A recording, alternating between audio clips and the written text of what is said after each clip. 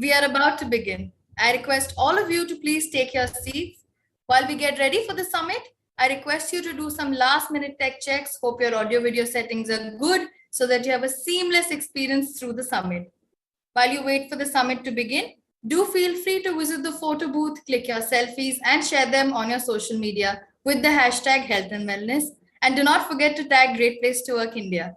We will see you soon at 2 p.m.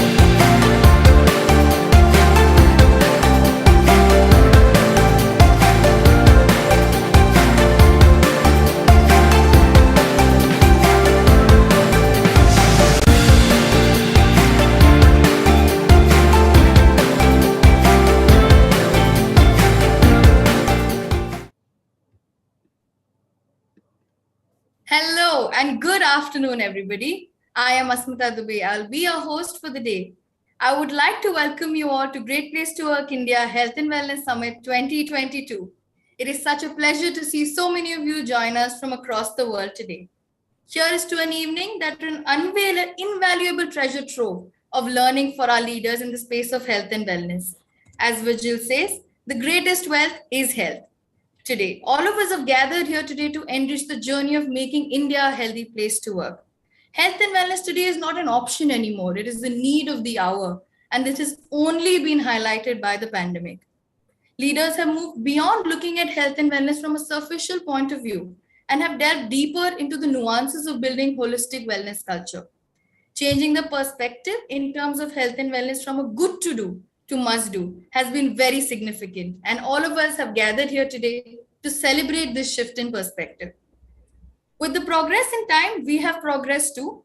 And last year, we initiated a bigger forum to have conversations around holistic well-being. Our Health and Wellness Summit has especially been curated to bring learnings from global subject matter experts and industry leaders who have successfully built cultures fostering holistic well-being.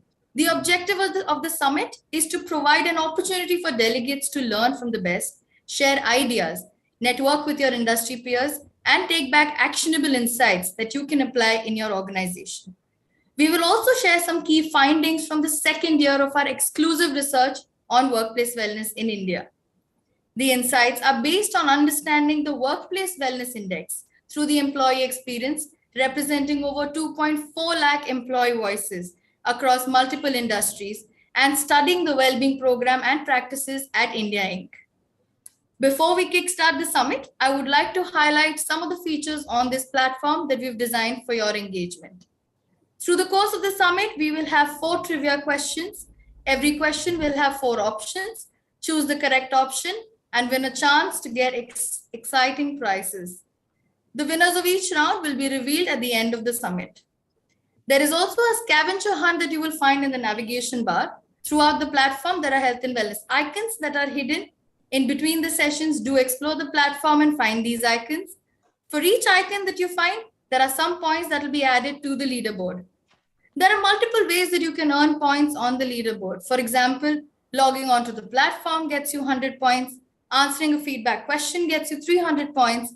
Each icon that you find for the scavenger hunt gets you 200 points. For each selfie that you click in the photo booth and share on LinkedIn, it gets you 200 points. And for every session that you attend, you get 100 points. The leaderboard is live and will be visible on the platform.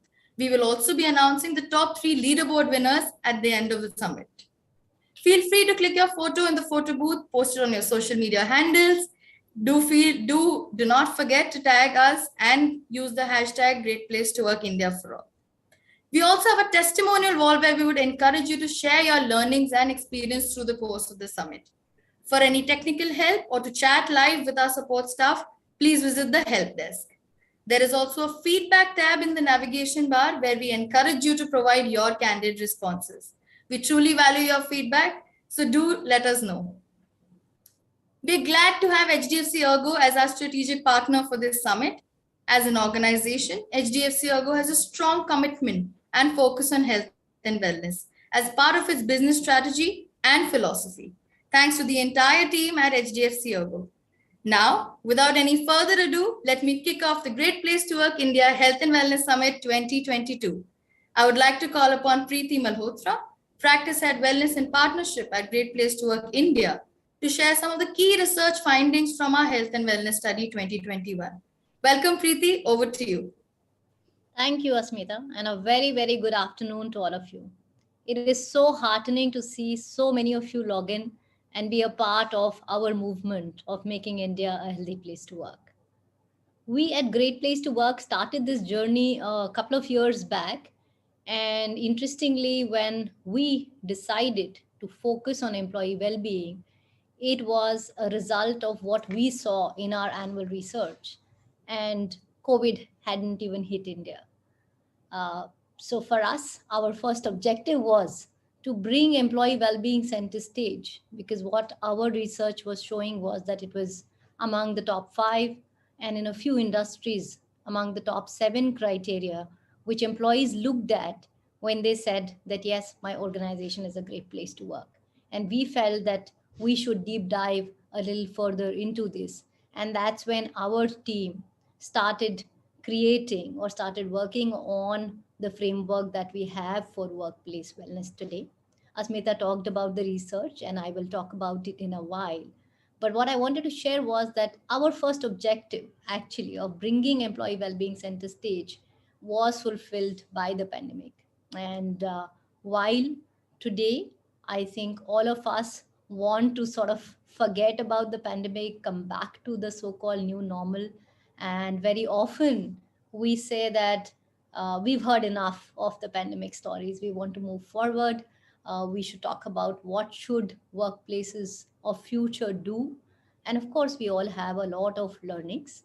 So I promise you that today is all going to be about our leaders across the globe, subject matter experts and practitioners from India Inc., people who've been a part of our workplace study, many of them recognized as best workplaces in health and wellness. And all of them will focus on what have their experience been, what are some of the learnings that we will apply, and they will help us in building workplace cultures that foster holistic wellness.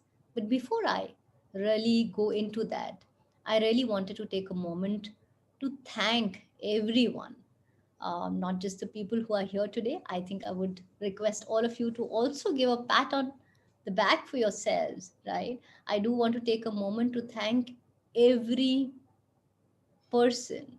We all know that while we are wanting to get out of these 2 years and move ahead, there have been so many people on the front line who've contributed to what we are today, what we are experiencing. We've all gone through hard times. Many of us have also lost colleagues or family members or friends. So I just thought that before we start the summit, we owe it to really thank all of them and take a moment to really recognize the contribution of all these people, sacrifices, and they continue, right? So I just wanted to say that before we begin. And I'm really happy to share some of the findings that we have from our research. It's really heartening. I've been at Great Place to Work for now about 10 years and have had interactions with many of you. But I have to admit that my first 7 years, if I compare the last 3 years since we started focusing on wellness, the last 3 years have been much more fulfilling, because every interaction that I have with a leader like yourselves, or the work that we do, or with our own team, it just tells us that every little thing is so much more impactful. And if we are just a little more aware, a little more conscious, a little more mindful of our actions and our interactions with our colleagues and family members, we can just do so much more. So, this year, the research that we're going to share, and some of you would have seen, we released our best workplaces list on 16th this month. We have the voice of over 2.4 lakh employees who shared their experience with us, and the data is based on that. So what I'm going to do is just also maybe bring up a presentation and talk about a little bit about our framework, how we formed it, and then a few insights from our research findings. And would love to then have interactions with all of you throughout the day. We have a set of amazing leaders who have joined us. And of course, Asmita will take you through the sessions, and I'm sure you've seen the agenda. But I also want to take a moment to thank, right from starting from Rasmus and all the leaders who are investing their time today to share their learnings with us. Yeah. So at Great Place to Work India, we are definitely committed to making India a healthy place to work and partnering all of you in creating workplaces that create cultures enabling holistic wellness. How do we do this? We want to really do this at three levels. The first is partnering organizations, and that's where our framework comes in, which is the Workplace Wellness Index. And in a moment, I will talk about that. What does the Workplace Wellness Index mean? How did our team arrive at it, what are some of the levers? The second is all of us know and realize, and I'm sure we agree, that wellness is so personal, right? So, unless as an individual I take ownership of my own well being, it won't happen.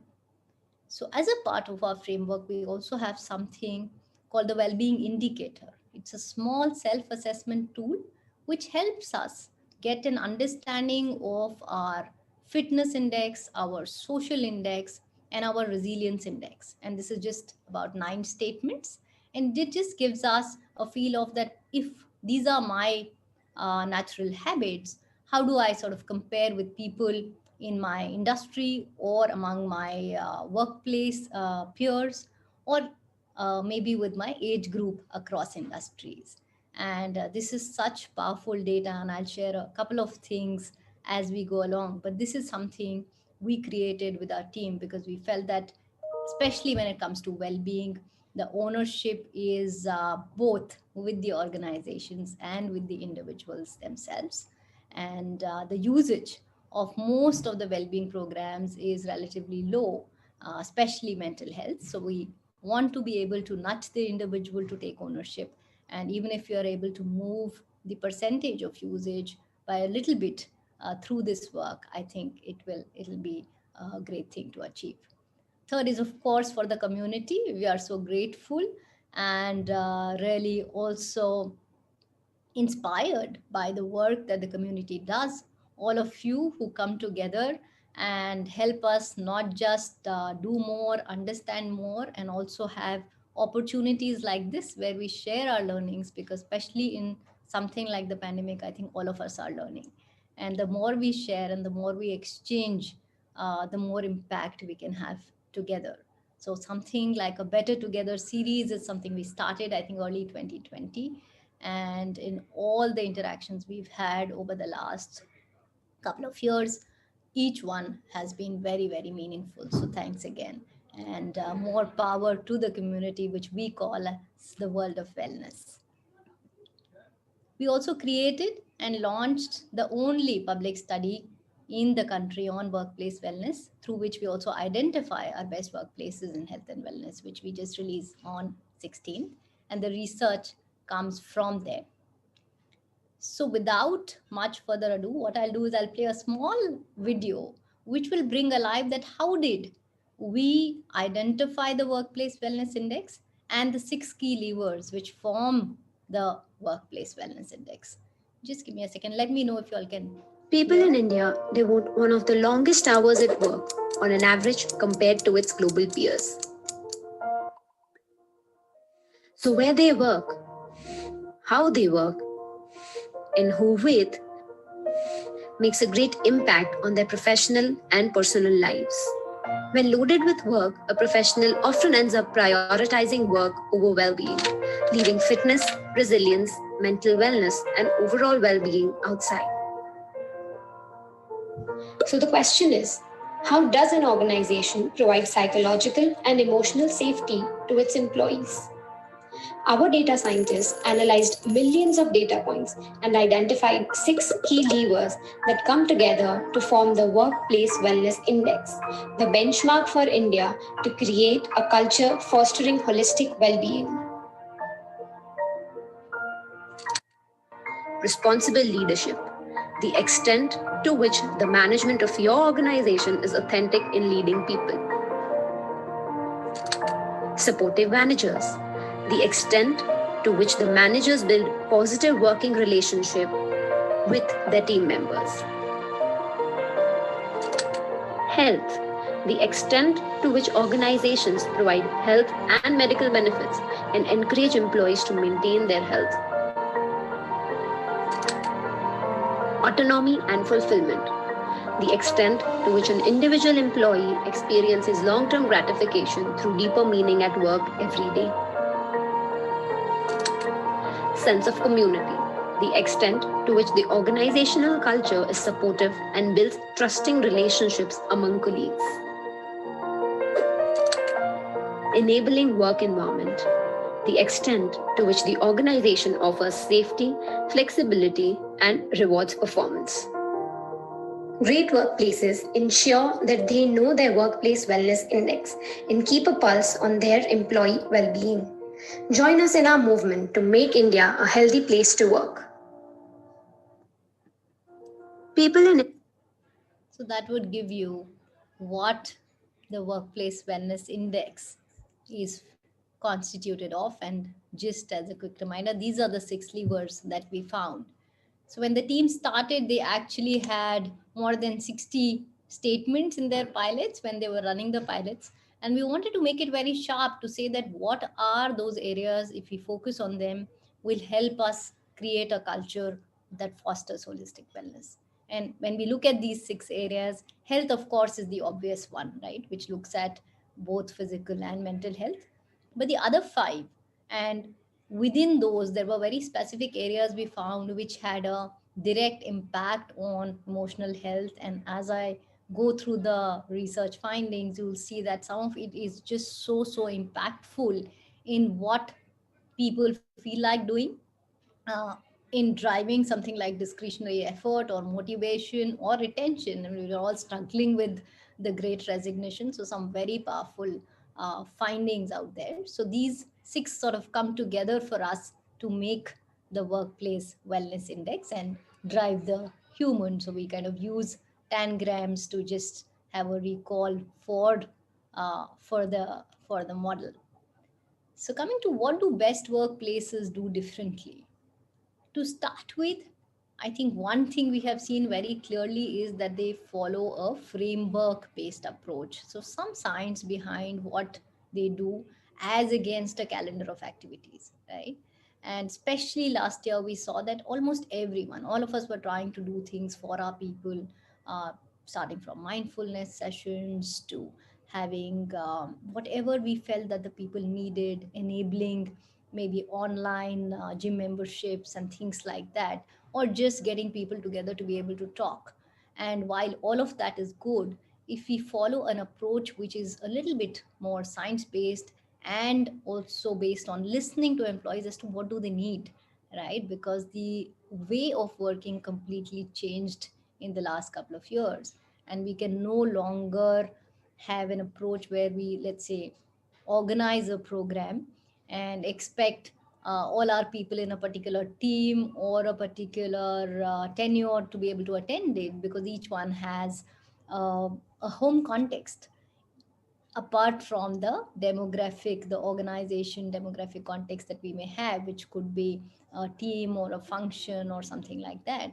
So, what these people did differently was that one, followed a framework based approach, second, really created an ecosystem where they enabled various things and empowered the employees to choose what was relevant for them and when was it relevant to do, when did it work, instead of trying to, maybe what we could do in the earlier times is that organize a program and really track that what's my percentage of people coming and attending this, because it was easier to have people do that in one office or one floor, which no longer is the reality.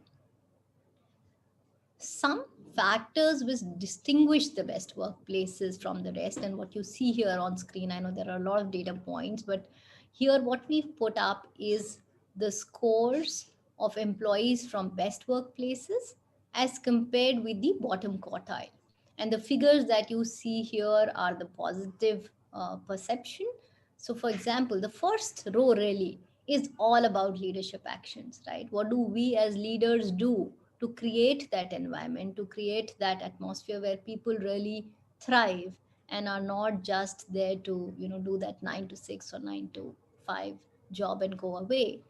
So you will see the differences between what people at best workplaces said and what was the difference in the bottom quartile, and some very telling kind of differences, right? So leadership management admitting their mistakes, sharing information openly, and a very important one around your views being respected. So do you feel like an individual? Do you feel like a part of the organization from the actions that you experience from your managers and leaders? Or is it more like that, okay, I go there and I sort of go back home, but I'm not comfortable. I'm not comfortable bringing my whole self to work. So that is really enabled by your first row of what leaders do and how do they role model. The second, which you see, is that organizations created environments where, one, they had a very structured process of grievance redressal. And it was interesting for us to see that while there are so many other things that we look at, right? There is reward and recognition, there is how do we develop people, how do we develop camaraderie when we look at the overall workplace culture. But when we looked at it from the lens of emotional health, lens of holistic well being, some of these things came out. And I will, as we go along, tell you something very powerful we saw on companies if they managed or if they handle the grievance redressal effectively, what was the sort of impact they saw. The other one, very, very important, that are we creating an environment where people are feeling okay to talk about burnout or anxiety or something as simple as that, okay, I'm feeling stressed or I'm not feeling okay, can I just take a day off, or can I talk about this, or am I worried that, oh, I'll be taken off this project, or I will lose something from my increment, etc. So that was a very, very distinct difference that we saw among the best workplaces and the rest. And people did not feel, one, of course, just talking to their managers, and second, also sensitizing peers and colleagues across the organization, right? That, yeah, this is okay. Because in the earlier days, it was probably some of us saying that, yes, we know someone, and not necessarily very close up, who's been through this, because we have always seen a stigma around mental health. But I think in the last year, year and a half, we have all probably come across someone up close or ourselves where we have experienced this. So creating environments where people are comfortable talking about it was extremely essential. And the last one, that I don't feel pressured to continue working when I'm exhausted. And this is something which really defined what great workplaces did, apart from many other things. But these were really top when we looked at it. If we distill this further to say, okay, what are the key drivers which really, if we focus on, because you can't really focus on 10 things, right? And if you focus on a few of them, and can that have a multiplier impact on creating that environment where somebody says that, yes, my workplace fosters a psychologically and emotionally healthy place to work, and this is a statement in our survey. And we saw these to be the things, right? And I talked about grievance redressal like an action, right? So we looked at that one factor and compared what did people feel if that one thing was addressed. And here is data right up on your screen.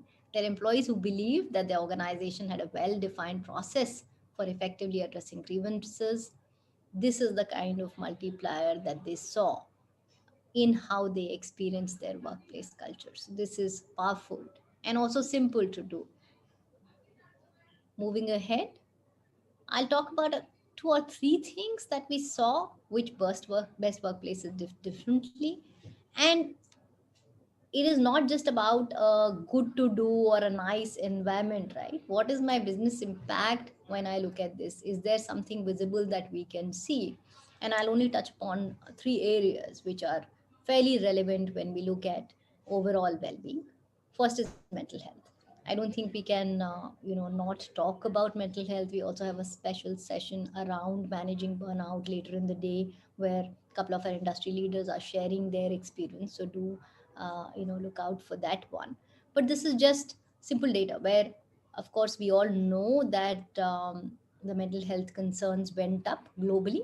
So for India, the Indian Psychiatry Society said that they went up by 20%. Lancet reported, and this number is huge, right? I remember the earlier numbers we were looking at, which is pre 2020, were around 1 to 2 trillion when they would talk about it. And this is what Lancet has really increased it to, saying that the world economy could really have up to a 6 trillion kind of a loss if we don't look at it. And that's probably why people are looking at mental health at the country level. And I think even for India, for the first time ever, we had something being talked about in our budget of setting up mental health centers. In fact, UNICEF recently did a survey where they surveyed people across 21 countries. And what they saw was that, especially among youngsters, In India, only about 41% people said that yes, it was okay or they felt comfortable talking about any mental health concerns, as compared to an 83% of younger people across those 21 countries, right? So the problem is big. And if I look at what best workplaces do or what can be the impact or something as simple as this, we ask the employees a question that, can they feel that yes, they can speak up about any stress or anxiety without feeling judged. And this was the kind of multipliers that we saw. If we are able to create a culture where we do not have, I'm sure it's a long way to go around stigma, but if you are able to create that environment, these are the kind of numbers that we see. Another thing that we did was we try to understand emotions at workplace, and we asked employees simply around frequency of these emotions, right? So what you see on top are your positive emotions like inspiration, meaning, happiness, etc., and the bottom ones are negative. This is our overall data of the employees who shared their experiences. I'll not deep dive into that, but I want to touch upon two emotions and such powerful impact of we are if we are able to create those experiences for our people. The first one really is inspiration. And here what we did was we looked at the experience of people who said that yes, I have a feeling of inspiration, or I experience inspiration frequently in my organization. And the scale had often or regularly. Yeah. So the 4 of 5, their experience on the 6 levers of the workplace index, and the engagement indicators like motivation, retention, discretionary effort. So that is your dark bar here. And the lighter one, light green, is experience of people who said that we do not experience inspiration at workplace. So a simple cue for all of us as leaders, right, that are we creating opportunities for our people to feel inspired about the work we do together, or what the organization stands for, or what we achieve together. And this is like incredible amount of difference or sharp difference that we see among what people with high inspiration experience versus the ones with low. So one simple sort of takeaway. The other thing that we did was, as you know, all of us focus on saying that we have to manage stress. How do we kind of help people reduce stress, help them manage their work better, work life integration, work life balance, all kinds of things. And although having some level of stress is also needed, right? We say that there is a minimum threshold that we all should have to be able to even perform best. But what we did was that should the focus be on managing stress or managing happiness? And what we've done here is we've simply looked at people who had high stress versus low stress, and high experience of happiness versus low experience of happiness. And the gap factor that you see is just so amazing. So on retention, where the gap on people when we look at stress difference is 1.8x, and it is 3.1x when we look at happiness. Yeah. So if I had to just talk about these three things that we can focus on in our workplaces, it is about how are we managing stress, or are we really creating some experiences of happiness for our people? Are we giving them opportunities where they feel inspired? And how do we really create that environment where we take ownership? And a simple action out of the key drivers was grievance redressal. But the similar kind of data is available if you look at all those 5 drivers that I showed you. Yeah. So I will not take longer, but just I wanted to touch upon these 2 or 3 things, which is a simple takeaway for us. And I think the most important or the most amazing part of this is that while we saw that neglecting or not managing overall emotional, mental, psychological health of our people can cost us trillions of dollars, to be able to do this, what we saw interestingly was that it does not cost huge money, because all the points that I talked about really can be done without budgets. So just quickly summarizing what best workplaces did well. First was their approach was preventive and not reactive. They followed a comprehensive framework as against activities. The leaders owned it and role modeled whatever they did. They, of course, enabled people managers to be able to do that for their respective teams. They empowered the people and created a sense of community. And of course, consistently track action, keep a pulse on your well being, whatever framework you use, but keep a pulse on your employee well being before we decide so that our programs are much more effective. Thank you. Thank you so much. Have a great, great day ahead. We invite you to be a part of this movement and definitely believe that all of us, if we come together, we can have a huge, huge multiplier impact. Thank you.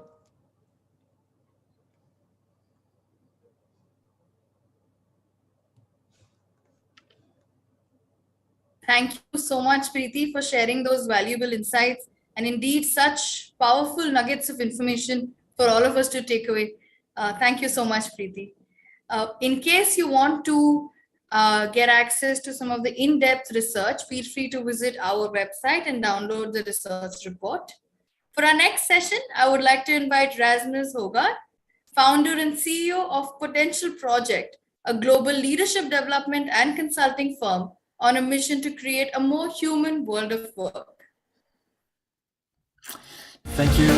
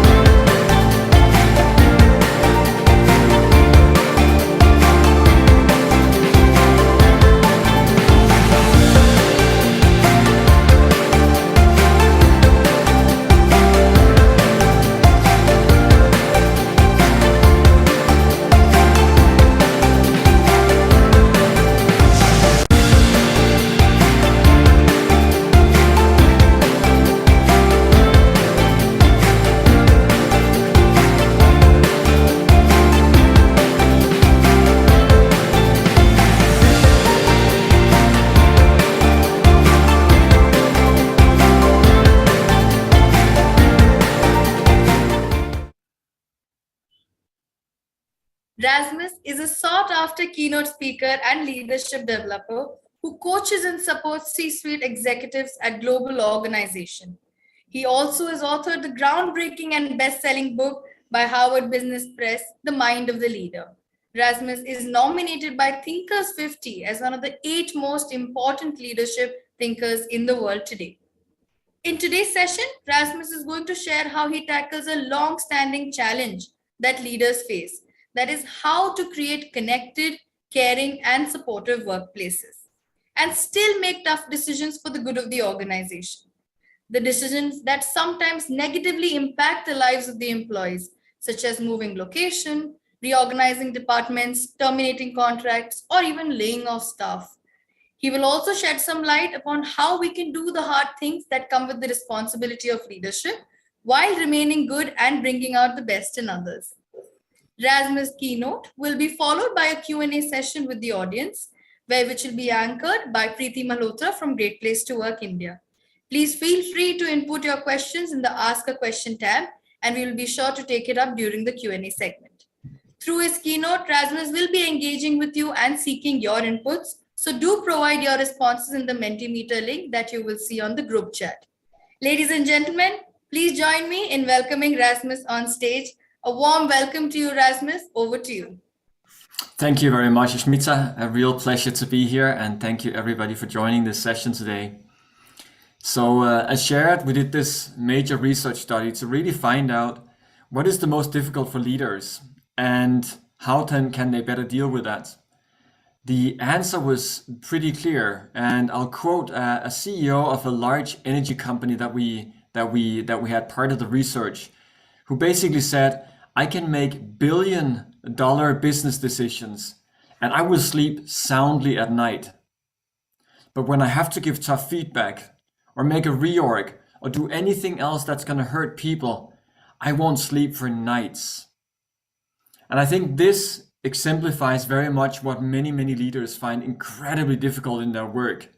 And many leaders find that they have to choose between either being a good, strong, and tough leader, or being a kind and good human being.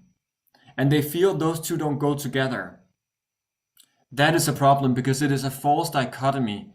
And it is something that we can learn to bridge and to marry and bring those two things together so that we as leaders, with compassion, can do all the hard things that we need to do, but do so in a human way. Now, that is what I wanna share with all of you today. Basically, what is a bit of the research. Then I'll go into some exercises that you'll be doing, and then we'll end with some time for reflection. And after that, as Ashmita mentioned, there will be some time for Q&A. So do drop any questions in the question box. So I'll invite, just to start with, all of you to just look at the images in front of you here. So going from COVID to a hybrid world of work, right now we're seeing a war, and who knows what comes next. Financial crisis, there's of course the climate crisis that's looming. So is anything ever going to be the same again? Probably not. But what I think we can be sure about is that uncertainty and challenges will be a new constant for leaders.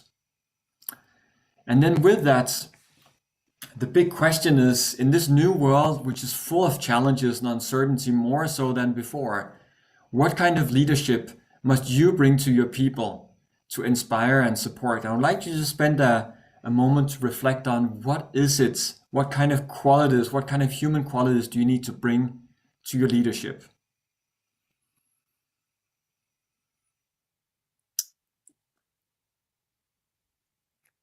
So this is the exact question that we asked in our research. To be able to do the heart with a human and to inspire and support your people in difficult times, what kind of leadership do you need to bring? And we did this major study with Harvard Business Review where we interviewed some 350 executives from very large companies around the world, a lot of Indian companies as well.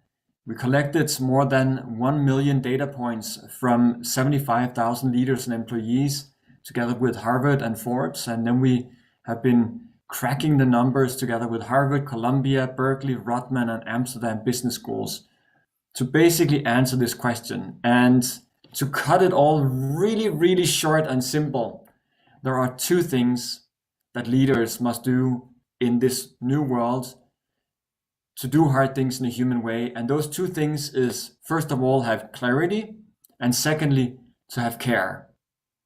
So clarity and care. And just to define them a little bit, clarity means to have the courage to enter into difficult conversations and do the hard things with a great degree of clarity so people know exactly where they stand.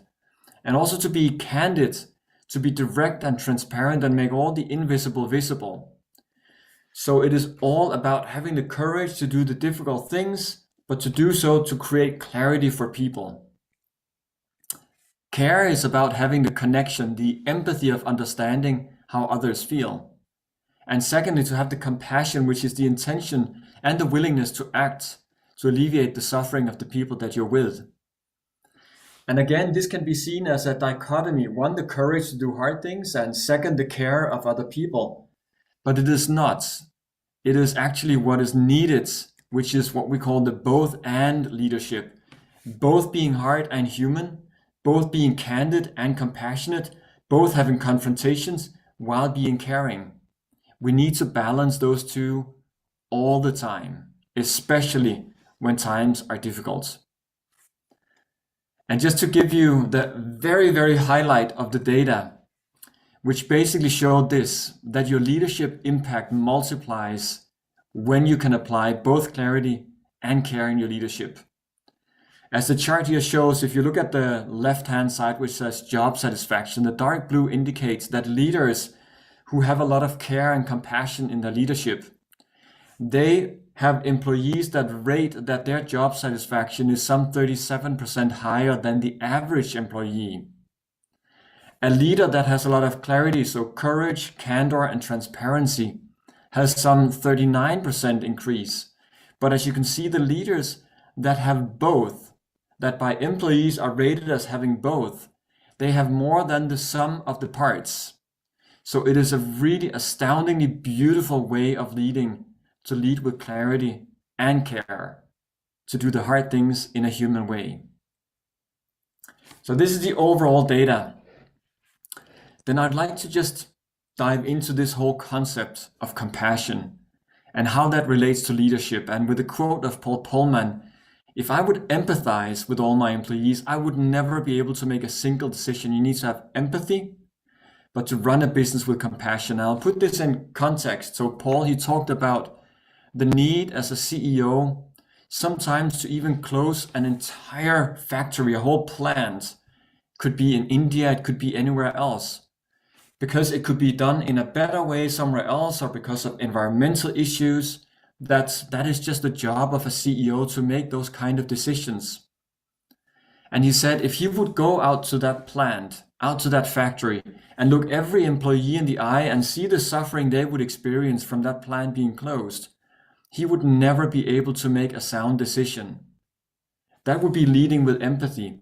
And basically Unilever as a whole ecosystem with the hundreds of thousands of employees wouldn't be able to survive. So there is a big difference between empathy and compassion that we need to look into here, to just really separate them. And to do that, I'll share with you what I call the landscape of compassion, where on one hand, you have the willingness to move into action for someone who is suffering. And on the other hand, you have the understanding of the other's experience. At the very bottom left, we have pity, which is basically, I feel sorry for you. I'm not really willing to do anything, I just feel sorry for you. Pity, that's what it is. If we move one step up the ladder, we come to sympathy. I feel for you. And it's a little bit better, but still, you don't really help others by simply feeling for them. What good do they have from that? One more step and we move into empathy. I feel with you. I see your suffering and I feel that too. And empathy is really the hallmark, that one of the most beautiful feats of humans. Empathy is what created that we had families, that we started to have communities, societies, that we can operate together in companies and so on. Empathy is such a beautiful thing. But when we lead, we need to move one step up the ladder, which is compassion. I am here to help you. The intention to alleviate suffering for the people that we're with. And to put it very simply here, empathy plus action equals compassion. So they are different. And in leadership, we need to lead with compassion, not with empathy.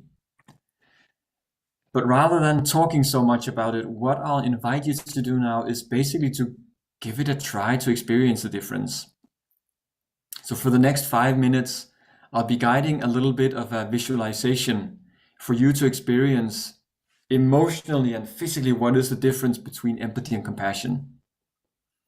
To do that, I'll invite you to start by closing your eyes. And as you do that, take a moment to just drop awareness into your body and notice what you feel like right now.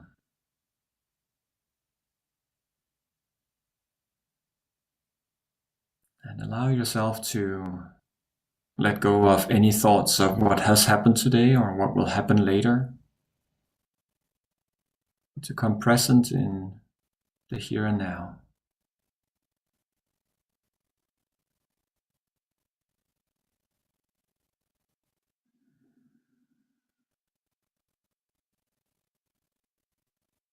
And then with that, I'll invite you to think of about a person that you really care for, someone close to you that in recent times has experienced significant suffering, pain, whether it's been physical or mental, someone you really care for that has been in deep trouble recently.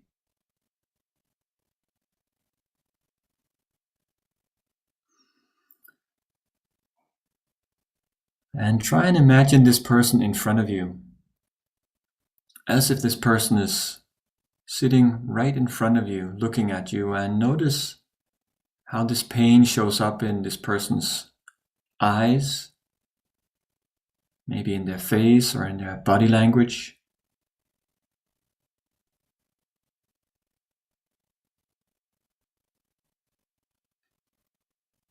And just sit there and take in that suffering that one you love is or has experienced recently.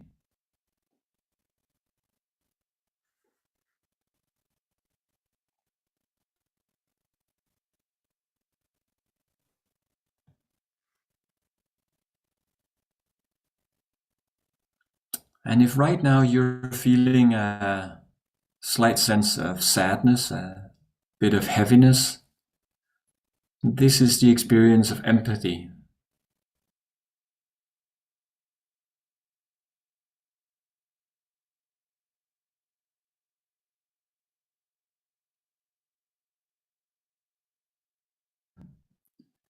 By bringing a little bit of perspective to the situation, to this person, almost as if you're moving a few steps away, and asking yourself the question, what can I do to help this person? And try to make a small list of a few things you could do, like sending a kind card or paying a visit.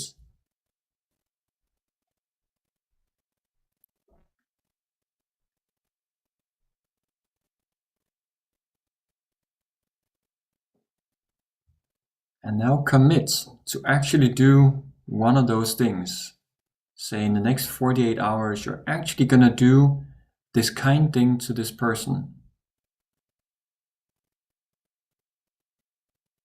And knowing that you may not be able to completely take their pain away, realize that you're actually able to bring a little bit of light, a little bit of ease, a little bit of support. You have the power to help. That's wonderful. And then now try and check in, what do you feel like?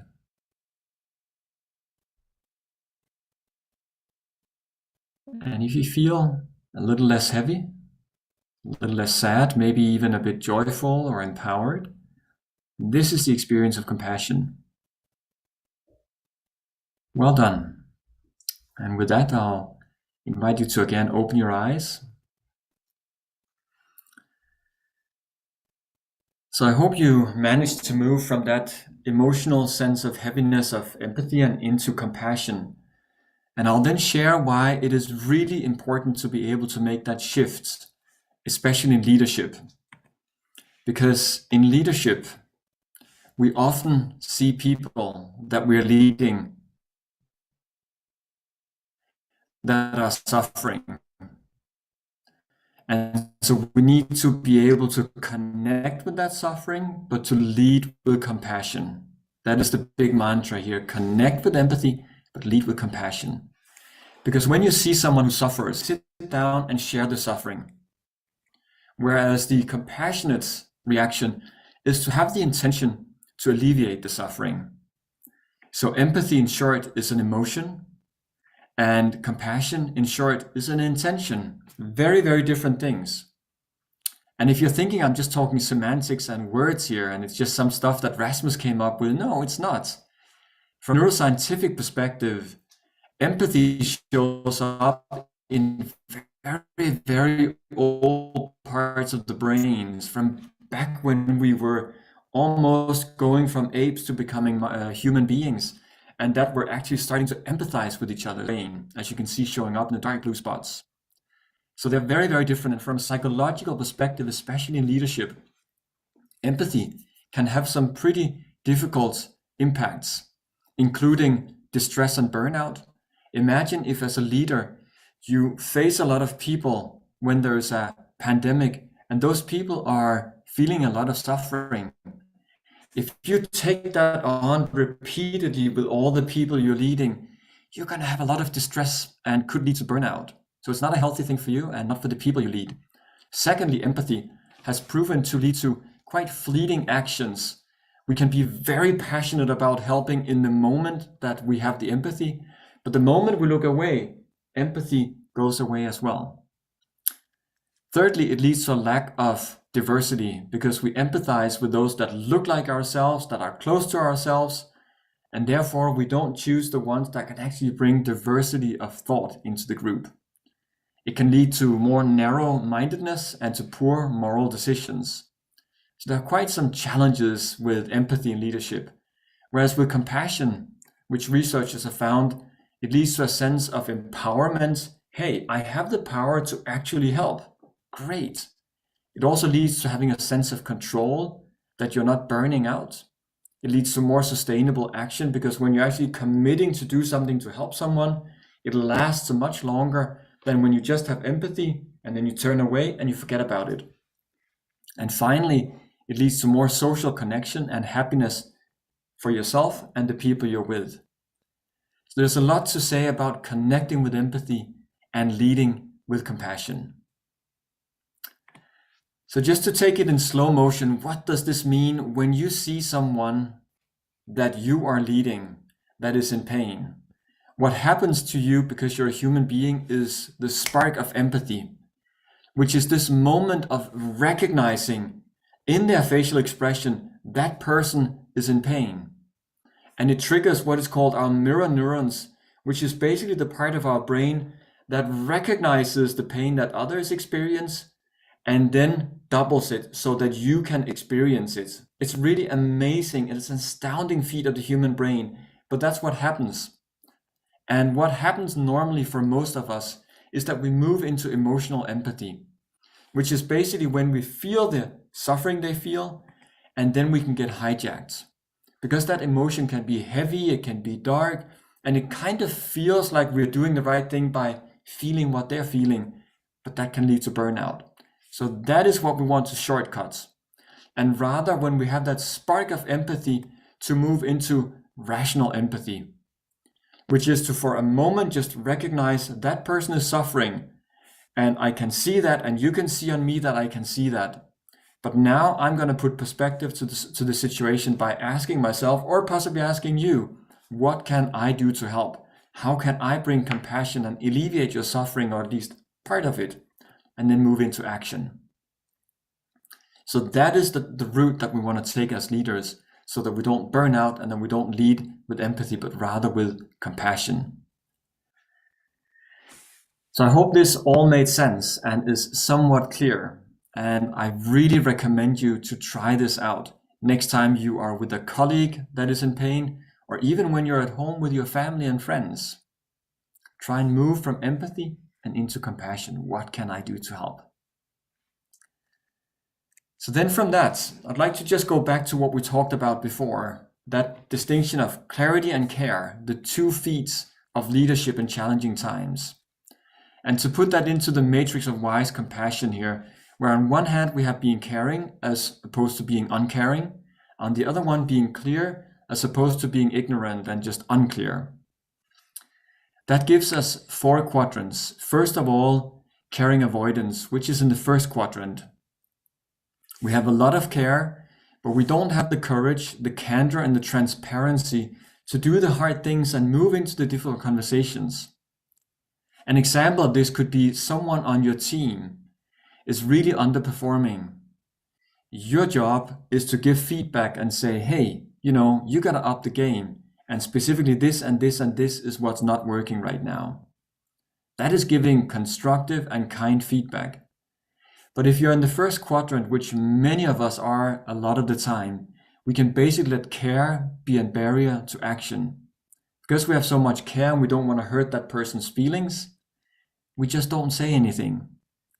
And it's a disservice to other people, because if we don't get feedback, or if they don't get the feedback, they won't learn, and they won't grow, and they won't develop, and possibly at some point they may lose their job simply because they're underperforming.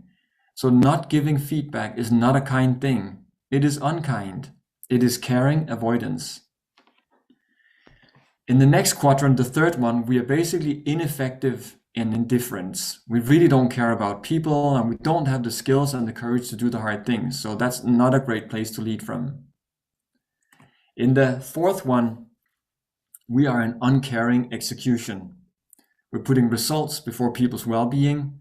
We can be really smart. We can be very manipulative. We can be very courageous, candid, and brutally honest, but people really don't appreciate that kind of leadership.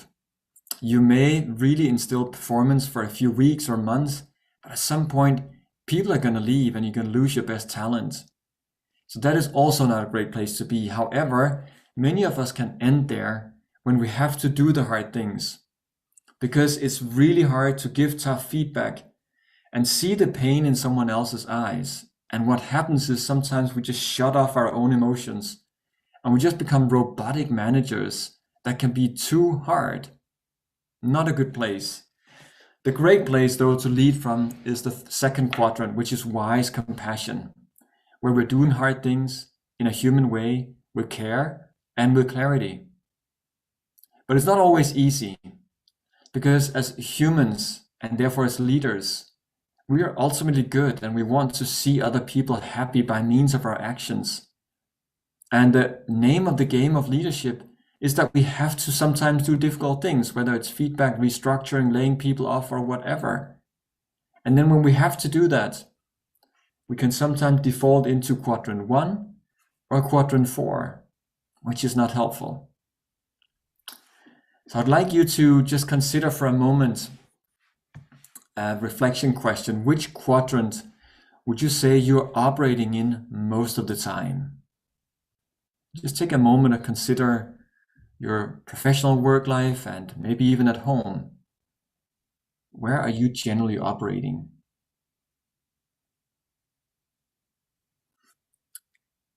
And the second question I would like you to reflect on is, in which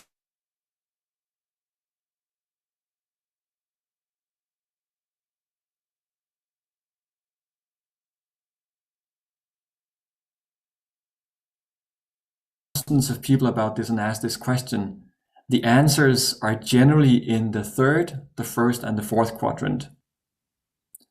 So leadership is not exactly up to what it should be these days. Probably improving, and hopefully we'll get there. Data that we collected for the book shows this, that 46% of leaders globally are actually operating from the wise compassion matrix most of the time, and that's wonderful. This is what their followers are saying, by the way. But a stunningly 22 are down in ineffective indifference, and 16 in caring avoidance, 20 in uncaring execution. That basically means that some 54% of all leaders are not doing a really great job in inspiring and supporting people. So there is definitely room for improvement. So this is like the overall framework of the research. What I would like to do now is to get really, really practical and move into what can you do, you as an individual, to be more in the second quadrant of wise compassion. Because that was the second part of the research. How can people get in the second quadrant? And for that, I'll introduce you to what we call the wise compassion flywheel, which consists of 4 elements, 4 qualities, 4 behaviors, 4 actions that you need to start to make a habit in how you lead. I'll just take them quickly, one by one, and then after that, we'll spend some 10 minutes where I'll guide you in a reflection exercise to get to really understanding how you can improve your leadership. So the first part of this is caring presence. When you do hard things, it is really important that you are caringly present, meaning you are right here, right now. The mantra is be here now. The second part is when you have then established the ability to be present when doing difficult things, you need to develop caring courage. The courage to actually enter into difficult conversations. The mantra here is courage over comfort. The third step is when you have then developed the courage to move into having a strong, caring candor, because direct is generally faster. And fourthly, caring transparency, because clarity is kindness. And when you as a leader and a person on a team start to develop these kind of behaviors, you will create a stronger sense of trust, psychological safety, and thereby unleash better performance within your team, within your division, and with the people that you're with. So what I would like to do now is to take these 4 steps one by one, and we'll spend some 3 minutes on each one of them with a bit of reflection exercise for you. So now is over to you. So caring presence is really that ability of being here and being here now when doing difficult things. And if you reflect on when you are having difficult conversations with people, how present do you generally find that you are? And just take a piece of paper and a pen and write down, because then throughout these next 10 minutes, you'll basically be creating a very simple cheat sheet for how you can better have difficult conversations in the future. And then the first question is, what gets in the way for you in really being here and being here now, carrying the present when doing hard things? Take a moment to just write down what gets in the way for you being carrying the present when doing hard things.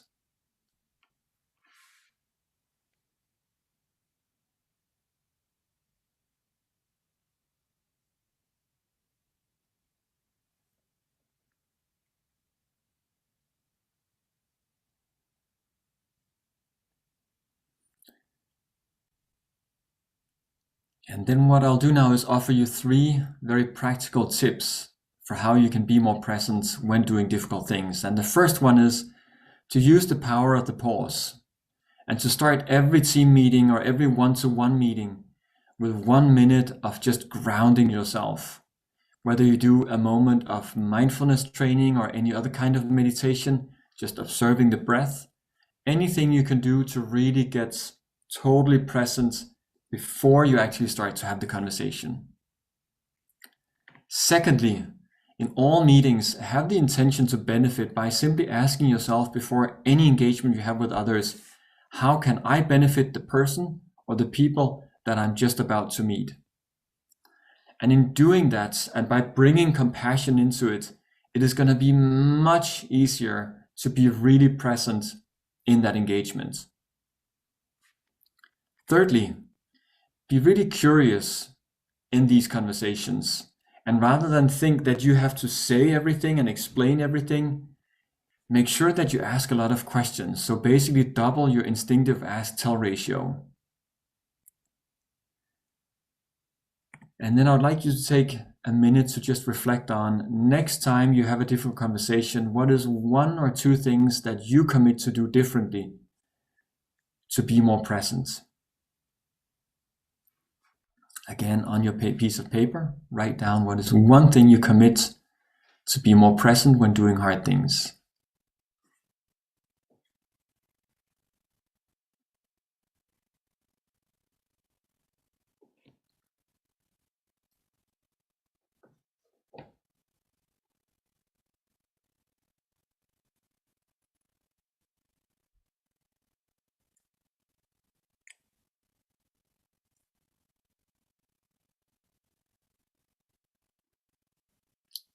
All right, then we'll move to the second step of the wise compassion flywheel on how to do hard things in a human way. And the second step is carrying courage. So in doing difficult things as what we have to do as leaders, we really need courage, because we don't generally like to do difficult things for others. We don't like to give feedback. We don't like to restructure. It's really hard. And therefore, we need to get out of the comfort zone. When we are doing difficult things, we are getting out of the comfort zone. And therefore, we need to always choose courage over comfort when we have to do difficult things. So we can really have the courage to do what needs to be done. And in your own little assessment, how good are you in being courageous when doing difficult things?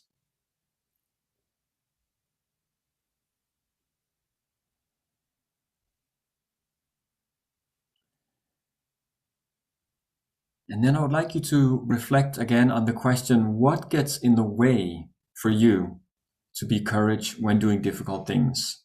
What gets in the way? Take a moment and write your reflections down. Why is it difficult for you to have courage to do the hard things?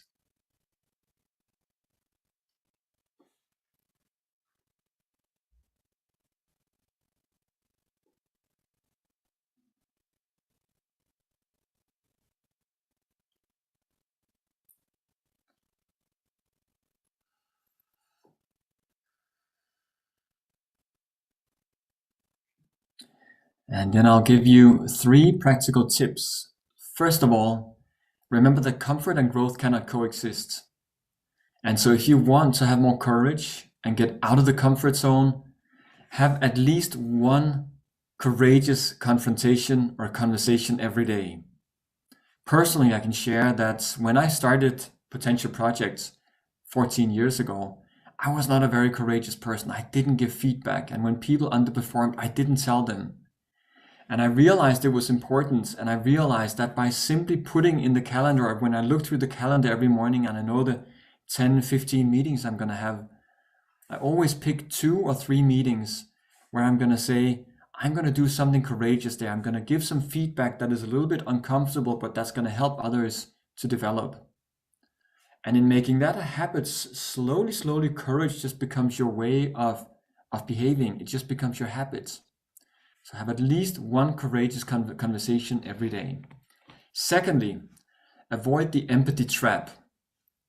The empathy trap that we talked about before can come up when we do courageous things because we can hurt other people.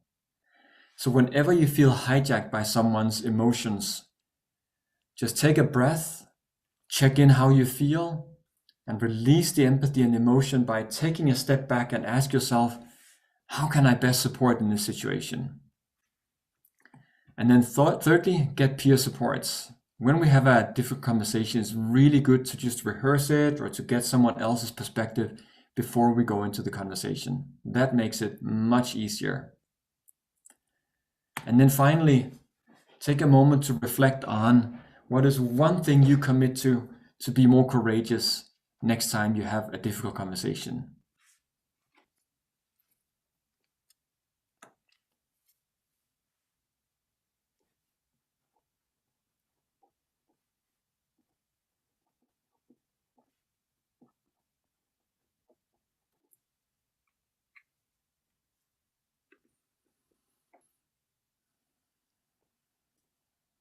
All right. So with that, we'll move on to the third part of the flywheel, which is when we have developed the courage, that we then move in and have caring candor. Candor means to actually say what needs to be said, not holding back. And the mantra here is direct is faster. Sometimes we can start to talk about the weather and ask about their family and really just postponing getting to the thing, getting to the issue. And while sometimes that can be the right thing, oftentimes people actually know that something difficult is going to come. So it can be much kinder, more compassionate to actually bring it up front with direct is faster.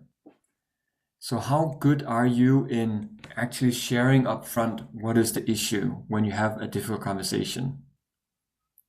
And write down on your paper.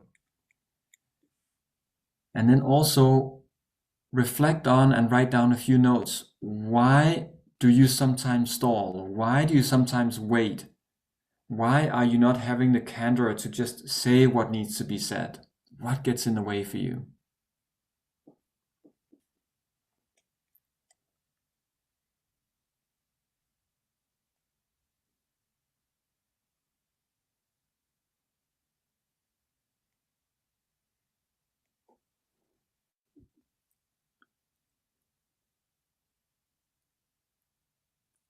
And then I'll offer you 3 practical tips again. First of all, don't wrap a hand grenade. A hand grenade, no matter what, is going to be painful, just like tough feedback. So avoid sugarcoating, like making it all sound like it's fine when it's actually not, and avoid sandwiching, which is that old school kind of feedback, which goes something like this. You have so nice hair, and you're a really bad performer, but I like your shoes. Doesn't work. people only pick up the negative, so you don't need to sandwich it with all kinds of nice accolades. Be more authentic and just share what needs to be shared, but do so in a caring way. And then secondly, don't beat around the bush, but say what needs to be said first. So again, when you come into a difficult conversation, don't start to talk about the weather or maybe ask about their families and so on, but rather, as soon as you feel it's appropriate, to share what needs to be shared. One CEO we talked with, he said he had this very simple habit of when he was preparing for a difficult conversation, he would always prepare the first sentence and the last sentence. And the first sentence would go something like this: "This is unfortunately not the conversation I was hoping that we would have today, but," and then share what was the problem. And then he would basically leave the rest of the time of that conversation for the person to process, to ask questions, to really get into understanding so that that person can lead the conversation. And then he would prepare the last sentence, which would go something along the lines of, "So I'm sorry we had to have this conversation today. I hope it's going to help us to move forward in the most productive way. And I really look forward to connecting again." So that you really know the first and the last, so you can really wrap the conversation in a skillful way. And then thirdly, avoid the popularity game. We as humans, we prefer to be popular. We like to be liked, obviously, because that's a nice thing. But as leaders, sometimes we can't expect to be popular and to be liked. And we need to make a stance and just do the right thing. So with all of this, finally, take a moment to reflect and commit to one thing that you will do differently to be more direct and more candid next time you have a difficult conversation.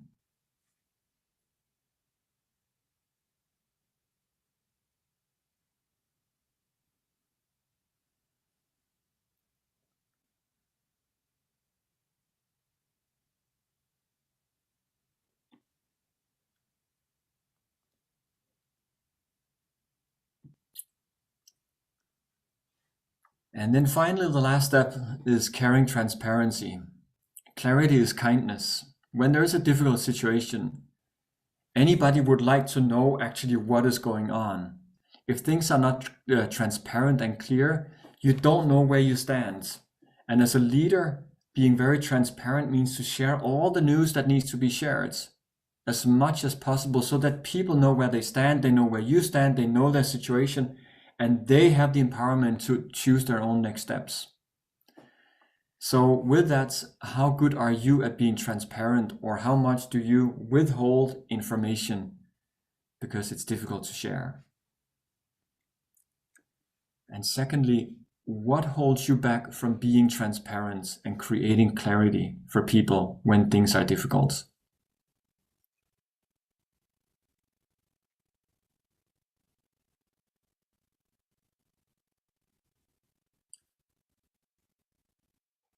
And then 3 practical tips.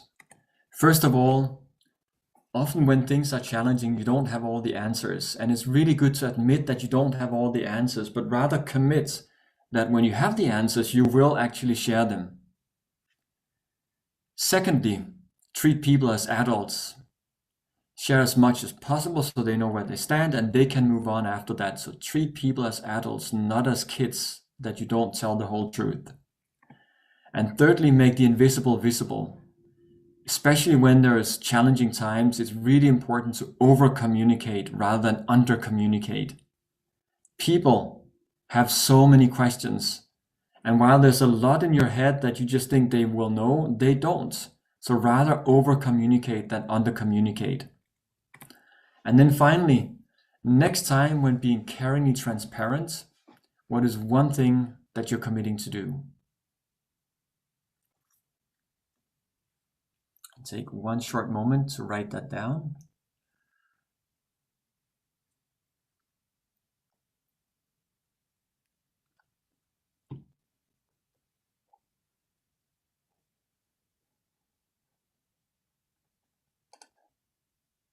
And with that, we are at the end of our conversation, almost at least. So just before we go into Q&A, just to wrap the whole thing. In challenging times, it is really important for leaders to be very clear and very caring, a lot of compassion, but wise compassion. And it is really, really important that you start to develop these 4 traits of being present, of having courage, of being candid and transparent. That is the way to create the kind of leadership that fosters really trust, psychological safety, and thereby performance.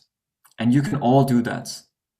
So with that, we'll open up for Q&A. Thank you, Rasmus. Such a phenomenal session, and I really loved the reflective exercises that you gave us. So powerful. Very often we do sort of use even words like empathy and compassion interchangeably, right? And just along with you, I think realizing so many things which we may not realize as we go along, being leaders or doing our roles or interactions are very, very powerful. Thank you so much. I see a barrage of questions actually coming in. Okay, so this person is saying that I agree with your thoughts to be direct without, sandwiching or sugarcoating. And also the fact that you said that humans tend to listen negative first. But is there like a pattern or any suggestion to break this pattern of, making it maybe easier for the person to whom you're delivering the news? Good question. I think the pattern is simply just to develop the habit of being a little bit more upfront and not to beat around the bush. And having said that, there is clearly cultural differences here. In some parts of the world, you can't be too direct. You do have to hold back a little bit and slowly get to the point. In other parts of the world, like in Holland and other parts of Europe and sometimes US, you just give it up front. So be culturally sensitive to what makes sense. But generally, humans can sniff, they can smell if something bad is going to come. And it's not nice to have to engage in a long conversation about the weather, waiting for the hammer to fall. I understand. So what you're saying is, of course, you be mindful of the cultural nuances, but otherwise not try to beat around the bush and not make it longer and more painful for the person, because ultimately you do have to deliver the news. Exactly. And the worst thing is, and we have all experienced this, that someone says something to us and it feels like there's criticism or there's feedback, but it's not really in the words, so we actually don't know what they're saying. And that's a terrible situation for us. So really, as clear as we can be, it's really much kinder. Great. Okay. Thank you. Tell me, in your experience, of working with so many leaders across, is there any data, or in your experience you have seen that where more leaders do this more often, right? Does it kind of reflect in how engaged their people are, or how innovative their people are, or any such thing that you have experienced? Yes, absolutely. 2 things. Our data for the book, the research we did showed this very clearly. Second, we can also see it anecdotally in some of the larger companies. So we work with some, I think, around 500 global companies, a lot of Indian companies as well. And it's very clear that in some of them, where there is a sense of a niceness culture, like we should be nice to each other and we should always smile to each other. In those kind of cultures, people are generally not very good at having the courage or the candor or the transparency. And as a result, we can see that their performance is suffering. Okay. Innovation is suffering because people don't dare to be risky and fail because they don't know what's going to come after that. We did see that as well in our research, where we said that can people speak up if you have a contrarian point of view? So are we creating a culture where somebody is comfortable sharing a contrarian point of view is extremely important. And if that doesn't happen and you have fear as to how that will be received, then True. that becomes a tough one. Yeah. Anything to recommend, Rasmus, in terms of the next question is that while sometimes it may be easier when we are working with, let's say, the senior leadership, not easy to do. You just showed us data of 54% leaders not really doing everything right. But what I mean is, once there is a philosophy in the organization, To rally one level of leadership is, of course, the first step. But how do you ensure that this is cascaded across levels? Are there some, not to do's kind of a list that we should publish, or how do you typically suggest that this Yeah, becomes institutionalized as against person dependent? yeah. I mean, generally, as we know, things flow from the top very strongly, and therefore, if we want to develop this kind of compassionate leadership in organizations, it's really important that the top level is bought into it. Otherwise, it's going to be very hard. The good thing that our research showed is that overall, the higher people raise in ranks, generally, the more concern they start to develop for the people that they are responsible for. So that's a good thing. And anecdotally, I have certainly seen over the past 15 years that leaders generally start to be much more concerned about people, whereas just 15 years ago, it was not something that was talked much about. And now it's all over the map. And the fact that a best-selling book from Harvard Business Review on compassion is such a success says a lot about the trends in the world right now. True, true. I think that is so much. It's not as if empathy or compassion was not important earlier. I think we're just talking more about it, which is a good thing. And there's research and data to back it up. I know we have like quite a few questions. I'll take one last one, also looking at a little bit on time, but this kind of combines what 2 or 3 people have written here is around how do you, while being compassionate, so one, you talked about how do we deliver tough messages. Second, what this people are saying is that, when somebody is soft or somebody shows compassion, okay, they are often taken to be soft leaders. So how do you balance driving performance and ensuring that you're focused on results while also being caring and compassionate? Yeah. That's a wonderful, wonderful question, and a few answers to that. First of all, it's just a skill that we have to develop. We really need to bring that together, and there is no dichotomy. It's not that we have to choose to be soft and good person or to be hard. It can absolutely be done, and those 12 tips that I gave towards the end are exactly bringing those two together. So that's the first thing. But then, when we show compassion, there is a risk that we are seen as soft and incompetent. And I will reframe that. When women come across as compassionate in a professional setting, you can be seen as soft and incompetent. Whereas men, when we show up as compassionate, people go, oh, he's both strong and he's such a wonderful person. And that's, sorry to say, but that's bullshit. And it is absolutely unfair. And it is a global bias that we all have, that women should be more gentle and soft and blah, blah, blah. And when they are not professional. So in our research, and I was so excited about this, we saw very, very clearly that females across the board, across the globe, are better leaders than men. Females are better leaders than men. Females drive better results from the people that they're leading. They have better job satisfaction for the people they're leading, higher performance, lower retention, and a lot of other things. So one thing I would just say to all of you who are responsible for hiring people, if you want to have better results, make sure you hire a lot of females in leadership positions. And if you're curious about more of this data, if you go to hbr.org, so Harvard Business Review, and look up my name, the latest article we published on International Women's Day a few weeks ago shared all the data and how we females are basically better leaders. I think that's just a really, really important message. Also from a company and from a profit perspective, as it shows in the article, companies with more female leaders basically thrive better financially as well. That is so amazing. And we can probably say cheers to that. And on that one, let's kind of maybe deep dive a little more on that research, like you mentioned, that you have seen this across, right, for women leaders. Do you see anything that these organizations do who are able to, let's say, we all know that globally probably the percentage of women leaders is not like best, and of course it varies across countries. What are some of the things people can do to encourage more openness while looking at growing people within the organization. It's going slightly away from the topic, but I think just to deep Yeah.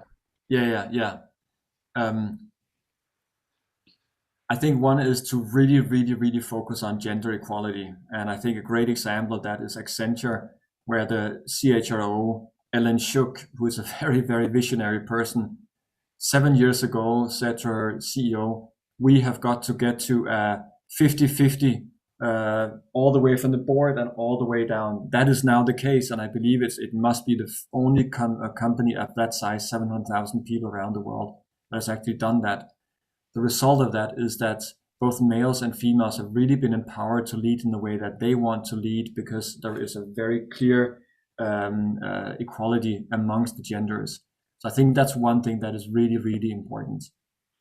Thank you. Yeah, that is amazing. I think a lot of people, we do see a few organizations who have, like yesterday also I was talking to one organization, a very large one, who've set a goal for themselves in the next 3 years. They want to touch 50%, but that's across, just workforce. Having that across leadership, etc. I think, I'm sure is a big one. Coming to really, since we are talking more about overall well-being, right? And I think I also feel that something like having compassion, having ensuring that leaders are demonstrating that on a day-to-day basis in their interactions is almost like a foundation of having that culture, right?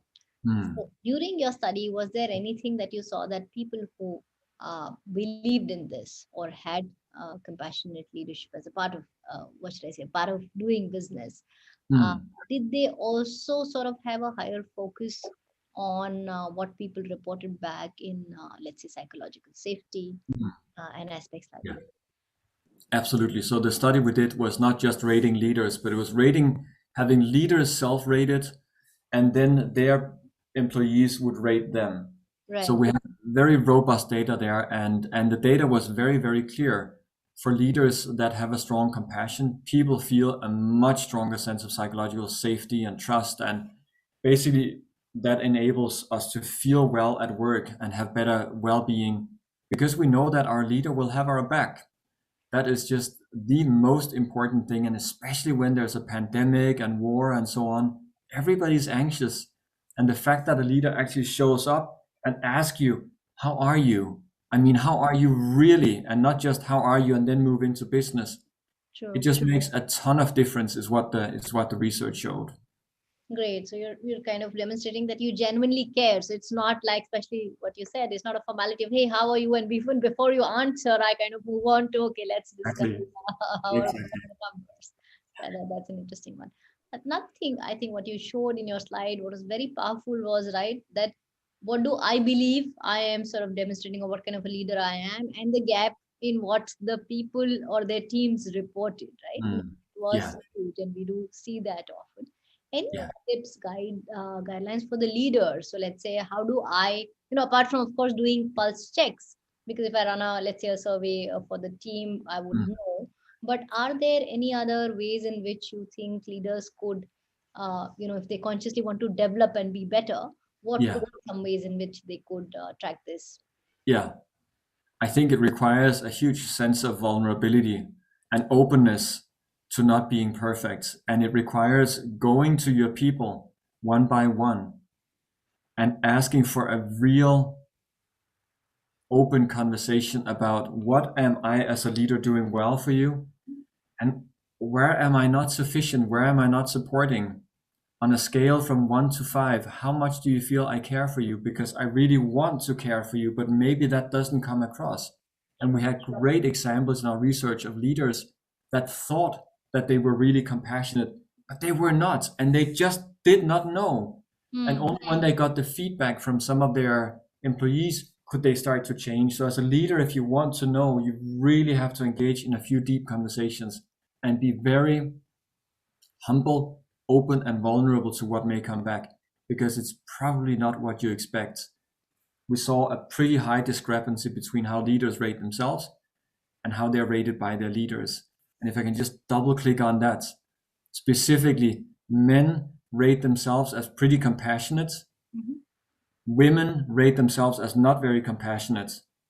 Followers of men rate men as not very compassionate. Followers of women rate women as very compassionate. Yeah. That's such an interesting dichotomy, right? And like you mentioned, that it's okay to, and in fact, it's important to be vulnerable and to be able to say that, yes, this is fine. Actually, have those deeper, open conversations where people can express. And probably sometimes also saying that, yeah, I genuinely, like we say, that if you truly give feedback, you do it not to show the other person down, but you genuinely care. And sometimes what I've also seen is that if we kind of have some kind of a point system or something with the teams, right? Saying that, okay, you've given me this feedback, this here's my 360.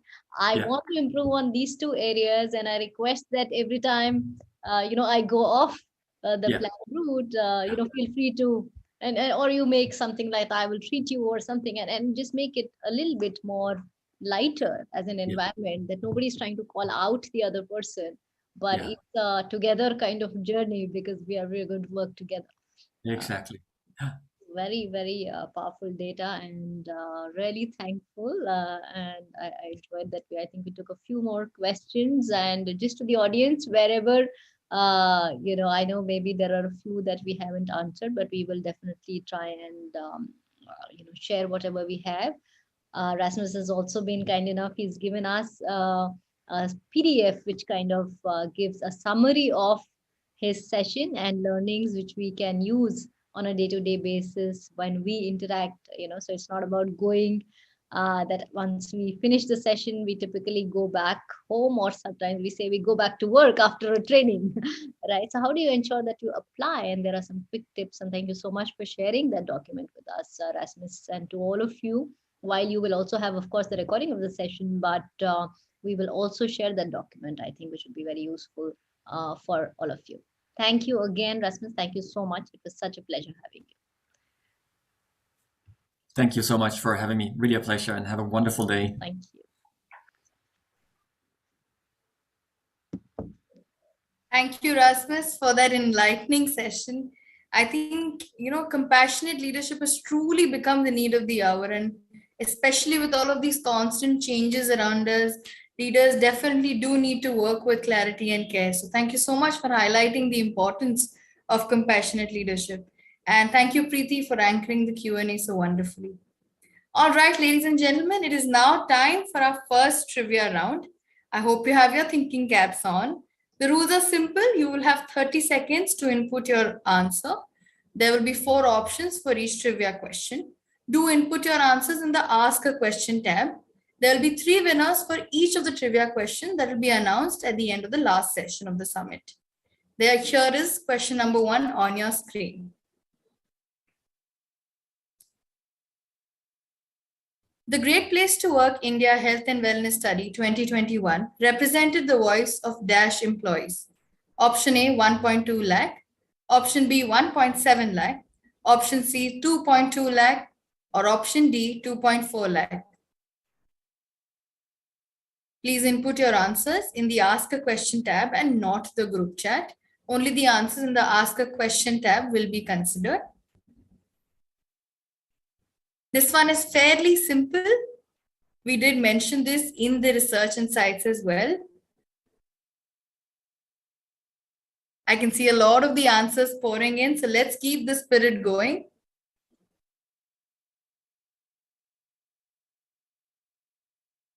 All right, time is up. Thank you so much, everybody, for all of your responses. The correct answer is D, Great Place to Work India Health and Wellness Study 2021. Represented the voice of over 2.4 lakh employees. Thank you so much for all of your responses, and we will be back with more questions soon. I can already see the high spirits of our delegates today, and even though the sun shines very bright on us, pour some cold water as we move ahead with the rest of the summit.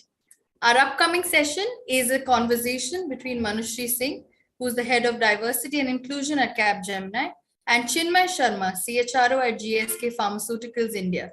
They will share their experience on how their organization manages employee burnout.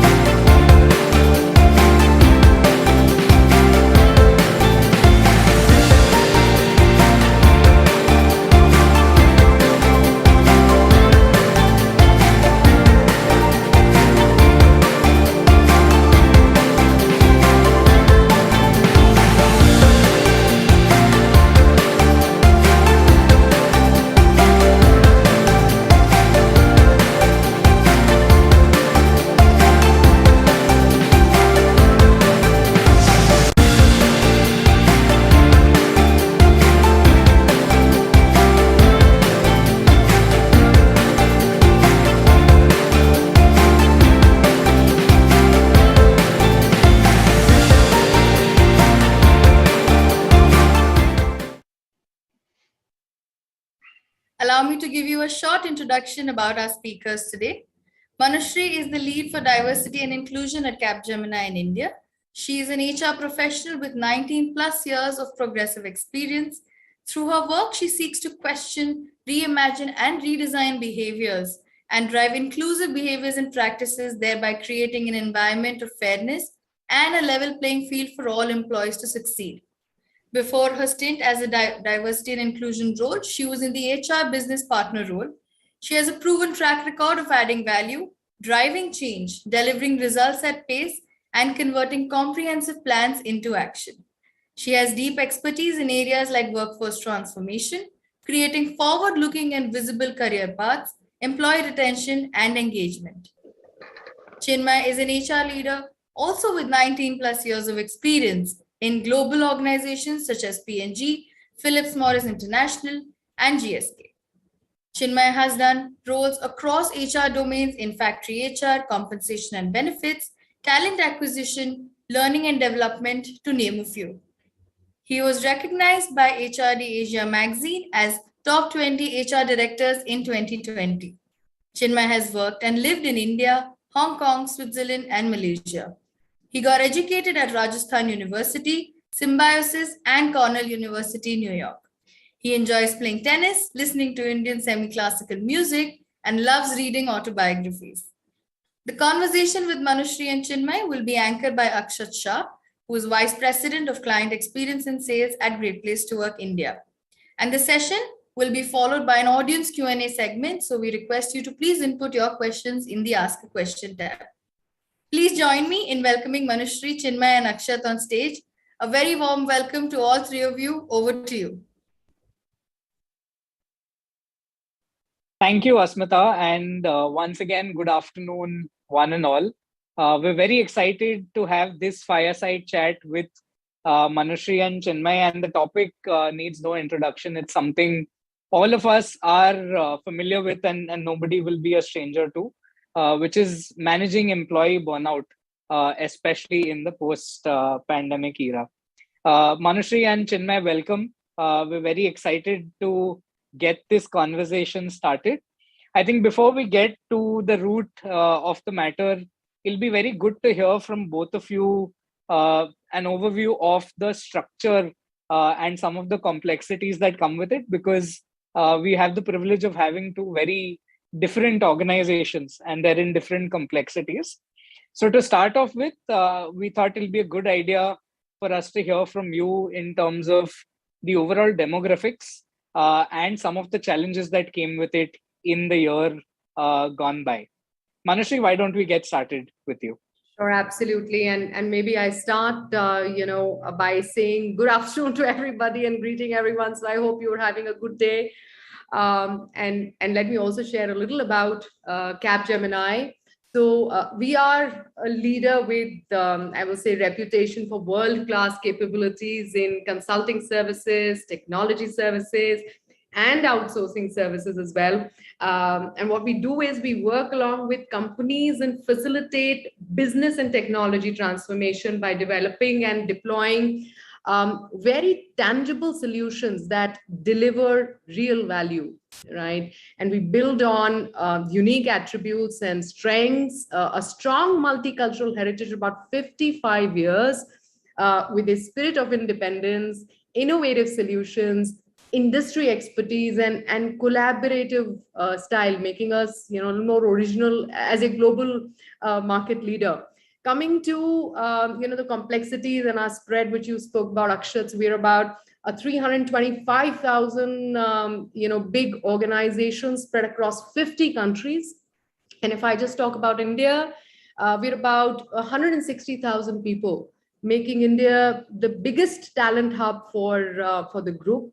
And we believe in our people first philosophy. All our initiatives are designed keeping the people at the core of everything we do. And I'm sure in times to come we'll kind of talk about what happened and transpired through the last 2 years, especially in the virtual ways of working. Was it very easy? No, I think it was different, right, for all of us. And given the scale that we have and the spread that we have, it had its own challenges, but were we able to successfully and seamlessly handle it in a short period of time? Absolutely. And that, shows the commitment of the organization, the leadership, and the policies benefits that we have in place, right? So thank you very much. Thanks, Manushree. I think one thing we'll be very interested to know and we'll touch upon in our conversation is managing this at that scale, and how do you ensure consistency? So I will come back to you definitely on that. But Chinmay, I think one thing we're very fascinated to know is, especially having a large part of your workforce on the field, and being in essential services. Maybe an overview of that and how it transpired for you in the last 2 years. Sure. Thanks, Akshat. Extremely happy to be here and being part of this fantastic conversation. I think we need a lot more conversations like these in the not just now but in the coming times. Happy to be here, and good afternoon, everyone who is listening. So let me give a quick overview about who we are as an organization. GSK is a leading healthcare company. Has been in existence globally, I think, for close to 2 centuries. In India, close to a century now, 98 years now in India, a listed company. And the purpose is very inspiring. We talk about staying ahead of the disease by combining technology, talent, and science. And all of us basically, work to ensure that we are achieving that purpose day in, day out. As Akshat, you rightly mentioned, it's a very diverse organization in terms of also it reflects the business model that we have. We are largely a selling and manufacturing operations in India. So if you look at, close to 5,000 workforce, which is basically supporting the India operations, 80% of it is in the field, meeting healthcare professionals, hospitals, pharmacies on a daily basis. We have close to 10% population in our own factories, and then obviously a much larger population in our contract manufacturing sites. And I would say 10% in office-based roles. So our challenges during the pandemic were also quite diverse in terms of catering to the different employee segments and their needs. And on top of it, we are also having now, in the last couple of years, a big global capability center that is coming up in Bangalore, which is now touching close to 3,000 people, supporting the entire globe, which are largely office-based roles. So the footprint of GSK in India is fairly large, diverse, and is growing. And the challenges were as large, diverse, and complex as you could imagine during the pandemic. I think we will talk about details more, but as a healthcare company, health and wellness was always on our was a top priority for us, for our people. What COVID basically did was it fast tracked everything. It brought health and wellness in front and center, and I think for the right reasons. And what I truly believe is that so far what we have experienced is probably only the tip of the iceberg, and we still don't know what's in store out there. And as people, we have seen people the way they were pre-pandemic, post-pandemic. You could be, in some cases, you might be looking at completely different individuals. And if you top it with the uncertainty, anxiety, or the challenges that came along with pandemic, you are looking at completely different set of challenges going forward. And I think that's why I said, we will need probably a lot many conversations like this to really unpeel what's in store for us going forward. I hope Thank that you, helps. Chinmay. And it really does, because it resonates with what we've been talking about at the Institute as well. We had, in fact, planned to launch our health and wellness study a lot before the pandemic hit. And, fortunately and unfortunately, this did bring this right to the forefront. And like you mentioned, fast-tracked it. So the time to move and the time to implement was a lot lesser. And I think we will definitely want to touch upon the next phase like you mentioned, because we also believe this is the tip of the iceberg with the cases and the number of cases of anxiety, depression in India, especially in the working group of 35 to 44 years. That's alarming. So we will touch upon that, but I think this is a great base for us to get started. So Manushree, back to you. I think having an understanding of the scale and the complexity that it comes with, why don't you tell us a little bit more about what were some of the immediate challenges that did come across, and what were some things you immediately had to act on and ensure that this is in place? Well, see, for decades, Akshat, we believed that office-centric work model was, the best working model for businesses, right? But due to pandemic and the lockdowns imposed, around the world, organizations were pushed almost just overnight to, into the remote working model, right? And for Capgemini, to move into a virtual way of working and operating environment was not entirely new, and had already been underway pre-pandemic as well, right? And as the lockdown was announced, and I'm very proud to say that we sent about 95% of our workforce into work from home. We ensured seamless transformation from office to work from home, and that was possible only because Capgemini already had flexi work plans in place much before the pandemic had hit us. Right. Now, in our next phase, as offices open up and now we look at hybrid working model, and the need of the hour is now to make employee well-being a part of organization culture, and how do we support our colleagues with tools and techniques that will help them manage personal and professional lives better, right? But during the pandemic, as Chinmay also said, and I think the employee well-being concept has evolved much more and became like at the center of almost everything that every organization and everybody did, right? And we as an organization did not only focus on physical well-being of individuals, but also the overall well-being, the holistic well-being of employees, which included mental and emotional well-being, social well-being, financial well-being, and career well-being.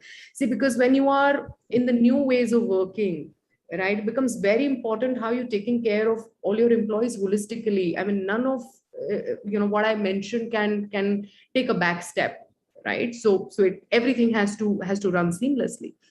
So what we did to support our people managers and team members, you spoke about the anxiety, grief, and so much of that, because the period was very different, times were very different.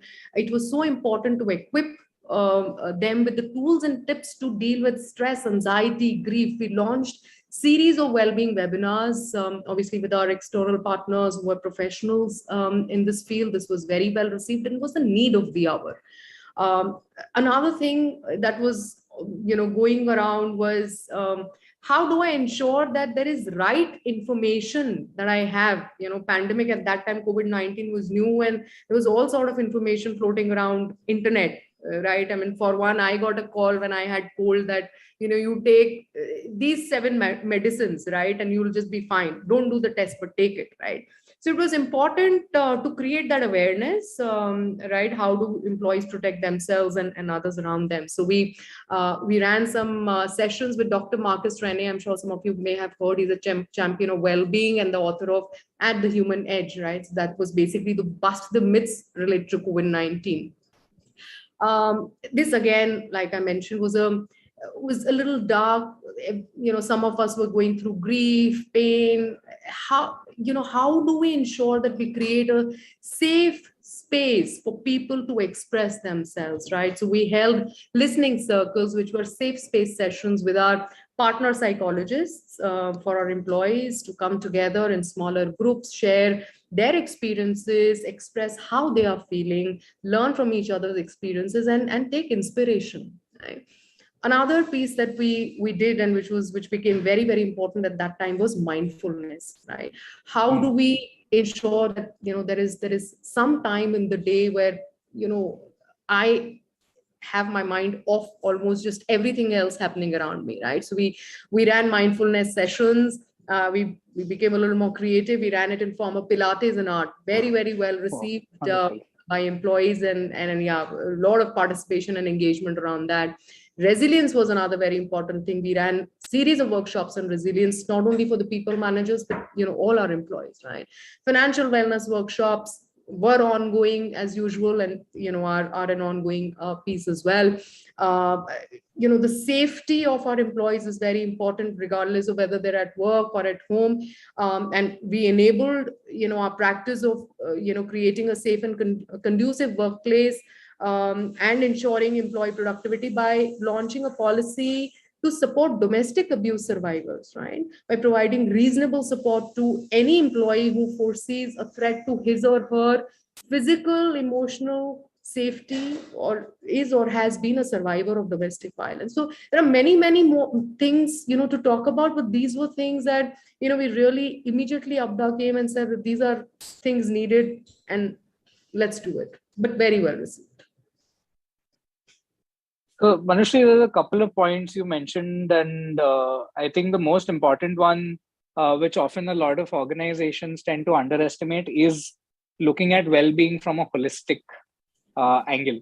Usually, the focus up till now had been just on the mental and probably the physical bit as well. But I like the fact that you touched upon financial well-being, social well-being, and some of the initiatives that you mentioned.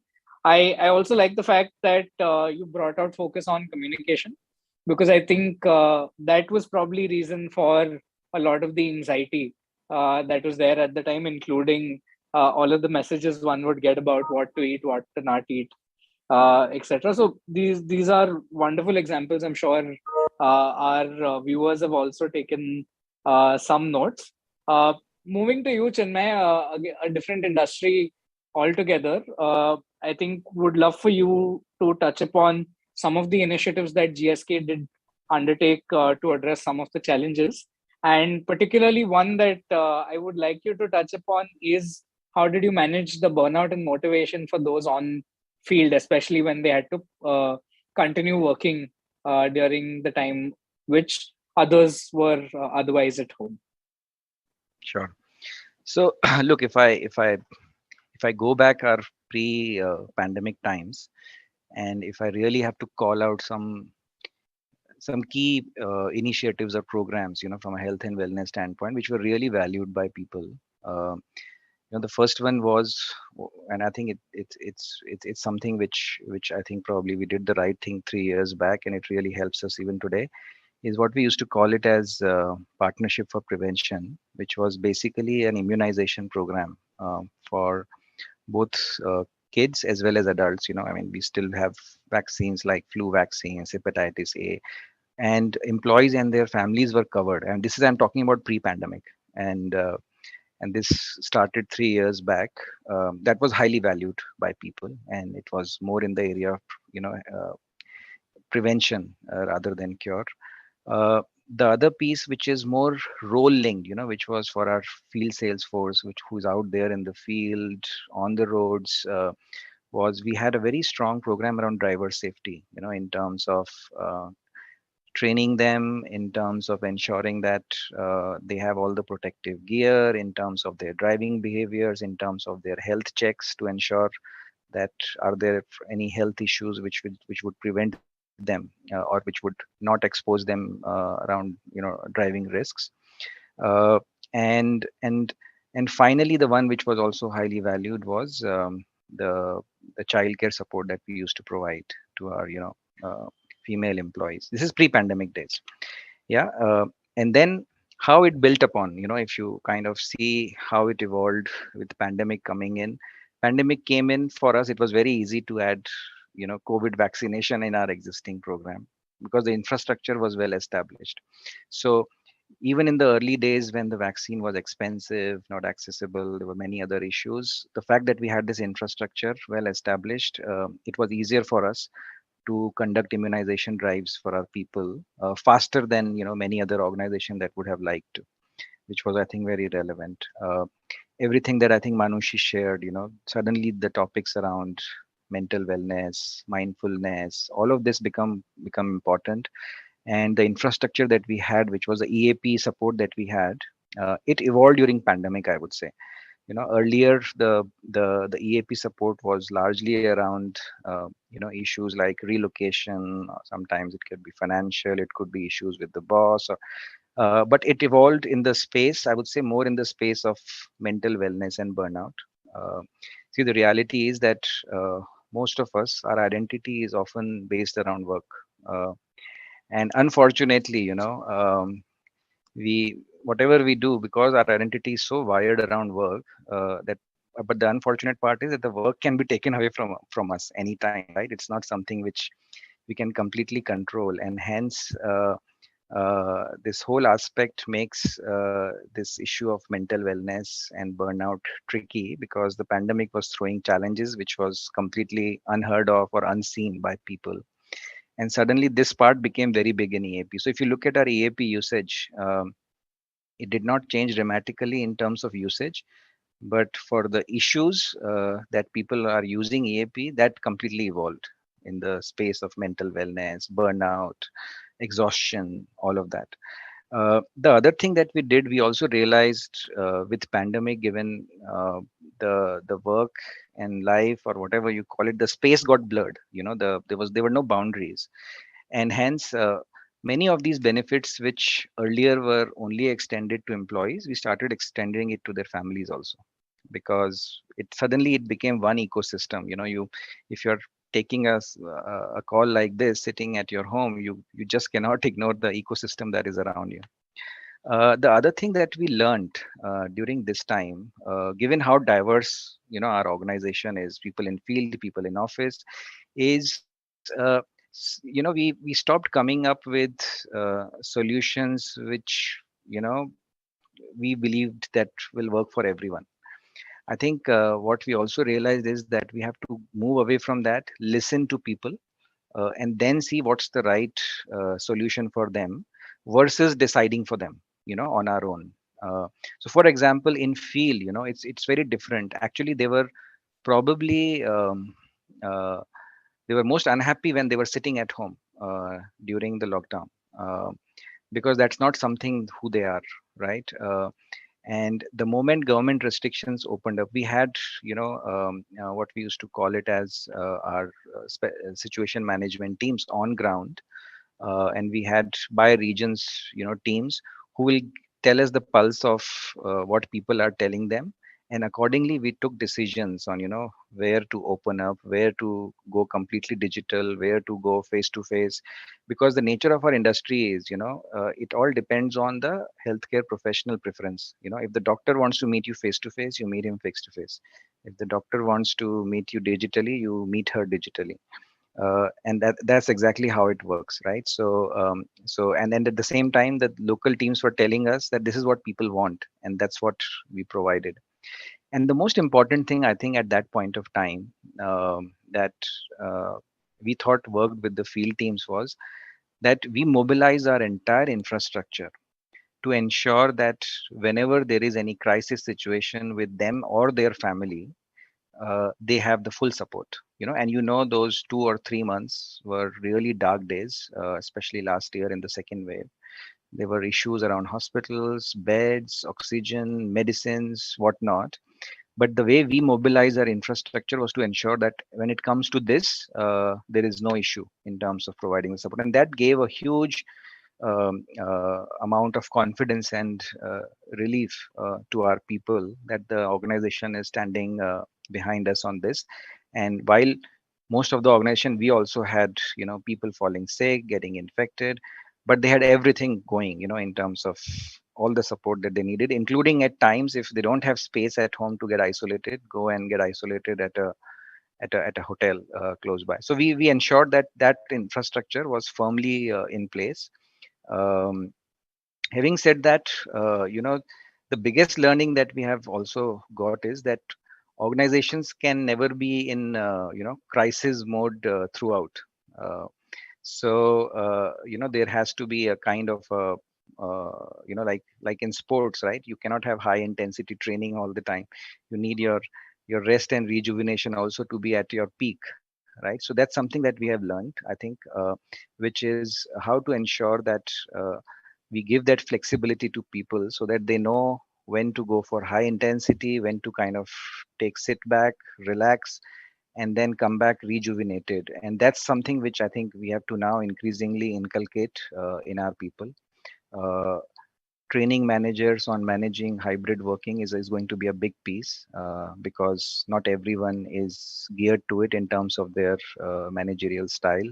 Uh, and I think, as I said, ultimately keep listening to people and coming up with solutions, and don't and break this parent-child relationship between organization and individuals.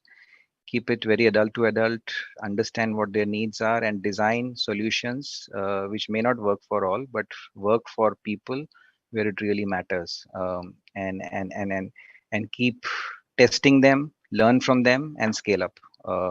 That's the approach I think going to be working for organizations going forward.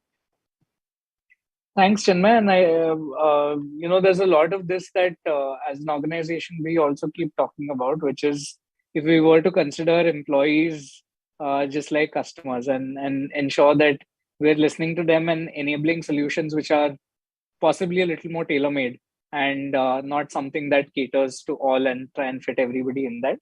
I think that is key in everything that you do. And I think one of the other things that you mentioned, which is around EAP support and the infrastructure, gives me a very good segue into the next topic that we wanted to talk about today, which is essentially because a lot of organizations have now started implementing a lot of these initiatives, including EAP programs. How do you ensure effectiveness, or what should be the measures of effectiveness for such initiatives? Because we often get a lot of our partner organizations tell us we don't know whether it's working well or not. Are people using it enough, or are they feeling comfortable enough?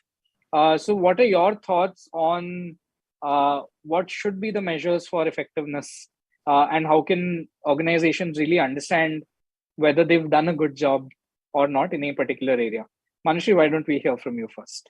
Sure. So I think the first and the most obvious, measure, the way of measuring the effectiveness is how many employees, are participating. Right. That's a very clear, because some of these programs are just not one time, right? It will be a series. So how much hunger you see on the ground, in people, what is the kind of feedback that you're getting on the interventions? And I think Chinmay brought about a very important point. It is not about what you think is right for people. It is about you hear from them, and that's the approach we took as well, because at that point in time it was so important for us to know, and I'm sure most of the organization, on what is the need on the ground, right? So you go that route, right, and then see how your employees are taking it, and I think the kind of feedback that we receive, the testimonials that we have from people, mailers that people wrote to us to say that this touched my life, or this really made a difference in my life at that time, be it the vaccination for employees and their family, be it and I'll give you an example. During the pandemic, everybody was working remotely, and some people were sitting even in the very, very remote areas, right? So how do you have very forward looking and create the feeling of care and belonging, not just for employees but the families also? And so we launched a preschool initiative called Capgemini La Lumiere, right? We tied up with two big preschool chains in India, and we said, what about toddlers who have to now start going to school? Right. So I think these are things, and this was some stuff that was coming from the employees as well, be it resilience, be it anxiety, managing anxiety. We started something which is called You Matter conversations as well, by leaders and by people managers, that talk about holistic well-being as well. And I think I was hearing in the previous session, how do you become a compassionate manager and a leader, and empathetic leadership overall? So you talk about everything. You talk about performance, new ways of working, right? How can you extend support to people in this time, and because you have all, different intersectionalities as well when you talk about diversity. How can you provide reasonable accommodation? How can you, and just go beyond just asking how are you, and so I think it is more of how much participation and the kind of feedback that you're getting from people, and we measure it anyways through Pulse and the other surveys that we do. Sure. Thank you, Manushree. Chinmay, your take. Yeah, see, I think there will be, like Manushi said, there will be in-process measures like, utilization of these programs, are they really valued, used by people? But I think what is more important is what is coming out of your employee listening tools. And there are different tools, you can have your annual surveys. Every organization have annual surveys, and there are parts which can specifically collect feedback around overall well-being, relationship with the manager, around engagement. These are all indications, whether all the initiatives that you are putting are actually providing the right result. And ultimately the right result is that you have engaged employees who are able to perform at their peak.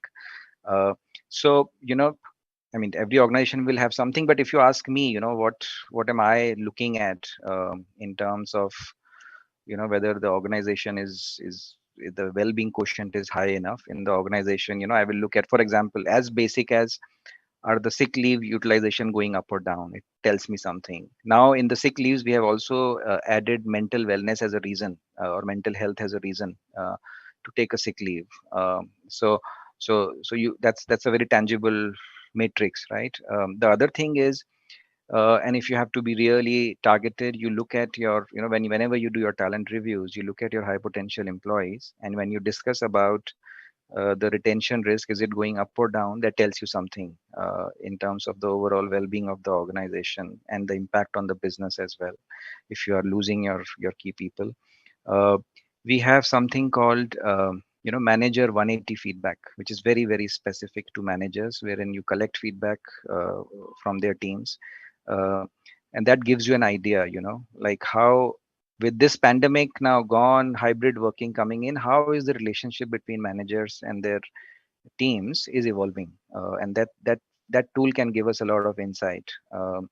Uh, we also have a channel like what we call a speak up channel, where if you are uncomfortable to you are uncomfortable about something, and you want to raise your voice but you don't have an avenue, you use the speak up channel, right? And if that usage is going up on a certain topic, which can be related to environment, culture, manager, that tells us something, that where are which areas we need to really work on to ensure overall well-being of the organization.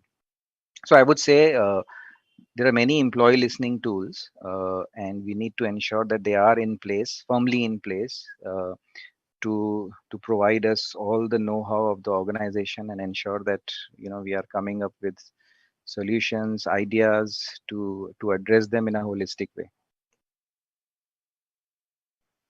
Thank you. So I think what I am taking away from this is a lot of the existing mechanisms that you may have in place already can actually be very, very useful as long as they're being monitored regularly and you are basing your actions on that. And from Manushree, I think what I picked up is that you have a lot of these positive stories and testimonials that employees keep sharing.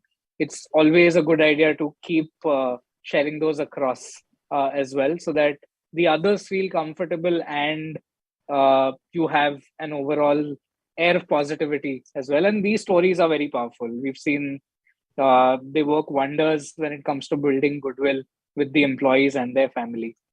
I know we're almost at the end of time, and we will open up for questions. So just a reminder to the audience, please do feed in your questions, and we'll be happy to have Manushree and Chinmay answer those. But before we get to the Q&A section, the last question that I will have, and we'll probably start with Chinmay, is it of course starts with you as a leader. So what are some things you personally do to manage your own well-being, which a lot of our fellow leaders in the audience could take away from? Yeah, I mean, I don't know if I have any silver bullet for it, but when I started my career 19 years back, I used to hear about this term called work-life balance. Which soon evolved because I think it was not making sense. Because the primary reason, which was the workload itself, was not getting addressed. So it soon got turned into, I think, work life integration, the new word that came after a few years. Companies talking about creating a homely environment within the office. And companies like Google were really the benchmark around it. And then even after few years, even that concept I found being talked about less, and we started talking about work life effectiveness, which probably resonated with me also, which is, I mean, the work is work, it will never go away. uh, and how do you ensure that you are effective at meeting both your work priorities and life priorities effectively? And and and that resonated with me, because I think the moment you get a sense as an individual that you're losing effectiveness on either managing your personal priorities or your work related priorities, there is an imbalance, and that obviously results into issues. You can call burnout, or you can call anxiety, or whatever you call it. So that's very important for me. So for me, as long as I'm able to manage both priorities effectively, I feel better. And whenever I see any imbalance, I raise my voice, ask the organization for help.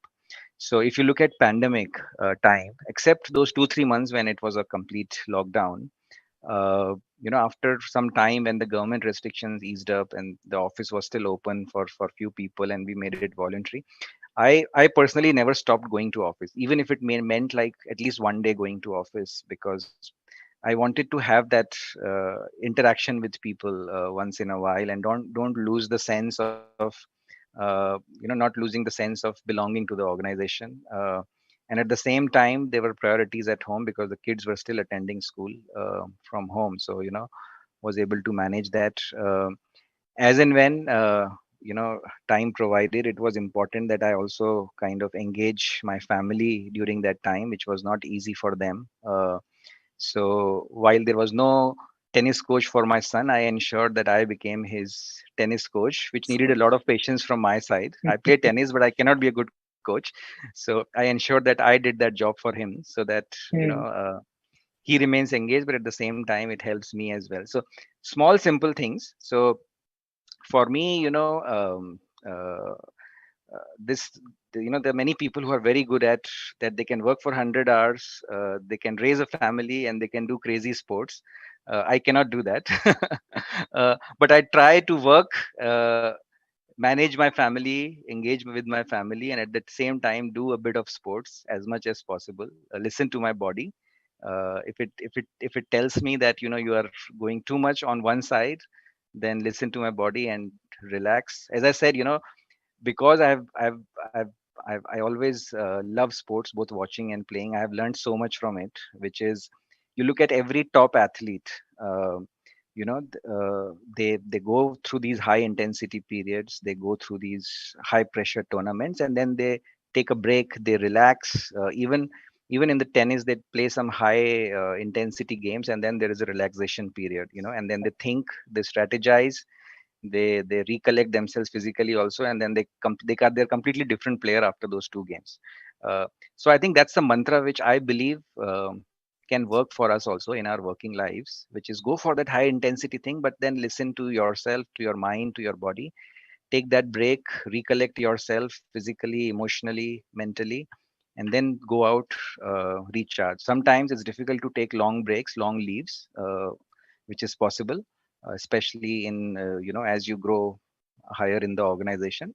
Fine, go for shorter breaks, if not longer breaks, but don't completely rule it out.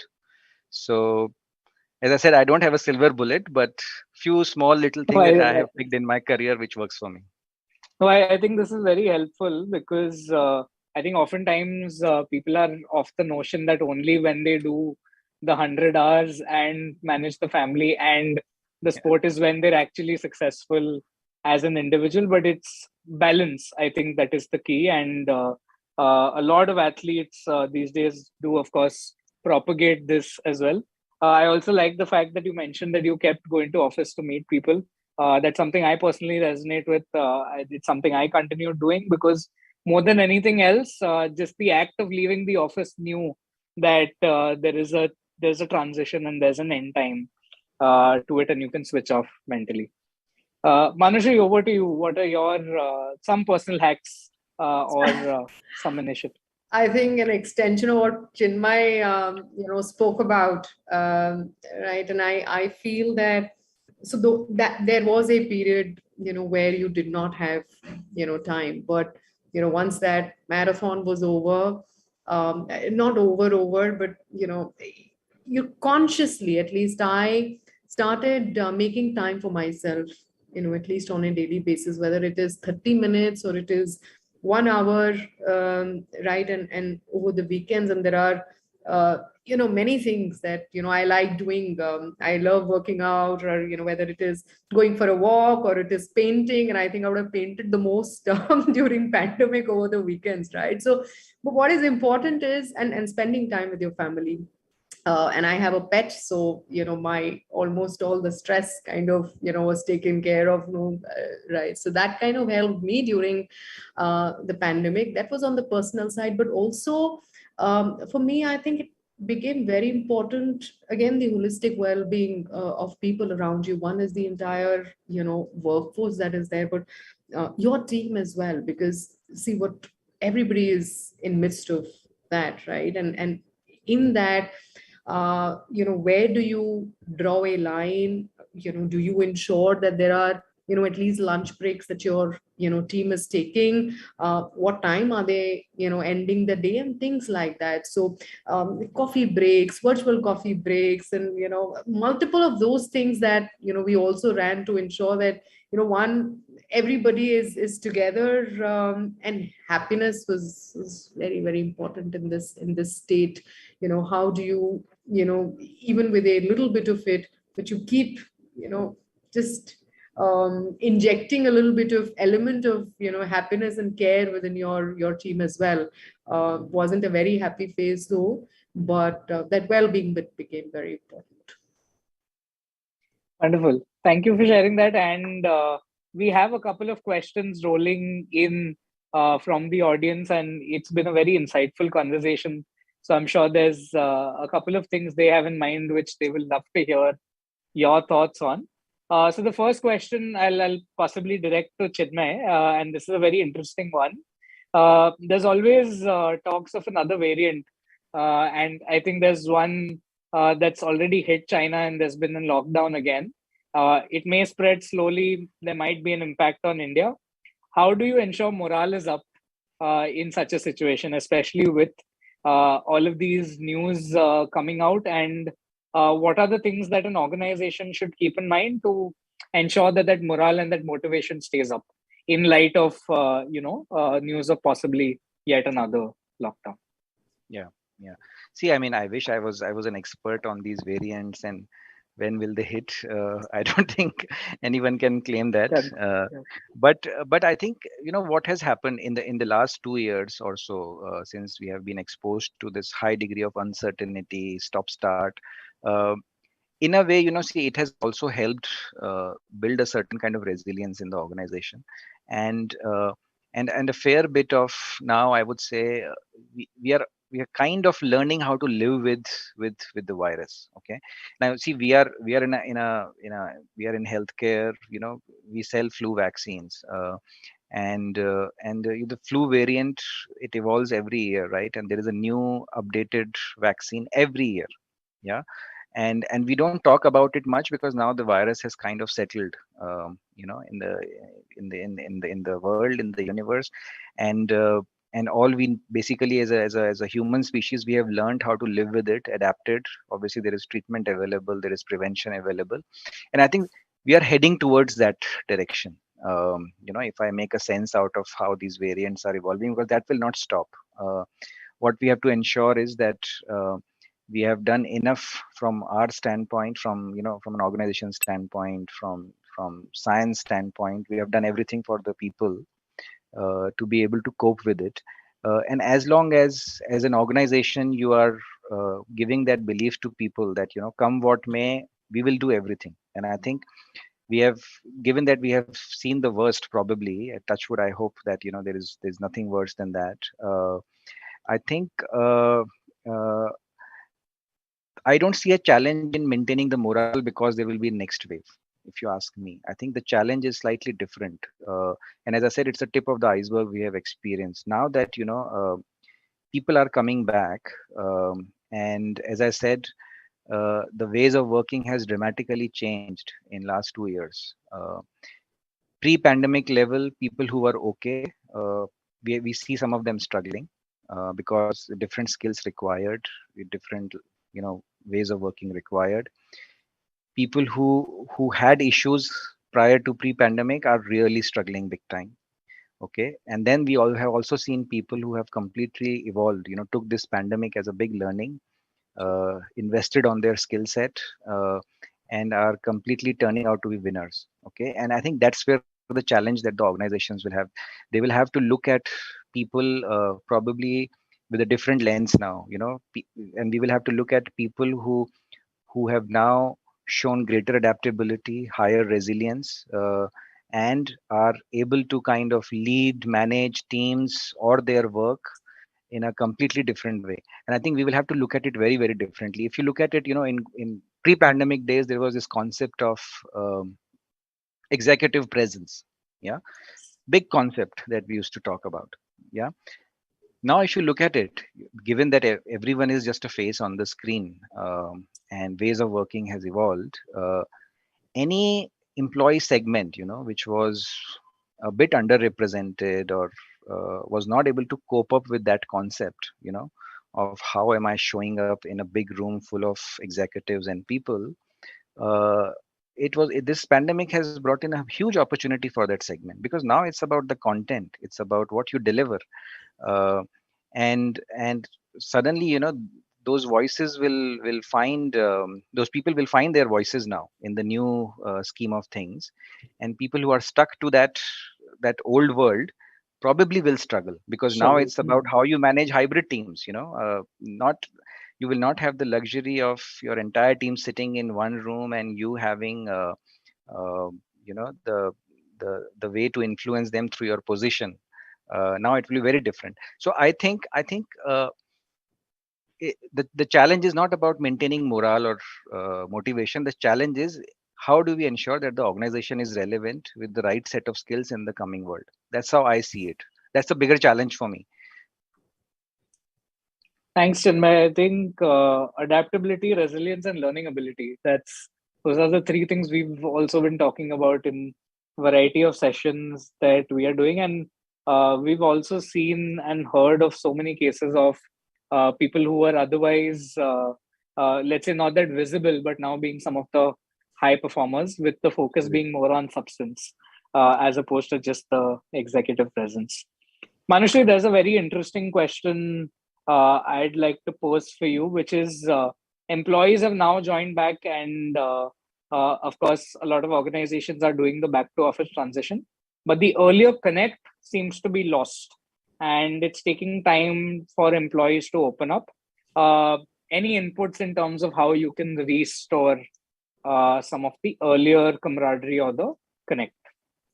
I think, one of the things, and, I'll just talk about some things that worked to continue that connect, because there are a lot of people, who joined new and who joined, during the pandemic and had not come to work, right? So that is one segment who's not seen or been to, office and met people in person and things like that, and which is where, I think for us, we ensured the you matter bit that I spoke about, and, more and more of such conversations. And with the new ways of working in the hybrid, at least at Capgemini, we are launching, team rituals, and we launched some time back, which which will help engage with people, do those basic things, to ensure that people understand the culture of the organization. There are leaders and people managers who are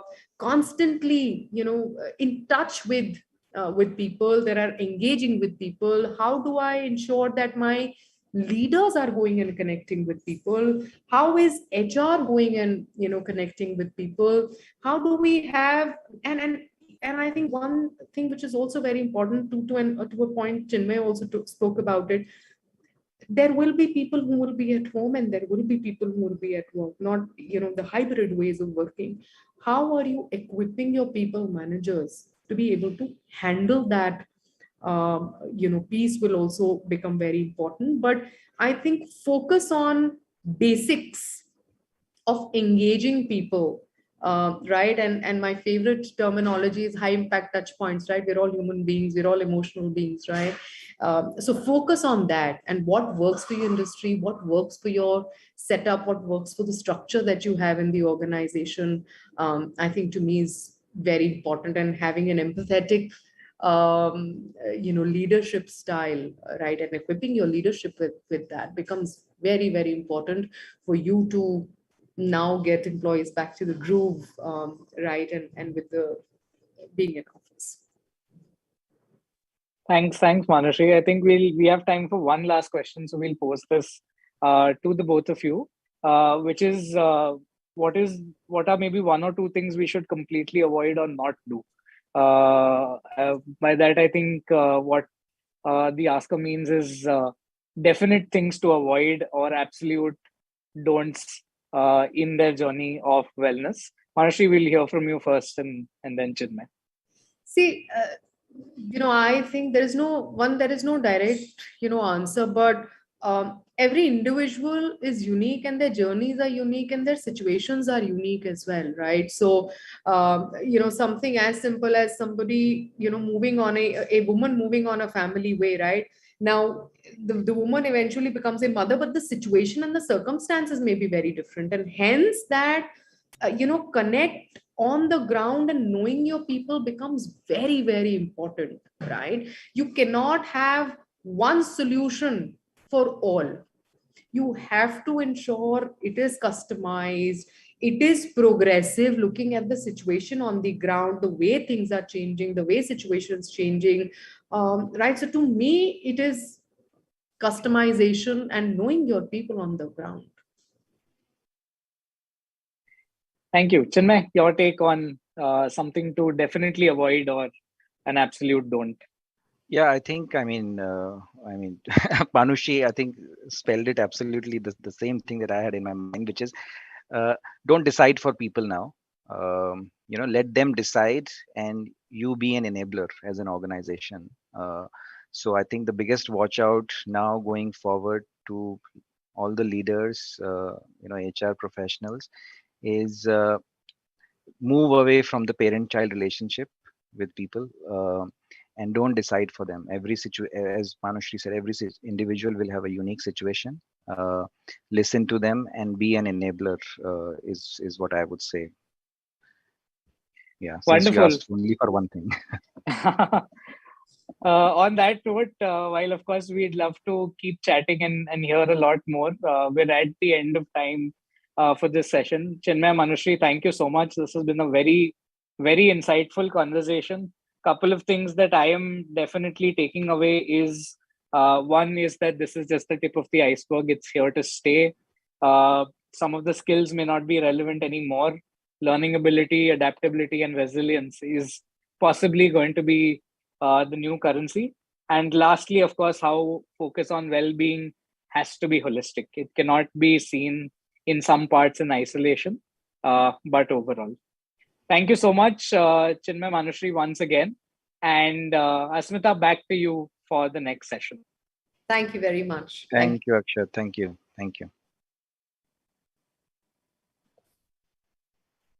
What an enriching conversation, and on a topic that is so crucial, managing employee burnout. In fact, even our research shows us that employees who feel free to express that they're feeling stressed out or burnt out without the fear of being judged are actually 2 times more likely to feel happy, inspired, and find meaning in their work. So thank you so much, Manushri, Chinmay, and Akshat, for adding to this conversation. Everybody, just a gentle reminder to provide your feedback for the entire summit. You will find the feedback tab in the navigation bar. All right, it is now time for our trivia question number 2. The rules remain the same, 4 options, 30 seconds to give your correct answer. Fastest finger first, and the question number 2 should be on your screen right now.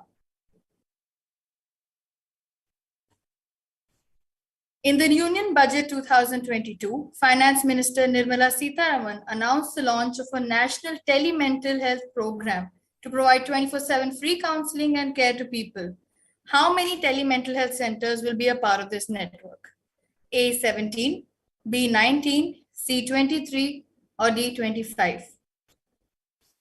Please remember to input your answers in the Ask a Question tab and not the group chat. Only the answers in the Ask a Question tab will be considered. I can see a variety of answers coming in, and a lot of you have guessed it correctly.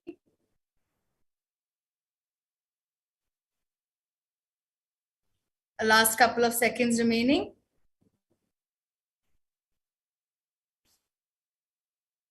All right, everybody. Thank you so much for your responses. The correct answer is option C. The initiative will include a network of 23 telemental health centers of excellence, with the National Institute of Mental Health and Neurosciences as its nodal center, and the International Institute of Information Technology, Bangalore, providing technological support. Thank you so much for your participation. We'll be back with more questions soon. As we gear up for the exciting second half of the day, we will now take a short break to refresh and prep ourselves for the upcoming sessions. We will proceed to our next session at 4:45 p.m. In this time, we do encourage you to visit the networking lounge and network with your peers and other delegates. We'll see you here at 4:45 p.m.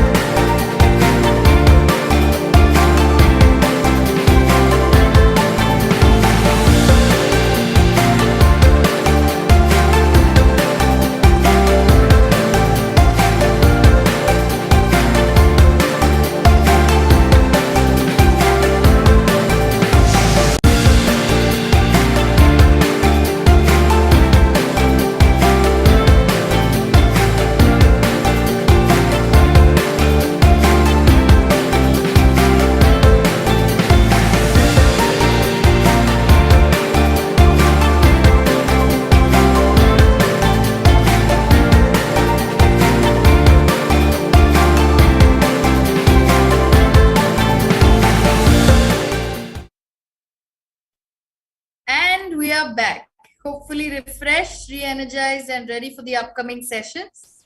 It always feels great to see exemplary leadership that shines the way forward for other leaders to build better workplaces. We spoke to leaders across India Inc. and starting with our global CEO, Michael Bush, we bring to you the voice of leaders. We will hear from various leaders on what they have to say about creating a culture of holistic wellness. After this segment, we will also hear from Yashaswini Ramaswamy, CEO at Great Place to Work India, presenting to you the voice of leaders on workplace wellness.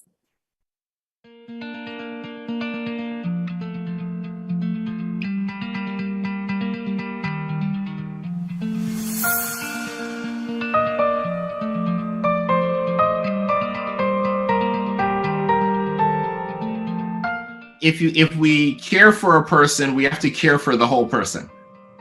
So we have to care about a person's physical well-being. We have to care about a person's emotional well-being. We have to care about a person's psychological well-being. And we have to care about a person's financial well-being. We have to care about all these things, or you're not really caring about the person, you're caring about the employee. Indegene, which is a health tech company, health is the core of our business, and we have employees who are also the core for our business and for its growth. My Health Matters is the initiative that we run at Indegene to take care of the physical as well as the mental well-being, not only at work but also partner along with employees to see how we can help them at a personal level as well. These last few years have been very, very unprecedented conditions. We have been able to think of new ways to partner with our employees in different ways and support them in every possible way we can. Great Places to Work has really helped us to refine this whole process by looking at how can senior leadership really be the role model, how managers today, being very fragmented, can still support their team in different ways to take care of themselves, how we as a company can really create a whole framework as well as build an environment of support for our employees who are spread across. I think these play a very important aspect to refine our health strategy and help us to be in line not only with the industry but also to be sensitive to the needs of employees and bring about a positive change in their life. Health and well-being has been core and central to what we do at GSK. By health and well-being, I just don't mean the physical health, which of course is absolutely critical, but we are also talking about our mental health of our employees. We are talking about the environment that we create, the culture that we create to ensure people are working in an environment which is safe, secure, and something that they feel energized about. If I look at our performance and the impact health and well-being initiatives has had on those, clearly there are a few things that are tangible, like the reducing loss of work days, people showing up to work in our factories, offices, in front of our customers, our ability to ensure that our medicines reach at the right place, right time. All of that, of course, have improved considerably in the last few years. But beyond that is also, as I said, the non-tangible ones, the ones that once I talk about within the offices, of how open and honest environment that is created so that people can operate in those places completely stress-free and do what they do the best and be focused on what the customer needs and the patient needs. So for us, these are initiatives that we will continue. There are several that we do, and we will continue with that. And I hope this to become a central part of our agenda. And as I said, this is no more an HR agenda. This is a business agenda led by business leaders. And I'm expecting this will remain that way, more so accentuated by the times that we live in today, like COVID, or the stress that everybody goes through in an external environment. So absolutely core, and something that I'm extremely proud of what we do at GSK. The pandemic threw the spotlight on the importance of mental well-being in organizations and the role that organizations can play in ensuring the right culture and the right environment for their employees. really very happy that Great Place to Work has instituted this study. I think it helps us to benchmark ourselves against the best in the industry and also learn from each other. I think constant communication with employees and getting to know what their needs are and how the organization can support them is so very important. So some of the ways in which we constantly try to test the effectiveness of our mental well-being programs or other supportive programs are several feedback mechanisms. So not only do we do surveys or pulse checks, we also have forums where we listen to them. We really ask them a lot of focused questions on what's working, what's not working, and what is it that we can do better. And then we build that feedback back into our own processes. And that's the best way in which we can constantly stay in touch with what the need of the hour is and being able to tailor our programs to meet those needs. There is so much of feedback that our processes automatically starts evolving and start developing, right? IBM's corporate policy on responsibility for employee well-being and safety, it's a policy in itself, right? So therefore, it is like a guided principle which is already engraved as people join us. Our wellness engagement is for the complete employee life cycle. It is not that when somebody comes in or somebody is in duress that you have a program. It is a part of our entire employee life cycle. We have a one-on-one assistance program. We have been driving it for the last 15 years free of cost in India. So we have a lot of sessions, and we also can certify ourselves with mental ally badges, neurodiversity badges, we equal ally badges. So there are a lot of content which is available, and you can also badge yourself and put yourself as a thought leader, on social platforms. So all of these things are very ingrained. But when you look at, let's say, mindfulness, it's just not one thing, right? It is about the body, it is about your mind, it is about financial well-being, it is about flexibility, it is about community well-being, right? So there are so many things that help us and our leaders actually participate in all of this as a given, right? And that's why it's so important. Leadership comes as you start giving. And as most of our IBMers, we always proudly say that we care, not just for ourselves, but for the whole world. Everyone wants to be on the fast lane all the time. You want to kind of hit the ball out of the park all the time. You want to kind of have a fast career. You want to achieve too much in too little time. And then when failures happen, I think, so what you do is, because you're so ambitious and you want to kind of grow at a fast pace and there's peer pressure and stuff like that, you start putting a lot of pressure on yourself, both professionally and as well as personally. And eventually, I think a few people are able to kind of take it. A few people, I think, just get burnt out, right? And who are you to blame for it? Okay, you got to blame yourself for it. So I think, at times it's okay to kind of just be an average guy and meet expectations. You don't have to kind of, hit the ball out of the park all the time. You've got to be realistic in terms of what you can achieve, you can't achieve. A lot of these management trainees and youngsters, we want all of them to succeed, but we tell them that your career is not going to come to an end in just 1 year's time. You got time to kind of, if you're good, you will get your work. Okay, don't try to kind of achieve everything just in the first year itself and then get burnt out and then get disappointed with your own self, and then, it leads to all kinds of issues. So that is one. And secondly, I think we do tell people that, life, don't think of yourself based on the designation in the company that you work in. Life is much more than just a title. Life is much more than just your professional identity. There's much more to life beyond what you do or your work. People introduce themselves, I'm so-and-so from HDFC Life or from another company, I'm from Google or Amazon. I think there's much more to your life. There's a family, you have a set of hobbies, and please inculcate some of those things as well. Even in the organization, there are clubs, there are fun clubs and things like that. And as I said, you can be a part of that fun club, you can be a part of that community, and also pursue some of your interests beyond work.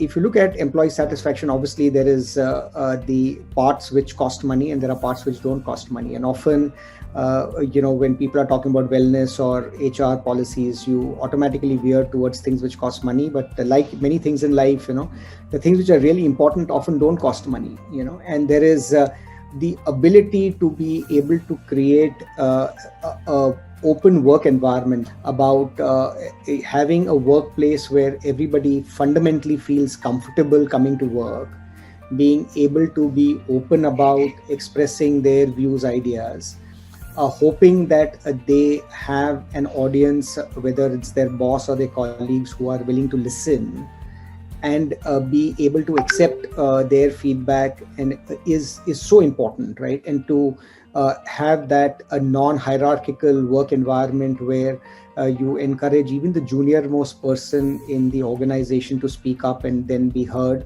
I think is an important part of what we've tried to drive home. The reality is businesses like ours, or somebody mentioned to me that Rizwan, in our business, all our assets walk out of the door every night, and we just hope that they come back again, to work the next day. In today's world, we just hope they log in the next day. The ability to be able to do this thing right day in and day out becomes extremely important to be able to create the right ecosystem. And I would say that I don't have a number, but I would say a vast majority of wellness and well-being in the workplace is got to do with just creating that environment where people are just emotionally settled in their job. Somebody mentioned to me once that there is a survey which says that 70% of people worldwide fundamentally don't like their job, and it's a pity that that majority of the people in a sense don't feel fulfilled with the work they do. If we are able to solve for that problem and just make sure that we are providing the right work environment, the right team environment, the right high quality of work, and all the other factors around that, then that takes care of a significant portion of the well-being of the individual. And once you do that, then a lot of the other factors, come into are easier to do. Whether it's providing in today's world, opportunities for taking care of physical health and ensuring that you are tracking your sleep patterns, or you're tracking sort of some of your wellness parameters, etc. But all those get impacted heavily by the mental state of the individual, which I think the organization has a very strong role to play in ensuring the right culture in the organization. So we as human beings have many different aspects to us. There are different roles that we play. We have different identities depending upon the context we are in. We have different kind of responsibilities. We are at different stages of life. We have different kind of interests and hobbies and desires. When we come to a workplace, we don't leave behind one aspect of us. We bring our whole self into the system. This is a very, very important thing to note for all leaders, because one aspect of our life feeds energy into the other aspect of our life. It is impossible to break it into two different parts and operate with compartmentalization. Health and wellness, in fact, plays an extremely important role in this aspect, because unless we are physically fit and we feel we are mentally fit, we are in a great state of mind, we would be unable to be at our best in our in any kind of a situation, leave alone an organization. In ACT, health and wellness has always been a big priority for us. We have focused immensely on physical safety of employees, emotional safety. We have lots of programs that have been focused on the holistic development of an individual. We had doctors onboarded. We have wellness manager who used to conduct lots of fitness sessions and nutrition sessions and counseling related to lifestyle, etc.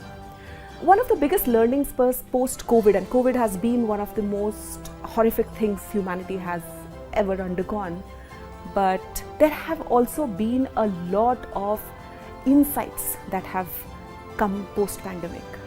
In our organization, all the things that we did in the space of health and wellness continued, but we just amped it up because we realized how important it is.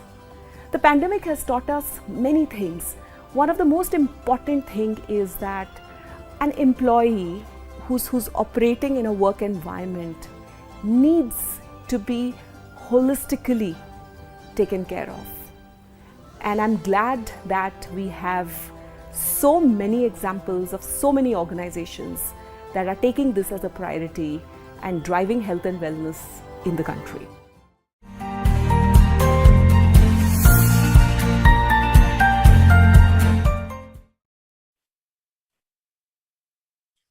Hello, everyone, and a very good evening. I'm so happy to be able to spend this evening with you. And thanks for being a part of such a wonderful day as we encourage and celebrate what should be celebrated, which is employee well-being. I think in the last 15 minutes, you would have heard from the leaders about the different best practices that they're bringing in workplace and the various initiatives that they're taking to really support their employees in these challenging times.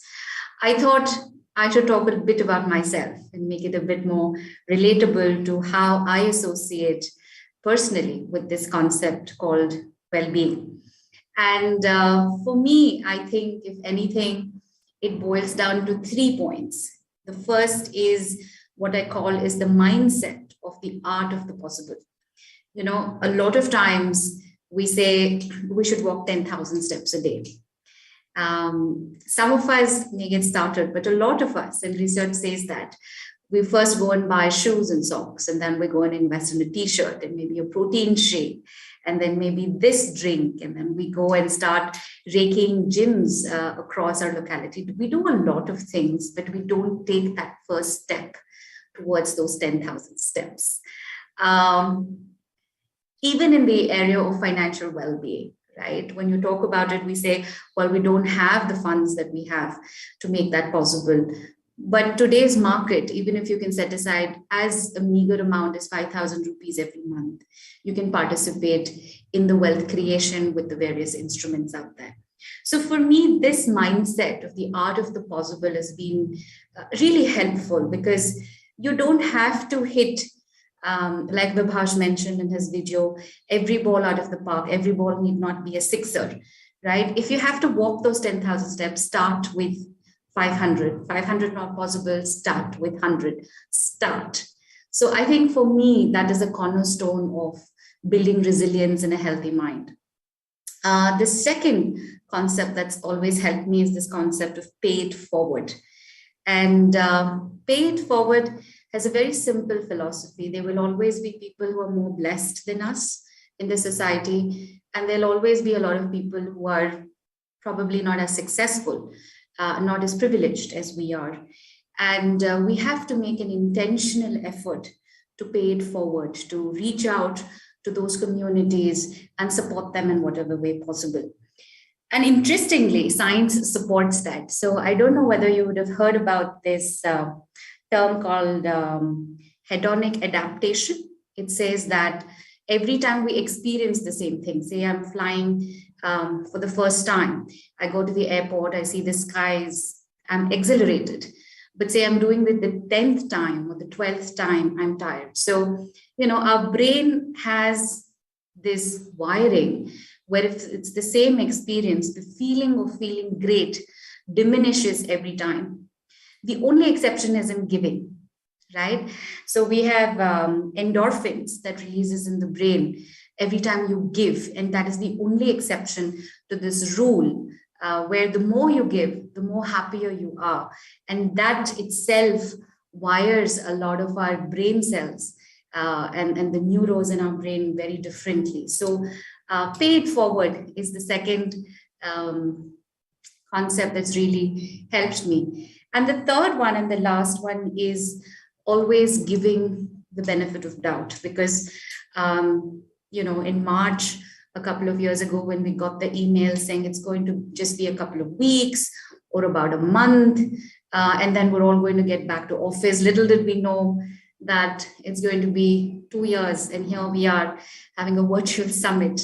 So some things are unpredictable, and the expectation that we have that everything around us has to be perfect at all times may lead us to making judgments, which only leads to more frustration, because every time you're validating others against a benchmark that they know nothing about, and also you start seeking validation from sources that are external to you, which again will affect your self-esteem and confidence. So I always believe that you should give a healthy dose of benefit of doubt to everybody who's around you, be it family, be it friends, or even your colleagues at your workplace.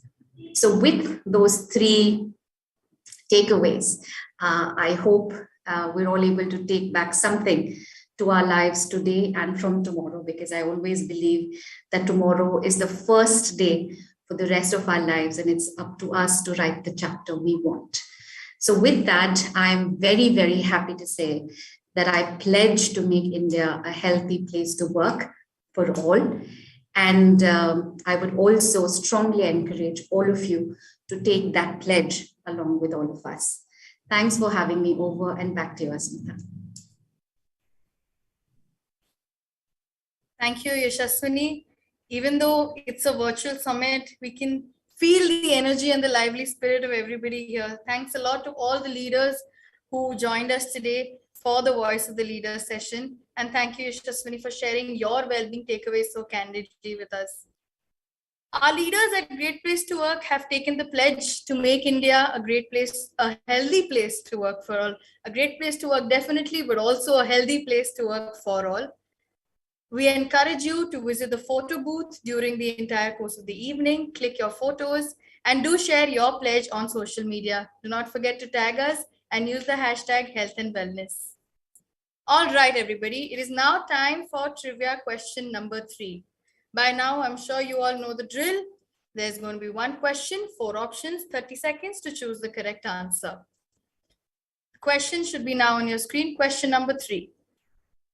Great Place to Work India's well-being indicator is a self-assessment tool designed to understand all of the following indices except A, fitness, B, compassion, C, resilience, or D, social. Remember to input your answers in the Ask a Question tab and not the group chat. Only the answers in the Ask a Question tab will be considered.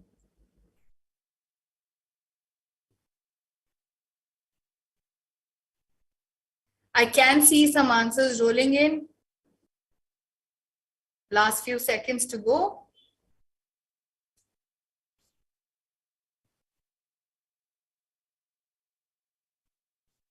All right, 5, 4, 3, 2, 1. Thank you so much for your responses. The correct answer is option B. The Wellbeing Indicator tool has been designed as a quick self-assessment to provide an understanding of fitness, resilience, and social indices to an individual, and how do they compare with people in their peer group. I would like to take this opportunity now to thank our strategic partner, HDFC Ergo. HDFC Ergo is committed to creating a culture of genuine care and building a foundation of holistic wellness. Thank you to the entire team. As we move ahead, we will now look at hearing some real life stories from the employees of India's Best Workplaces in Health and Wellness 2021. Varsha Pilappa, Strategic Learning Business Partner at Randstad India, and CN Banerjee, Global Head Technology and Sustainability at PGP Glass, will talk about how they experienced a well-being culture in their organization.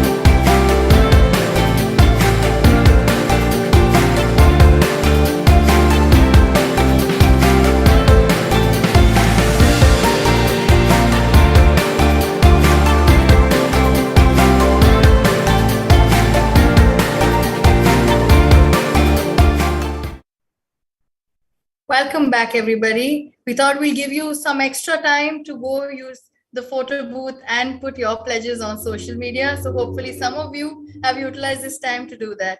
I will give a quick introduction on our speakers that are coming for the next session. Varsha is an L&D professional and is a strategic learning business partner at Randstad India. In her role steering competency-based learning programs and strategic leadership interventions, Varsha brings in an uncommon blend of delivery excellence and progressive transformation focus. With over a decade of experience across L&D domains, Varsha has anchored some of the most aspirational and revolutionary L&D programs in the organization. As a coach, Varsha's ability to recognize unique learning anchors for employee groups has helped tailor distinct interventions through a wide range of options like snackable content, on-demand learning, high engagement touchpoints, and others. CN Banerjee is currently Global Chief Projects and Technology Officer with 15 plus years of association with PGP Glass. In PGP Glass, he has a versatile profile wherein he has worked across diverse functions. He joined in 2007 and spearheaded a new function, Manufacturing Excellence, for honing up various processes across various locations for world-class excellence using Six Sigma techniques. Later, he was appointed as plant head of the manufacturing unit in Gujarat and then became the business head for food and pharma division. He also heads PGP Glass's mold manufacturing, is now additionally leading the company in its new initiative on sustainability. To anchor this session, I would like to invite Kaveri Bhalla from the Great Place to Work India team. Feel free to ask your questions in the Ask a Question tab, and we will ensure to integrate it through the conversation. Thank you so much for joining us, Varsha, Kaveri, and CN Banerjee. Welcome, and Varsha, over to you to start the conversation. Thank you, Ashmita, for that beautiful introduction. So excited to be here. First of all, thank you so much for the opportunity. Thank you so much, Great Place to Work Health and Wellness Summit, for this amazing platform to share my experience and my story as an employee of Randstad.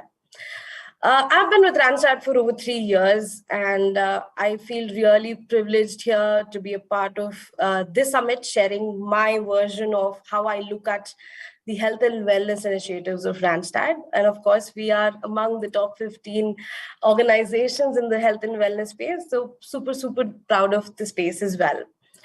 So I joined in Randstad in May of 2019, exactly 8 months prior to the pandemic space. And I was soaked in from the very first day. I am not usually the first one to start a conversation space, the socially awkward kind of a person, but I think my organization made sure that I'm comfortable and I had my set of conversations with my colleagues. From passionate work conversations to worldly discussions on where the industry is leading towards, to socializing time with team lunches and the dinners that I've had with my team, I think there was an amazing rhythm that we had between the work and the social life. And yes, then we hit a roadblock and we started working from home. It was different, and honestly, it did feel very different. From converting my home to office, to making my room my meeting room, to invading into my parents' personal space, right? I kind of told myself it's not a big deal. Like, I think I heard somebody saying, right, is this going to be over soon, within a couple of weeks, and I'm going to be back to this space. And I anyways have been working virtually with my manager sitting out of Chennai and me sitting out of Bangalore office. So it's not really going to matter so much. But fact is, it did. As an individual, it was a constant battle for myself on various distractions I had with me around home versus focusing on endless things that were piling up on my calendar. As an L&D team, we had to scrap all the plans we had for 2020, create fresh new strategy to connect and engage our colleagues.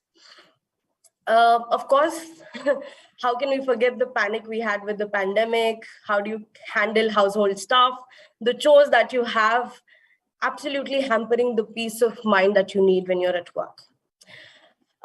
Every conversation at work had to be calendared. I don't know why, but I hate to say that, you know, those coffee conversations did not exist anymore. It was exhausting. Keeping focus and energy intact was, of course, a big challenge, like I said.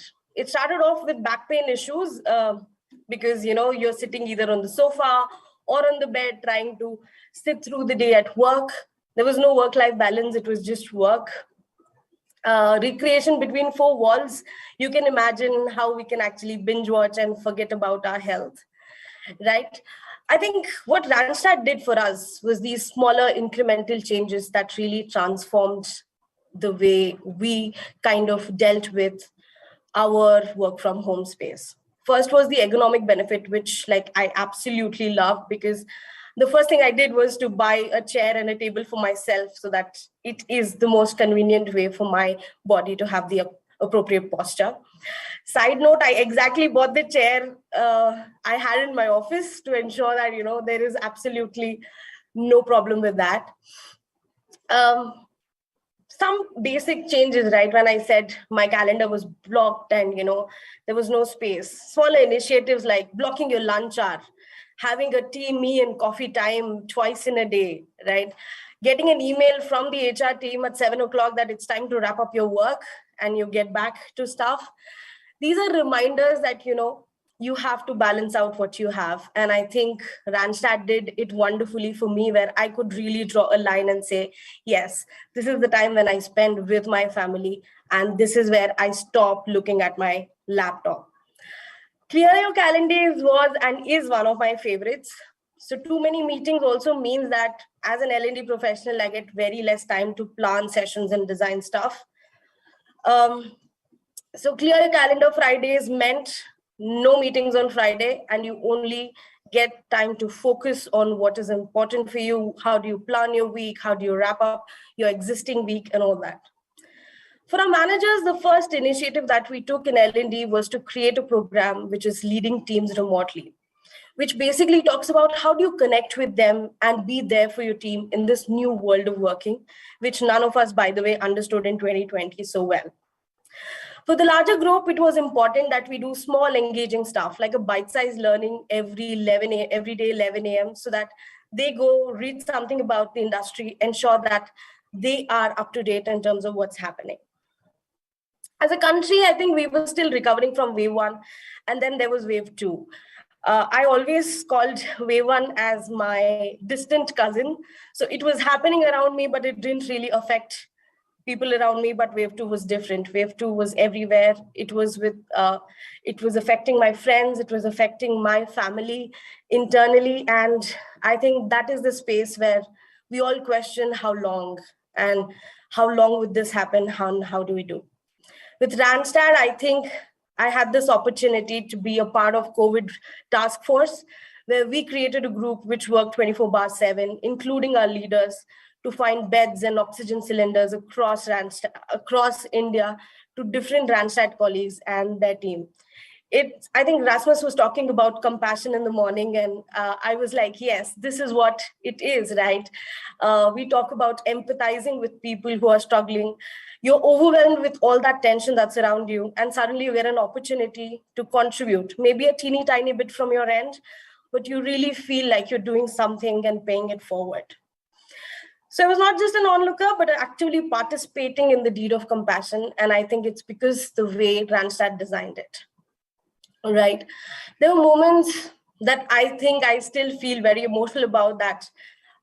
This is the space where my leader is really connecting with people, talking about the truth of being at work, having digital fatigue, cutting our quarterly leadership meetings to a shorter duration so that everybody gets time between the laptop time and working with their teams is something that's my favorite and will be there.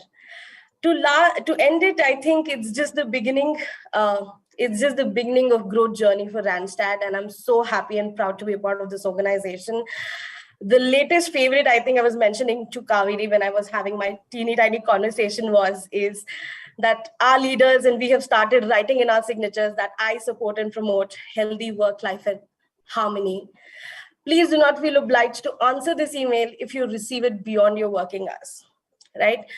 I think a lot of organizations announce flexible working hours. How many of them actually vouch for it is the true question. I think my leaders writing this in their signatures, we following that trend is a true example of how lead by example works in Randstad. So that way, I will just end my story saying that it's true small incremental changes that leads to big results, and hence here we are, and I am here representing Randstad as a proud Randstadian. Over to you, Mr. CN Banerjee.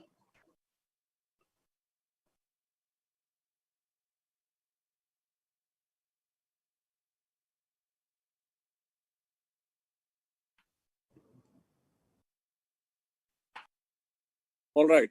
Is it okay now? Can you hear?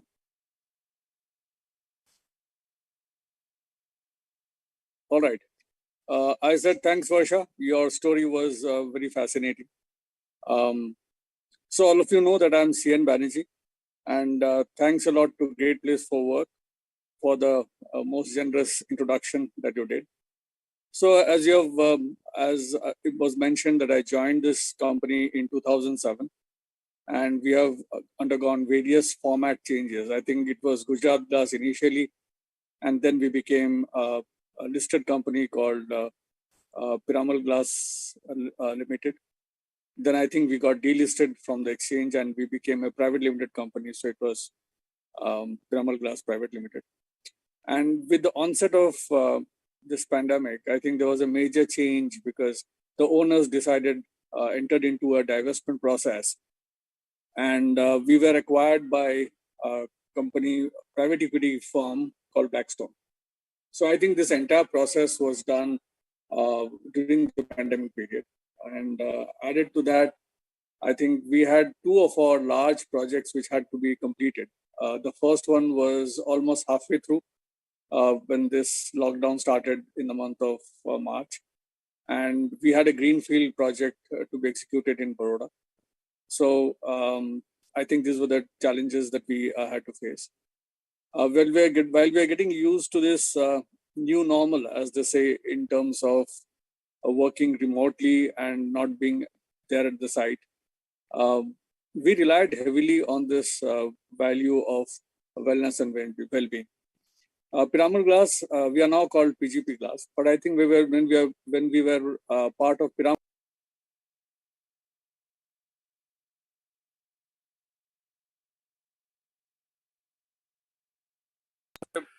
Hello. Yeah, there was a very elaborate session which was conducted in terms of forming the vision and the values for the company. I think the values that were adopted were people, action, care. And I think a lot of emphasis was put on the care aspect. And that's what formed the genesis and today where we are in terms of wellness and well-being. So I think it was understood pretty early in that in today's world, apart from all the financial aspects, all the creature comfort that you give, it was very much told to us, and we were trained that this is one aspect which will be a differentiating factor, and this one will actually be very instrumental in converting what I call as changing a normal human being into a superhuman. So I think we followed that, and I think we carried forward that while the Blackstone conversion was there, and I think in PGP Limited. Now, I, of course, deal with two extreme set of people because I take care of technology, I think, which is all high-tech in terms of robotics, in terms of automation, in terms of machine learning, in terms of artificial intelligence. So that's one end of the spectrum, okay? But I also deal with hardcore brick and mortar projects. I think while we execute and put up plants, spending about 250 to 300 crores, there's a large amount of civil, there's large amount of fabrication that is there. We employ a lot of daily wage people, a lot of contract workmen.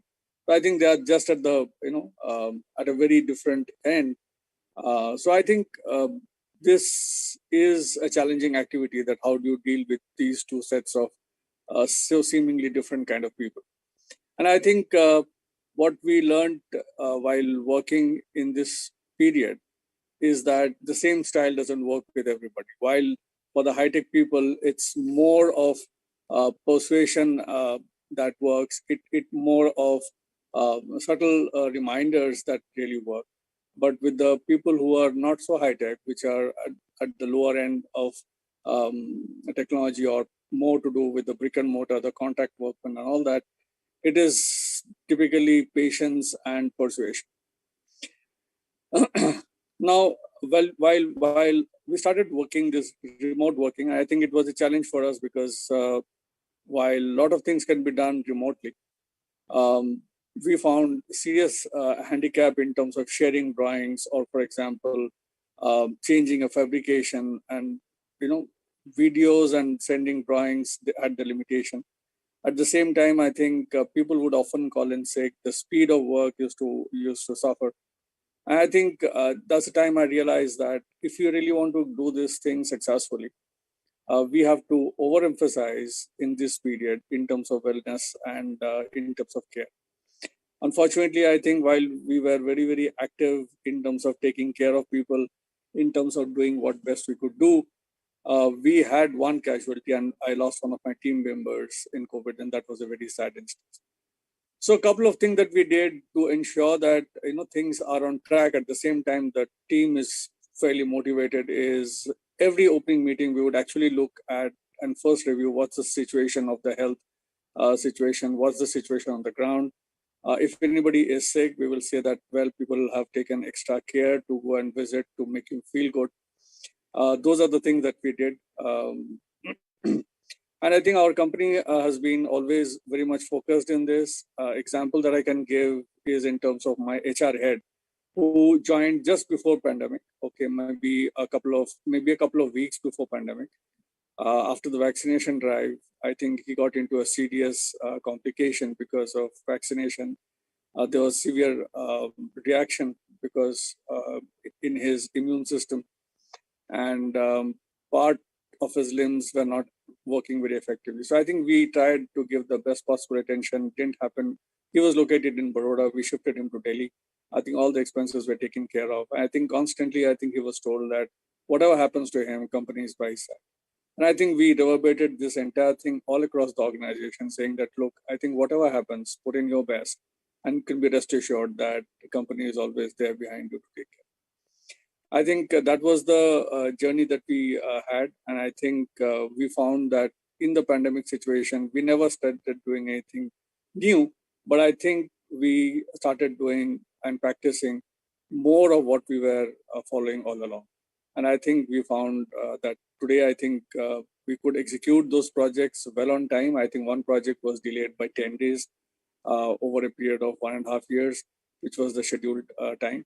And the second project, I think we could complete within us with delay of about 22 days. I think those were remarkable achievements. And I think because of this practice, I think we are very glad that we have been recognized, and we feel honored to be part of this journey and to be recognized by a Great Place to Work. Thanks very much.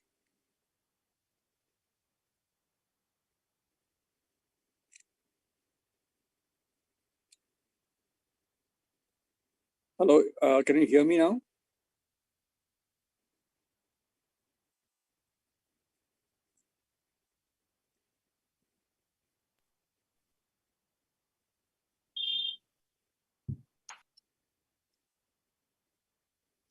Yes.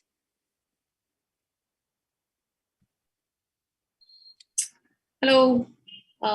Thank you. Welcome, Varsha. Welcome, Mr. Banerjee. And I think let me start by saying congratulations to both of you.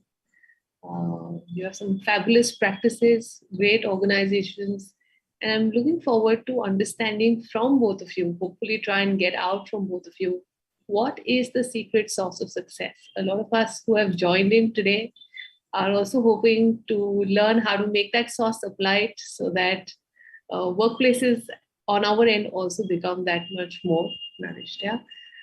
So thank you for sharing each of your journeys. Our topic is, what is the impact of the ecosystem, putting in place an ecosystem that contributes to employee well-being. And we've been hearing a lot of practices since morning. We've been hearing a lot of things that organizations can do. But let me start by asking you, let's backstep a little bit and look at the macro picture and ask you, when you hear the word ecosystem, when you have looked at your organization, make these changes, some of these could be incremental, some of these could be huge changes. What does that ecosystem comprise of? What are those essential pillars or elements that organizations must take cognizance of before building out and rolling out their plan for wellness? Either of you can start. I think I'll get started. I think the word ecosystem itself is such a beautiful way of looking at what organization can create, like a world of its own, right? For me, when I think of the word ecosystem and how do I look at the different things, I think an ecosystem where, specifically in the last 2 years, I will say how your leadership reacts to challenging times is a way of looking at, a factor for me to look at an organization's ecosystem. From a work perspective, how much encouraging is the organization for you to experiment, right? Lets you be at your creative best and helps you thrive within the idea of freedom within the frame. I like this conversation as well, where how you hire people who may not be always agreeing with you. Contrary ideas. How do you encourage contrary ideas in your team? I think this is the kind of organization I look forward to work with, and I think that's the ecosystem I think I crave to be a part of. So that is how I look at it, Kaveri. Thank you, Mr. Banerjee. Yeah, I think for me, the ecosystem has to be built up, because I think we must have a very clear focus that this is something that organization values. So, as I said, that we realized very early that this is one aspect which is phenomenally important for converting normal beings into superhuman beings. So I think first thing I would say, the ecosystem will consist of the vision and values. That have you clearly defined your values, and in the values, when you do it, does this figure prominently in that? So that's the first part of the ecosystem. Second is that have you conducted a large scale training program to disseminate and let everybody know in the organization that this is what we stand for, right? So that's what we did. We used to conduct workshops and say that, look, this is part of our value system. Now, it doesn't stop over there. The other important thing to be followed up in the ecosystem is that how do you catch people doing this right? That means, instead of finding out, if you look at every system, I think we have got penalties everywhere. So we always catch and find people doing the wrong things. But I think in this case, I think why can't we move positive? That means wherever you find people doing the right things, the right thing in the direction of wellness and well-being, I think catch hold of them, make a huge publicity, make them heroes, okay? Make them feel that really they have done something extraordinary. I think that gives a message that yes, this is what we value. And last but not the least, I think you have to set examples by leading. Okay, that means are you a role model, or and to be a role model, I think as I always keep telling people that it's very difficult, at least in the space of human beings, in the space where you're dealing with humans, to be phony. That means you can't say something and do something different. I think we think that we are great actors, and I think we can fudge or get away with this. But I think even normal people, they're able to see through this, right? So I would say that we have to hunt for opportunities, or literally hunt for opportunities, to find out and do something and demonstrate that yes, here it is that I'm there for following up this value, and I stand as a role example. I will tell you a couple of examples to illustrate this point. For example, when this COVID thing broke up, and I think we never had policies, we never had anything specific and all that, and we had to demonstrate. So there were a lot of things coming up for COVID protection. Some kind of nasal spray, some kind of tulsi drops or whatever it is. So I made a list of things that need to be done. And I said, look, each of you must do this. They were not very expensive stuff and all that. And just to demonstrate, I said that, look, it's all right. I think you go ahead and buy this for the entire thing. The billing was coming to 8,000 rupees. So I said, look, you go ahead and buy this. And I transferred this amount from my thing. I said, don't wait for a policy and all that. And they said, sir, where do we claim in case? I said, don't have to claim. I'm sending you the money. Okay. And you go ahead and buy this and give one packet to everybody. And then put in the bill. I think they did that. It got cleared eventually after 2 or 3 months with all the kind of audit questions, this, that, and all that. But I think this is what I'm saying, that you must pick up instances which are there. Okay. Whenever I would visit site, okay, I would make sure that if anybody is there or he is sick and all that, I'll first make a visit to the hospital or to his house to see that he's there before I go to the site for looking at my equipment, machines, or whatever it is. Okay, I'll ensure that, and I'll tell everybody that, look, if anybody is not feeling up to the mark, I mean, work can wait for a while. Okay, so I think what I'm saying to say is that you have to hunt for opportunities by which you actually demonstrate, and that you lead by example. So I think this is a very important part of the ecosystem. So that's what my take is. Thank you, very valuable. And I think we at Great Place to Work have always believed that it is an entire systems approach that contributes to workplace wellness. Both of you spoke about leaders. You also spoke about noticing what is going well, and that could happen at a team level, at a managerial level, and ensuring that the effort is continuous.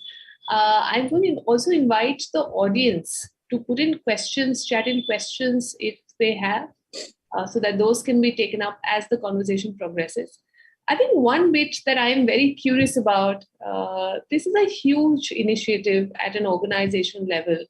And while most of us are very happy to talk about successes and we learn best practices from others, I want to also scratch a little under the surface and understand from you, were there challenges? Were there some things that probably didn't go as expected? You had to pivot a little bit. There could be mindset challenges. There could be biases that could have crept in that needed addressing. Business always takes priority. So there could be times where business pressures are high and then wellness takes a back seat. Or it could just be a very, very diverse workforce with very diverse expectations. What were some top challenges that you came across, and what did you learn from those? What can others preemptively take into account while building their wellness journey?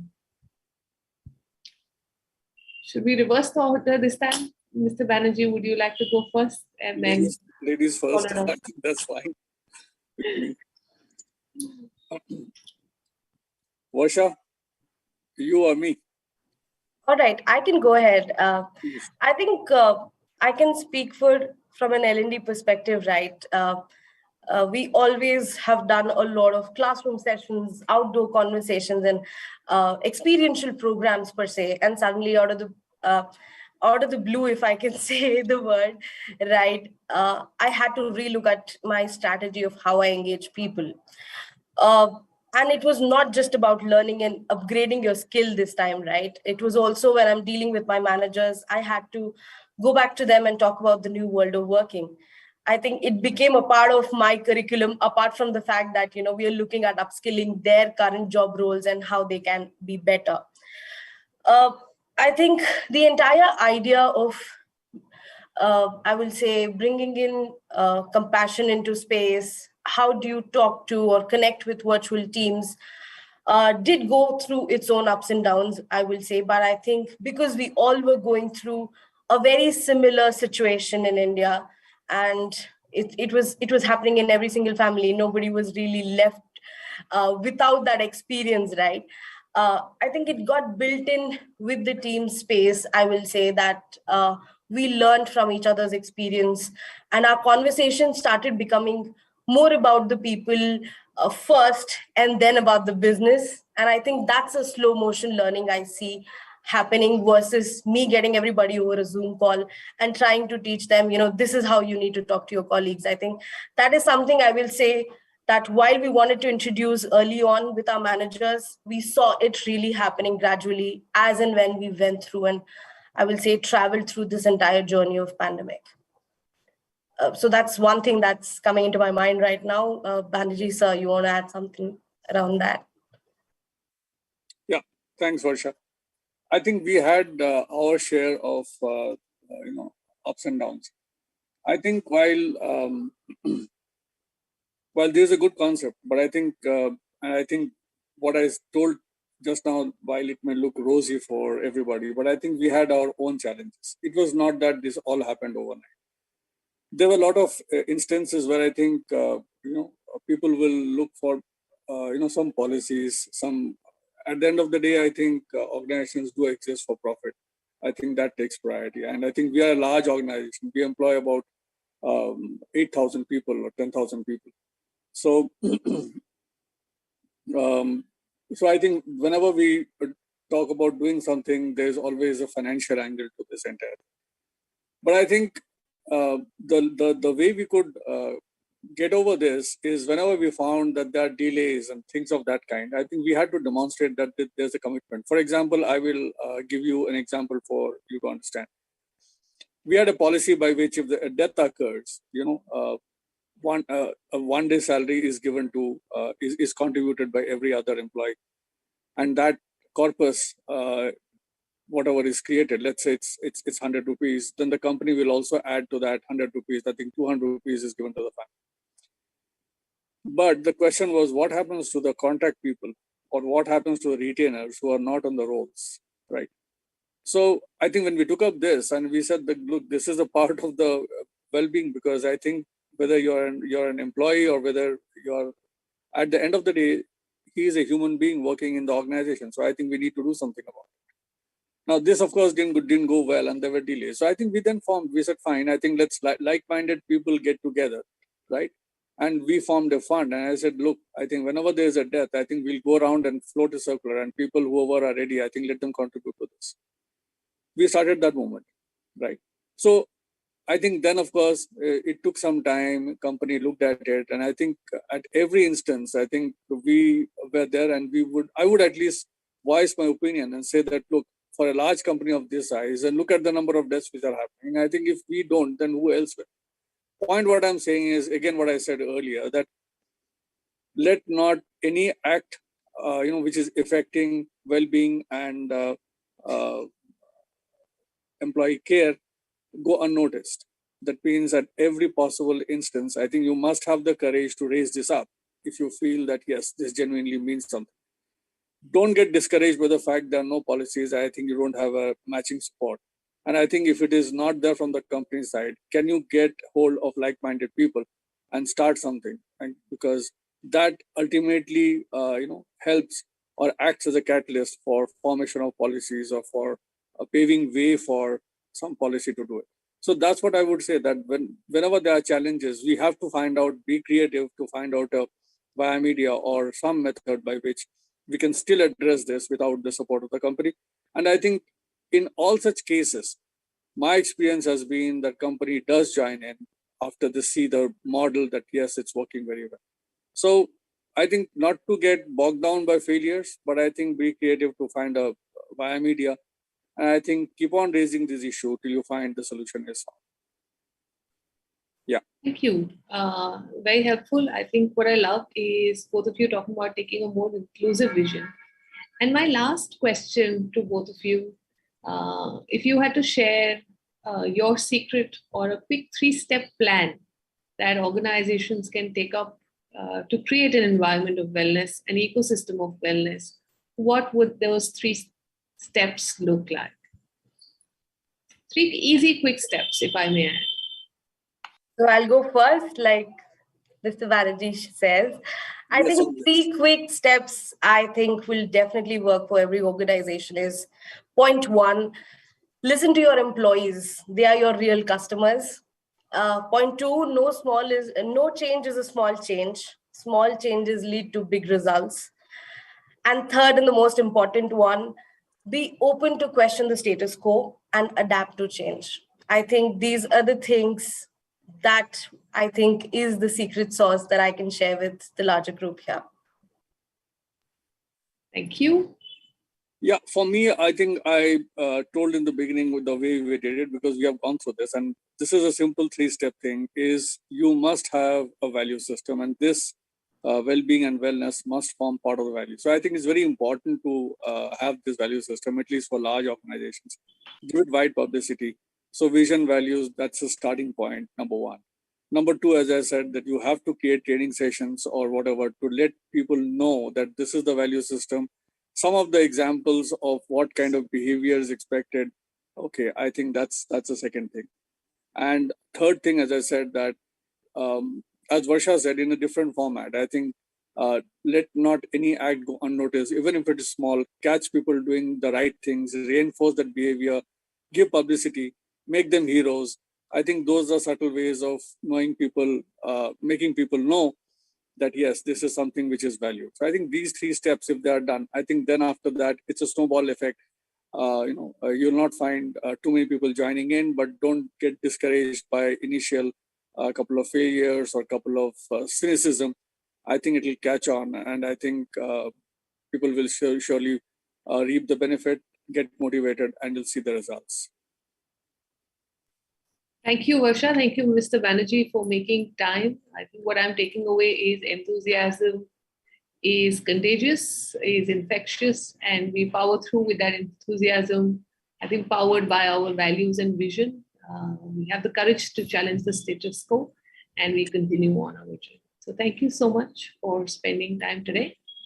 And I can see Asmita has joined us back. So Asmita, over to you. Thank you, Kaveri. Thank you so much, Varsha and Mr. Banerjee, for the stories that you shared with us. It is indeed so inspiring to see how your leaders and organization is creating that culture of genuine care and wellness. So thank you so much for investing your time with us. And thank you, Kaveri, for anchoring the session. All right, everybody, it is now time for our final trivia round. You know the rules, they remain the same. Question number 4 should be on your screen right now. As per a report released by the Global Wellness Institute in December 2021, workplace wellness is expected to grow to dash market size by 2025. Option A, $30 billion. Option B, $42 billion. Option C, $58 billion. Or option D, $61 billion. Do remember to input your answers in the Ask a Question tab and not the group chat.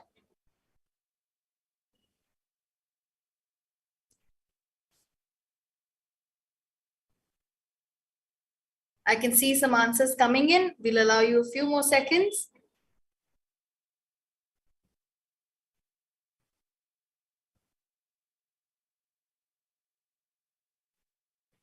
Please note that all the winners for the trivia questions will be announced before the last session today, so do stay tuned. All right, the time is up. Thank you so much for your active participation throughout the trivia round. The correct answer is option C. Workplace wellness is expected to grow from a $48.5 billion market size in 2020 to $58 billion market size by 2025. And mental health is projected to grow from $131.2 billion to $209.8 billion globally. Thank you so much for your participation. Okay, ladies and gentlemen, it is now time for the most awaited and our final session for the day. It is my honor to call Nancy Rothstein.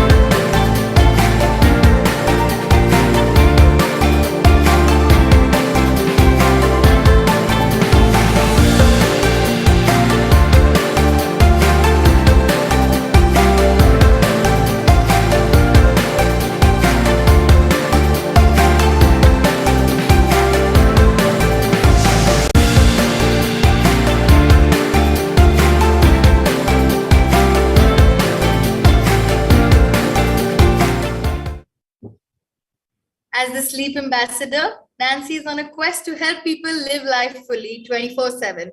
As a sleep expert, Nancy inspires new respect for sleep and its impact on all aspects of work, life, and well-being. She consults globally with companies and organizations as well as with the public, presenting sleep education and training with strategic and practical solutions to empower people to make lasting shifts to optimize their sleep. Her course on LinkedIn Learning, Sleep is Your Superpower, has engaged over 300,000 people, providing a wealth of sleep tips. Her Sleep Well, Live Well 4-week virtual sleep improvement program has been taken by thousands of employees. Nancy is the author of My Daddy Snores, which has sold over 400,000 copies. For more information on Nancy, please feel free to visit thesleepambassador.com. Nancy's keynote will be followed by an audience Q&A, which will be anchored by Delnaz Elavia, practice head at Great Place to Work India. Nancy, it is an absolute pleasure having you here with us. Everybody, please join me in welcoming Nancy on stage. Over to you.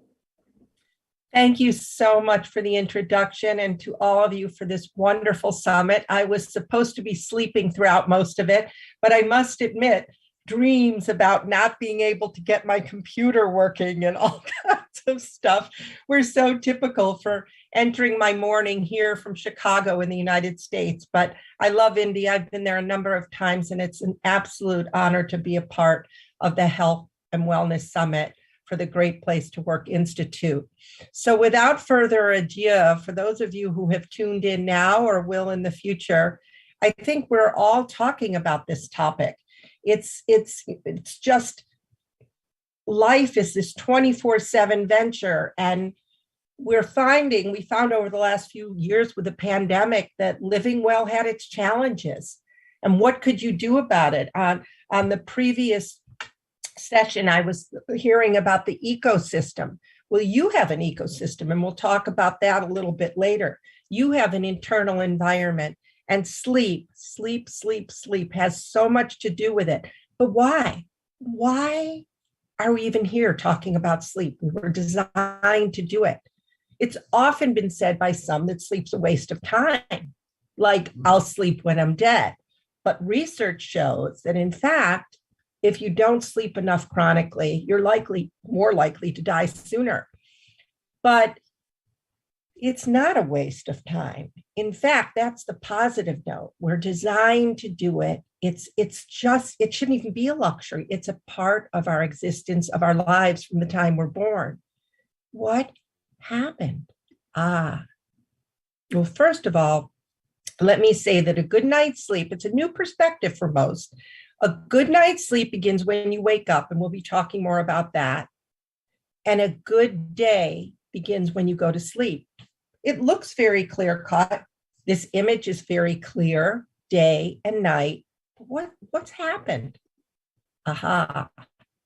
If that's hard on the eyes, the blurriness, it's because we have blurred the difference between day and night. We've carried night into day, and we've extended the night, I should say, because we're just up, we're awake, we're busy, we're on our cell phones well into the night, we're on our computers well into the night. Here's the problem. Our biology hasn't changed, and it won't change for eons, but our behaviors have changed. Why? Well, thank you, Thomas Edison, with the invention of the light bulb. Thank you, Steve Jobs. Thank you, Bill Gates. And thank you to these technology wizards who've given us so many ways to stay awake, so many ways to infiltrate the night with light, with our days, expanding it. And our systems are paying the price. We're seeing cardiovascular disease, hypertension, depression, stress, so much because of this blurriness. And we have these internal signals. We have this ecosystem, which tells us when we should be awake and when we should be asleep. So it's very important to just start to think about your biology versus your behaviors. Let's just get some perspective, because you need to empower yourself to sleep. Sleep is as critical as oxygen and water. there's just no question. It's just easy for some people seemingly to put it on the back burner. Well, there's a picture of a lion here. Do you know lions, male lions in particular, sleep about 80% of their lives? We're the only mammals who willingly deprive ourselves of sleep. Why would that be? It's the changes in our availability of things to keep us awake when we ignore our natural need to honor our biological rhythms. If you think about it this way, and it's a really interesting perspective, over the next 10 years of your life, about 3 of them should be spent sleeping. And those 3 directly impact the other 7.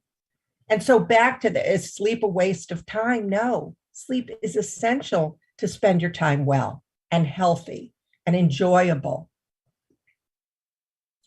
So this whole concept of sustainability, when you think about that, most of us think about sustainable environment, recycling, climate change, all these issues.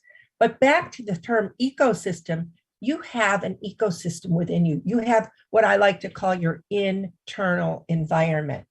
And I wrote an article for Chopra.com, which was Sustainability and Sleep, Protecting the Environment Within and Around You. I wrote it early in the pandemic because it occurred to me that our environment was being taxed in many ways, personally, socially, work-wise, everything. And I thought, what can we do about this? How can we sustain ourselves so that we can function better when challenges and circumstances arise?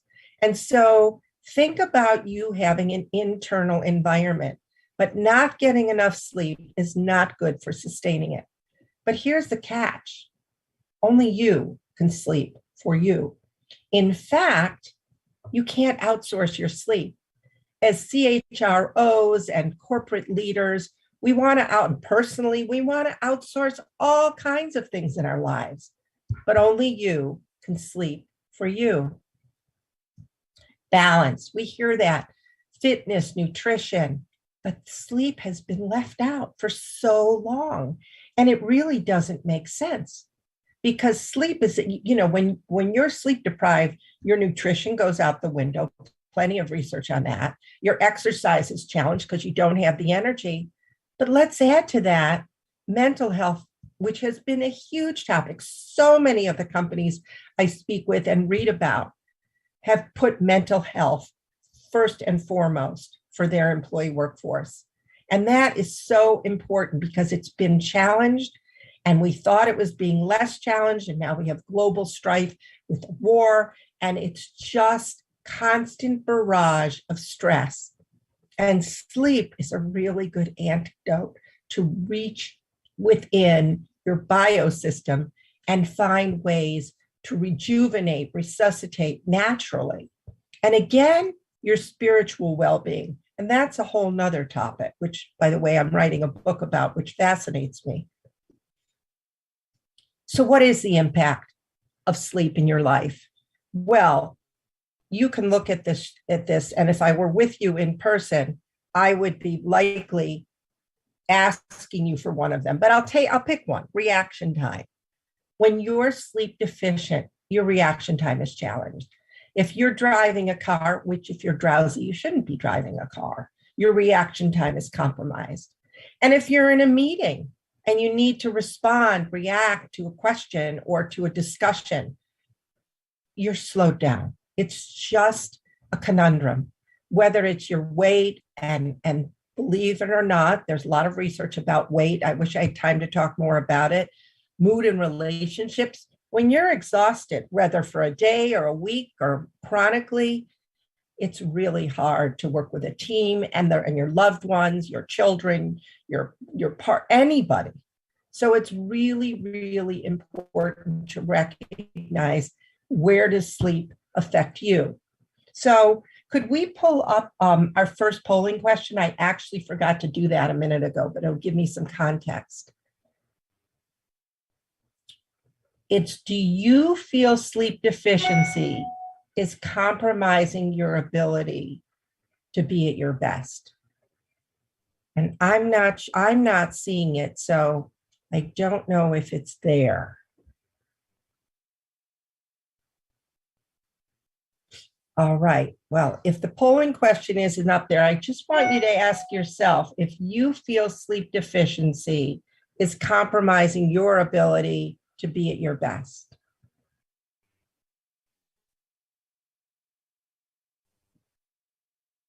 Well, we'll move on. Now, performance is a very big issue at companies. It impacts the bottom line. Think about this. If you're a CHRO or whatever your role, if you're an employee, you're an asset to the company if you're well rested. And when you look at this, and this study is from the National Sleep Foundation in the US in 2000, it's only gotten worse. Look at these things that are impacted. And these are reported by individuals. And the fact that a sleep-deprived brain operates about 5 times slower than a well-rested brain, that's enough to catch our attention. So it's really, really important to recognize that how you sleep at home is going to impact how you work, whether you're working at home or whether you're working in your office, whatever. But it's going to impact how you function at work. This is a busy slide too, and I don't love slides with a lot of information on them, but the reason I put this was because I wanted to show you this study. It's McKinsey, you can Google it later. It's called The Organizational Cost of Insufficient Sleep. And it is actually a proven link between sleep and effective leadership. And there's 4 categories here: results orientation, solving problems, seeking different perspectives, and supporting others. And all of these are compromised when you're sleep deficient. Leadership is really important. And we had a conversation today about compassionate leadership.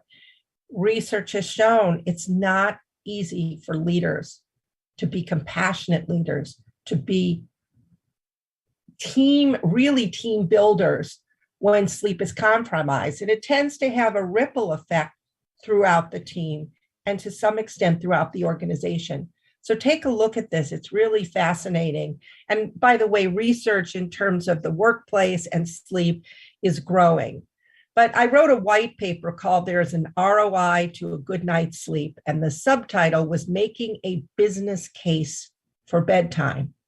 We need to make a business case for bedtime because historically, how you slept at home or on the road for that matter when traveling it wasn't part of the interest of the corporation.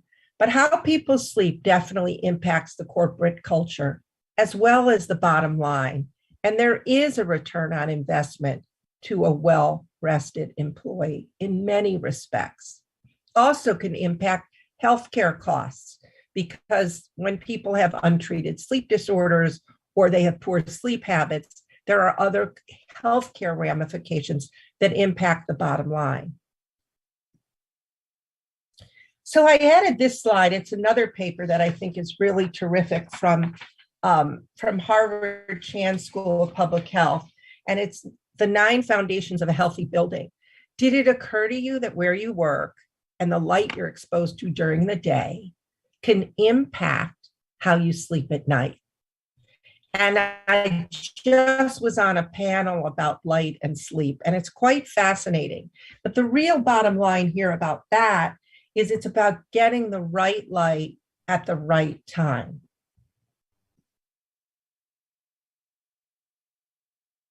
And I was trying to see if something about the questionnaire in the chat.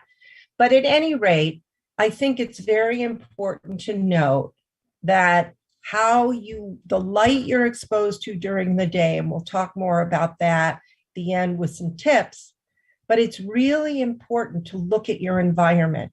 And if you work in a building and you happen to be in an office with no windows, go out and get light during the day. It's really important that you have light exposure at the right time. So I do want to say, you don't just have to dream about a good night's sleep. It's possible. And I had another polling question here, and it doesn't matter if I see the results right now. I'm interested in what you have to say, but I want you to think about it. And I want you to ask yourself, do you get enough quality sleep every night? Most nights.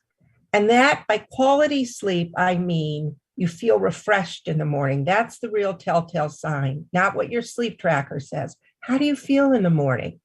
So are you getting enough good quality sleep? And that is recommended at 7 to 9 hours, but generally it's in the 7 to 8 range. Hi, did you want to say something? Oh, no, Nancy, okay. I just wanted to let you know the poll is up, and we do see some responses from our delegates, so I can probably call out the results. Oh, will you call out the results for me? That would be great, because it gives me, I really want to know my audience and see what they're thinking. So that's great. Absolutely. And let me know when the poll's done so that I can address it. Absolutely. And just for your previous poll, Nancy, interestingly, on whether people felt that sleep deficiency was compromising their ability to be at their best. About 50% of our audience actually said it's true for them sometimes. Yeah, and another 25% odd of our audience felt that it was true for them regularly. So very interesting, to see some of the results of that poll. Yeah, thank you for that. And my goal, because you're not here just to listen to me ramble on, I want you to leave with some strategies and tips and some perspective. What can you remember? Only you can sleep for you. So I'll be curious how many people. I know there was a poll that Great Place to Work had that had 6 to 7 hours, and really it should be a good 7 starting. It's not always realistic. And by the way, I'd rather see somebody get 6 hours of quality sleep, feeling refreshed, than somebody who's twisting and turning in bed for 8 hours. So we'll talk about that a little bit more in a moment. Do you have the results? I think they're just about coming up. Nancy, give me a second. Wonderful. So, you really have to pay some attention to your sleep and start to just ask yourself if you need to log it. I don't mean tracking it particularly. I mean how you feel in the morning, and start to ask yourself, I don't have time today to go into all the habits, but are you drinking caffeine close to bed? Are you eating a big meal close to bed? Are you having wine or some kind of liquor close to bed? These are all things that can play havoc with good, sound quality sleep. So what are we hearing? Who's sleeping? How many are sleeping 7 to 8 hours? Well, just waiting for the results to come up, Nancy. All right. Well, I'm gonna advance. You can tell me the results in a second, but it's a good opportunity to talk about this. So just interject when you get them. I shall. So I did say quality sleep, that middle bullet. Quantity, about 7 to 9 hours for adults, but just as important is the quality of your sleep, because you can be in bed, as I said, tossing and turning, but it's the quality. And the best sign of that, it's not your sleep tracker and telling you how long you are in REM, this, that, and the other. That may be important to you. And by the way, if you are using a sleep tracker, I suggest you look at it over time to see and get a sense of, oh, when I do this, I don't seem to sleep as well. But it really, your body speaks to you and your brain.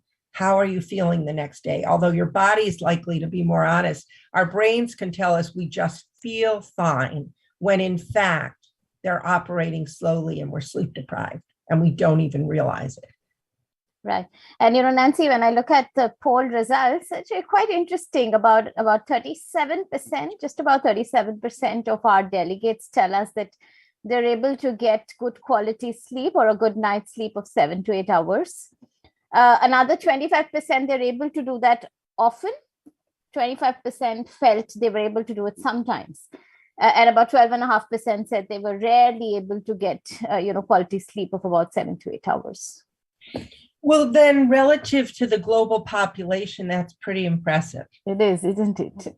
It is. It's not the usual figures I hear. But that said, we'll talk about these things anyway, because you're here. So obviously you had interest in this topic, or for your workforce, because it's really important as a human resources or a expert or a leader, a CEO.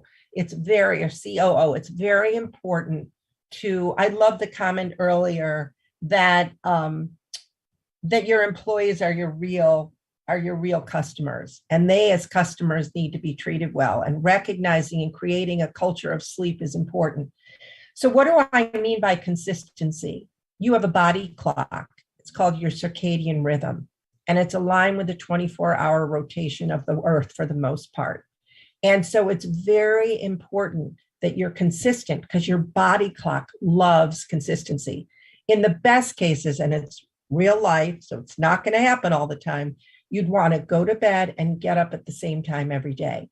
And many sleep scientists say it's good to get up at the same time every day and then back into your bedtime, because that may vary. And as I said, life is life. So there's many culprits that keep people from getting a good night's sleep. But here's really the big one. Just look at that light shining in the face. And by the way, 80% of couples, the last thing they look at before they go to sleep is their phone, not each other. The culprits, your computer, your cell phone, television in the bedroom. But why? Why does it matter? You're having fun. You're on Instagram. You're texting friends. But what's going on?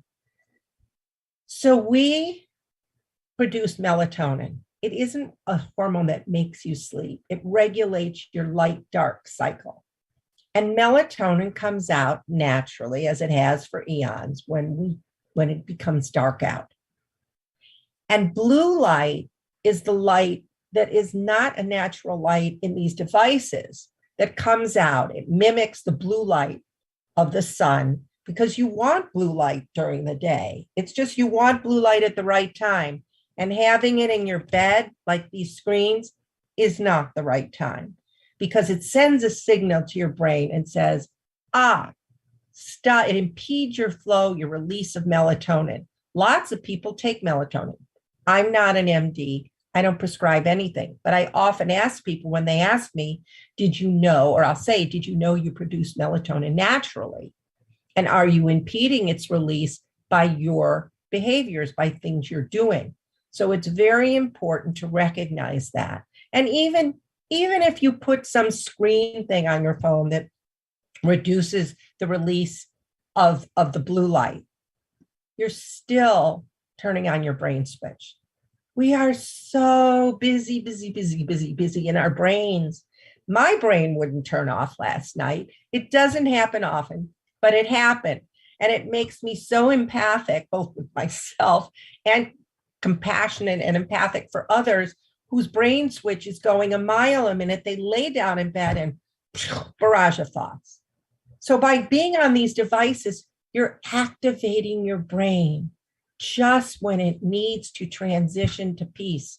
Before all these devices, ages ago, we didn't have these compromises, and it was much easier to get a good night's sleep.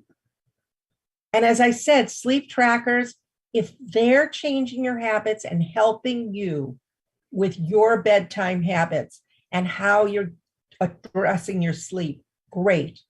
But there's actually a sleep disorder called orthosomnia, and it's an anxiety created by trying to sleep correctly, particularly by getting a bit obsessed with your sleep tracker. So if the sleep tracker is helping you get a sense of your sleep and it's helping improve your sleep habits, great. But watch that, because naturally your body and your mind, for the most part, are going to tell you how you're doing. And the solution? Recharge your devices out of the bedroom so you can recharge in bed. It's so funny. We recharge all our devices, but we got to recharge ourselves. And I suggest that you get an old-fashioned alarm clock instead of using your smartphone. Because I want to ask you, if you've got your smartphone next to your bed, you wake up during the night, do you look at it? Or you're just going to bed, oh God, did William text me? And you're looking, and if you see a text, tell me how many of you, we could do a poll, would be able to say, no, I'll look at that text in the morning. It's probably not going to happen. So it's just really, really important. And oh, love saying this. Guess what? If you have apps to help you sleep and all, guess what? And I probably will repeat it again. You're the app. We are the most incredibly designed apps right inside of us. I mean, we're just so extraordinary when you think about how we were designed for sleep, for everything else we do. And yet we have all these apps. You're the app at bedtime. This I'm just going to mention really quickly as a lead-in. You can have the best sleep habits in the world, but if you have an undiagnosed sleep disorder, such as insomnia, true insomnia, not just poor sleep habits, or sleep apnea, where your airway is constricted and you don't get air properly, you have events during the night where you stop breathing. We've all heard of sleep apnea for the most part at this point. But that has to be dealt with before you can really get good sleep. But what's disordered sleep? Well, call it poor sleep hygiene is another term. But I have improper breathing highlighted here. And we could spend ages on this, but we won't. But you sort of know what your poor sleep habits are. Breathing. Why in the world, when I'm talking about sleep, do I have a slide about breathing? Because breath permeates your existence and impacts how you function, including sleep, 24/7. Why does it matter? What are we talking about here? You, and this is a whole nother topic. I will hold up a book that I highly recommend. I know it's on Amazon. It's being released in India too, if it hasn't already. Breath by James Nestor, The New Science of a Lost Art. And on his website, mrjamesnestor.com, I have a expert Q&A about sleep and breathing. So since I can't really get into it now, you can look at that. But I want to just say, effective now, if you don't know if you're a nasal breather or a mouth breather, start to become aware. We also are designed to nasal breathe. We humidify, we purify, we warm the air through our nose. When we're mouth breathing, we bypass a lot of that. And we don't even oxygenate ourselves properly. So it's very important to start to recognize, and you can Google this and you'll start to find, oh, I didn't know that. I just wrote an article about nasal versus mouth breathing. So it's very, very important to get a handle. And if you're not breathing well during sleep because you have a compromised airway, you're congested, you wake up with a dry mouth, which is a sign of mouth breathing, you need to possibly see an ear, nose, and throat specialist to get a sense of it. Because how you breathe during the night, and for that matter, how you breathe during the day, are going to affect how you function. And by the way, I don't mean that to be, it's just important to recognize how are you functioning and how are you doing it. So I already said, you're the app. Okay, so you create a bedtime routine. I'm going to suggest an experiment. Set your phone alarm, yes, your phone alarm, about an hour before bed. Start with a half an hour. And when that goes off, if you're not going to get a clock, set it for the morning and put it where you can't reach it in the bed. But what's going to happen in that hour? Why did you set your thing an hour before bed? Because that's you time. Whether it's conversing with a partner, a spouse, your children, yourself, reading, right? All kinds of things, because you prepare for meetings, you prepare to exercise, you prepare to cook, but do you prepare for bedtime? I highly recommend a warm bath or shower before you go to bed, because it is so important that you go to bed clean and refreshed.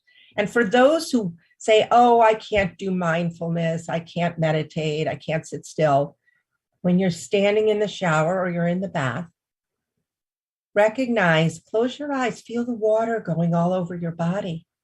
That's mindfulness. It's relaxing, it's soothing, and your body temperature is going to go down when you go to sleep. So having a warm shower or bath is a great way to lead into that body temperature regulation. Unless you have a problem with going to the bathroom a lot during the night, have a sleep-friendly drink such as chamomile tea or a snack. Don't go to bed hungry. Reading and journaling, but reading a real paper book or on a device, if you're going to on some kind of a Kindle or something, just so it's not backlit. Calming conversation, peaceful music or sounds. But again, you don't want to have an app next to your bed, so you have to be careful about that one. I mean, require your phone next to your bed because there's too many other temptations. Mindfulness or meditation, if I had more time, we could talk about those. A little stretching. You're going to be still and somewhat stiff in bed for a long time, so a few stretches. And free yourself from time. Don't look at the clock. I'm just going to post these up here because we don't really have time to go into the details, but I just want to give you some thoughts. You're setting the stage to transition to sleep. You want to really be in a positive state of mind. That's not to say to be in denial about tough things going on in your life or in the world. But before you go to sleep, give yourself the gift, the blessing of going to positive thoughts. And what I mean by combine these practices, and for another time you could learn, but I combine your body awareness with a gratitude practice and your breathing. And when you combine, it's very efficient, and it really helps you to soothe yourself and get out of the barrage of thoughts and into your body. And if you toss and turn or you awaken during the night, number one, do not look at the clock or your phone. Why? Because the minute you look at that clock, your mind's off to the races. It's counting how much time do I have to get up? I'm going to be so tired tomorrow. Usually if it's before 3 a.m., people think, oh, thank God I have 3 or 4 more hours of sleep. If it's after 3, people tend to say, oh my God, I can't go back to sleep. I'm going to be so tired tomorrow. Don't look at the clock. Just allow yourself to sleep. Not often talked about with respect to sleep, but you saw me earlier say that a good day begins with a good night's sleep, and a good night's sleep begins when you wake up. So here we are waking up. The snooze button is just wasted sleep. Just be honest and set your alarm somewhere where you have to get to it, that you can't just turn it off. What do I mean by getting out of bed correctly? Well, I added that just yesterday, for your body, because different people have different aches and pains and things. And for some people, just getting up could whack out their spine. So you just want to get up slowly, rise yourself. Maybe it's your equilibrium. You get a little dizzy. Just get out of bed gently for your body. Great time to practice a mindfulness or meditation. I meditate in the morning. Maybe set 3 goals for the day. Nothing that you're not going to do, but I'm going to make that appointment. I'm going to go for a walk, and I'm going to call my mother. Whatever those things are for you, realistic, but things that just start your day off with what you might do. And if you're willing, avoid screen time for about 15 minutes. Maybe you're going to meditate. Maybe you're going to do some yoga stretches. And then make your bed. Why am I suggesting that? Well, in the US Army, there's a book called Make Your Bed, actually, and it's by an admiral and Navy SEAL who uses that as the first principle for Navy SEALs. Why? It's a task completed. It separates day from night. And truthfully, when you go back to your bed at night and it's nicely made, it honors your sleep. It feels inviting. Whether you had a great day or a not so great day, it's nice to go back to a well-made bed. And really important, here's the time to get that blue light, get exposure to daylight, and start moving. So just to summarize, and I decided not to do animations with this and just put them out there. Here are ways to support your sleep today, tomorrow, ongoing. Try, experiment what works for you. And as a couple of the other speakers mentioned, executing and enabling an ecosystem for nurturing well-being in your workforce, well, do it for yourself too. And these steps can help both the employee and ultimately the employer. So start your day off well. Just recognize what a gift it is to wake up every day. Again, the blue light at the right time. Let me mention about being hydrated.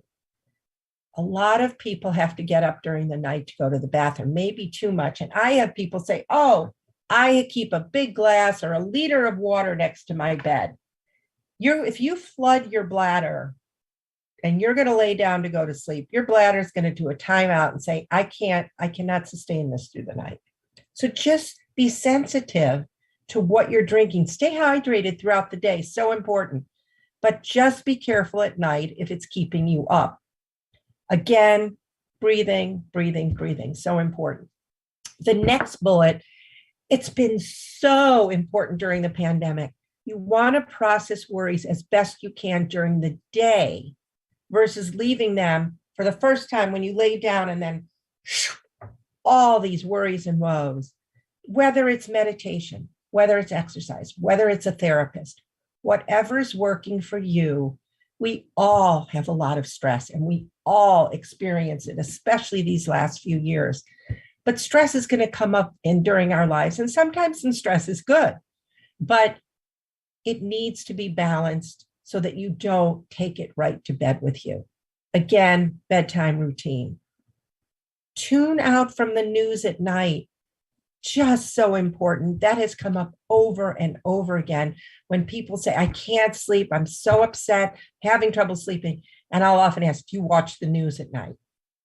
All the time, in bed. And I'm like, or even reading it, give yourself a news break. You want to be refreshed for yourself, for your family, for your colleagues, for life. And I'm not saying avoid the news all the time, but not before bed. And again, tune out from technology about an hour before bed. Experiment for a week, see what happens. I think you'll be surprised. Consistency, sleep-wake time, and maybe, I have the person breathing out gratitude. Maybe that is one of the most important things. When you're in a state of gratitude, you can't be angry. You can't be frustrated at that moment.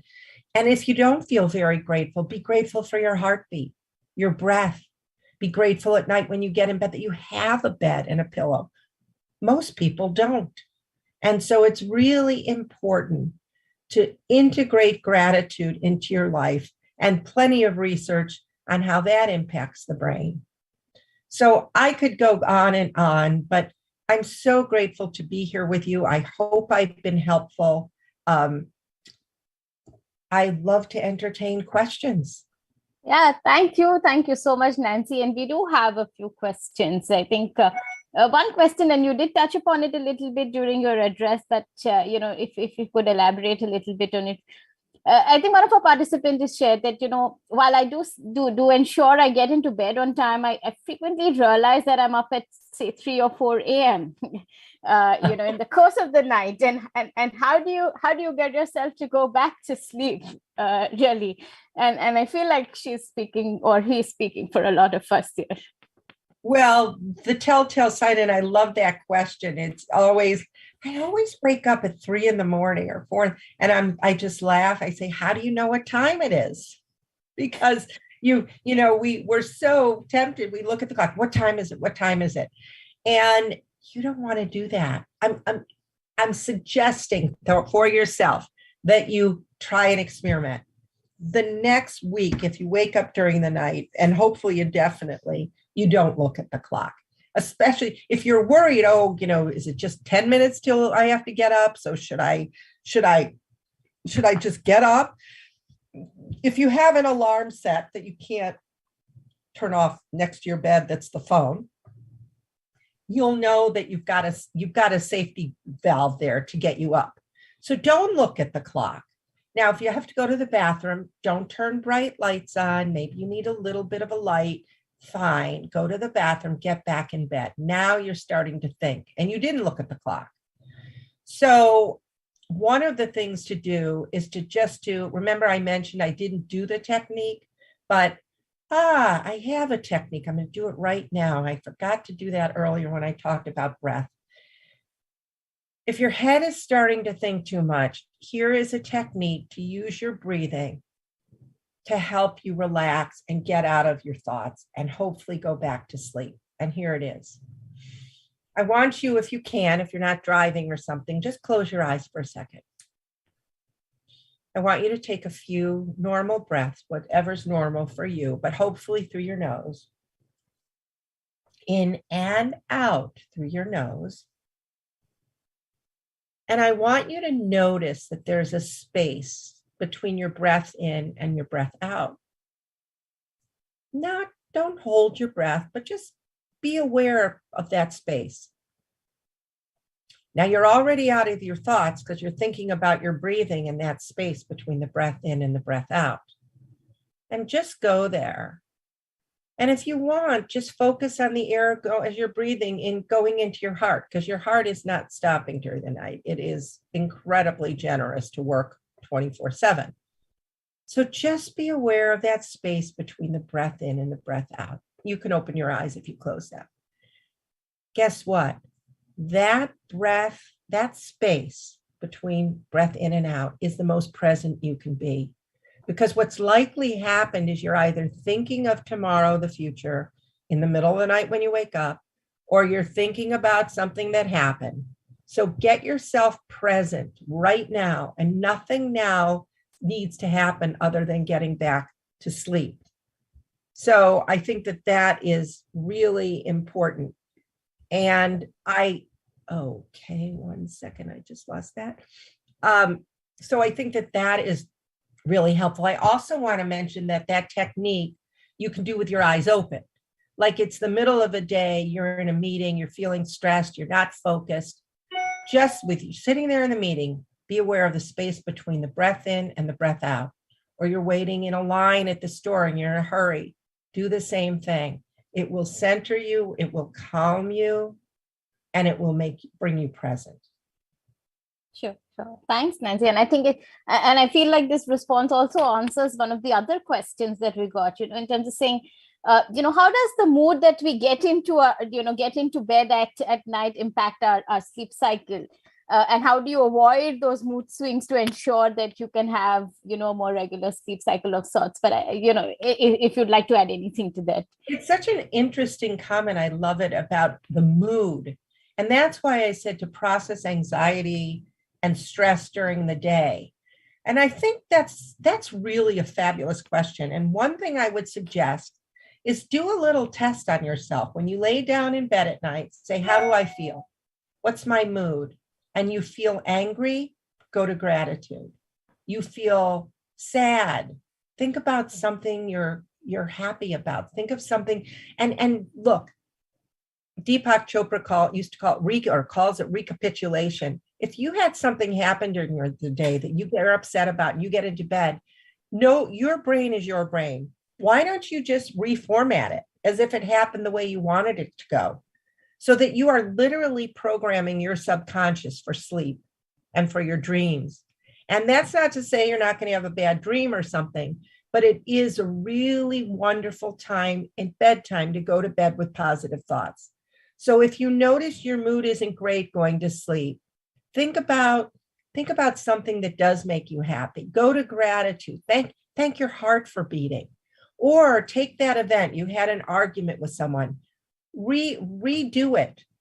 Reimagine it as if it happened the way you wanted. And maybe that will actually give you some ideas. The old expression, I'll sleep on it.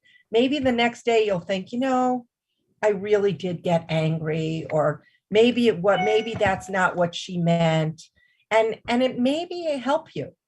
So that's my answer to that. I hope that's helpful. But thank you for that question. And I will keep that in mind. Absolutely. And I'll say, perhaps the last question that I can fit in the time that we have, but it's a good one. And I'm going to take that one is, do you recommend power naps during the day? It's so funny. On my notes next to me, I have napping as my first question, that if it didn't come up, I wanted to mention. So that's really amazing. Power naps. For everybody, what is a power nap? A power nap means a nap that's under 30 minutes. Why? Did you ever notice that if you take a nap that goes over a half an hour or so, certainly an hour, you may wake up groggier than when you started? That's because you're probably in the middle of a sleep cycle when you get up. So a power nap, really a power nap is 15 to 20 minutes, is terrific. That's a time you can set your clock on your alarm to wake you up because you may drift off forever. But it's best to do a power nap sitting up in a chair or not in your bed, because you want to associate your bed with sleep and the other S, as known as sex. You do not want to reserve your bed for naps. It's one thing that, well, two things. If you're pregnant or you're ill and you need longer naps or a short sleep, as much as you can, because the body needs that for restoration and healing. So power naps are terrific, but just not too close to bedtime. Maybe not much after about 4 p.m. But a power nap is a great solution. Sure. Fantastic. Nancy, and perhaps I'm going to take one more question because I feel like, we've got a huge corporate audience here. And one question that we have is that, sleep is a deeply personal subject. I mean, as leaders, as organizations, you can't do much about how your employees or how your teammates are sleeping. But do you have any input in terms of what's the stake that a lot of us as leaders, as managers, perhaps, or the role that we have to play in terms of just ensuring that our employees are a lot more relaxed and perhaps sleeping well each night? Well, it's interesting. First of all, my background was in finance and risk management. I mean, my first book was on hedging interest rate risk, and I have a corporate view. I've done a lot of strategic planning in corporations. That's why I realized, wait a minute, other people can do the financial risk management. Sleep is a risk management issue for corporations. I'm going to take that on. And here I am 15 years later. A culture that respects sleep, such as if you've got a global enterprise or you have people who are having to get up in the middle of the night for phone calls, it's not a really great idea. You need zones where people are allowed to sleep in peace and not expected to answer an email or a text after hours when they need to be asleep. So it's a culture of respecting sleep. And companies spend billions of dollars on learning and development. Sleep should be a course within your learning and development. It costs so little, and the results, the return on your investment, the ROI of a good night's sleep, and fostering it for your employees. You offer so much training. One of my favorite clients is LinkedIn, and they take sleep very seriously. And I've consulted to many corporations who started to recognize, wait a minute, this is important for shift workers and day workers, although we often operate, all of us, like as if we're shift workers. So I think that that's really important. I have a course on LinkedIn Learning, which mentioned at the beginning, sleep is your superpower. And their enterprise clients engage that's why they had me do the course. They have courses on Excel spreadsheets and body language and HR and a zillion things. Now they have a course on sleep because it's being recognized more and more in the corporate world that a well-rested employee, as I said before, is an asset, and how you sleep at home impacts how you work wherever you're working from these days. So I think if you're a CHRO or in HR, or you're a CEO or a COO, or you're an employee, a good night's sleep benefits both the employer and the employees, and it's a win-win for everyone. Absolutely, Nancy. Thank you so much, for such a wonderful session. I think personally an eye-opener for me in a lot of aspects as well. And I hope our audience took away a lot of key learnings from you through this session. And I hope each one of us is perhaps going to go back to a better night's sleep today, taking some of the cues from what you've shared with us, and perhaps over a longer term, as you would say, make sleep each of our superpowers. So thank you so much, Nancy, for starting your day with us and such a wonderful session. Thank you so much. And as I said, good sleep is possible. You were designed to do it. And thank you so much. An honor to be with you all today. Absolute pleasure. Thank you so much, Nancy. You have a great rest of the day. Thank you.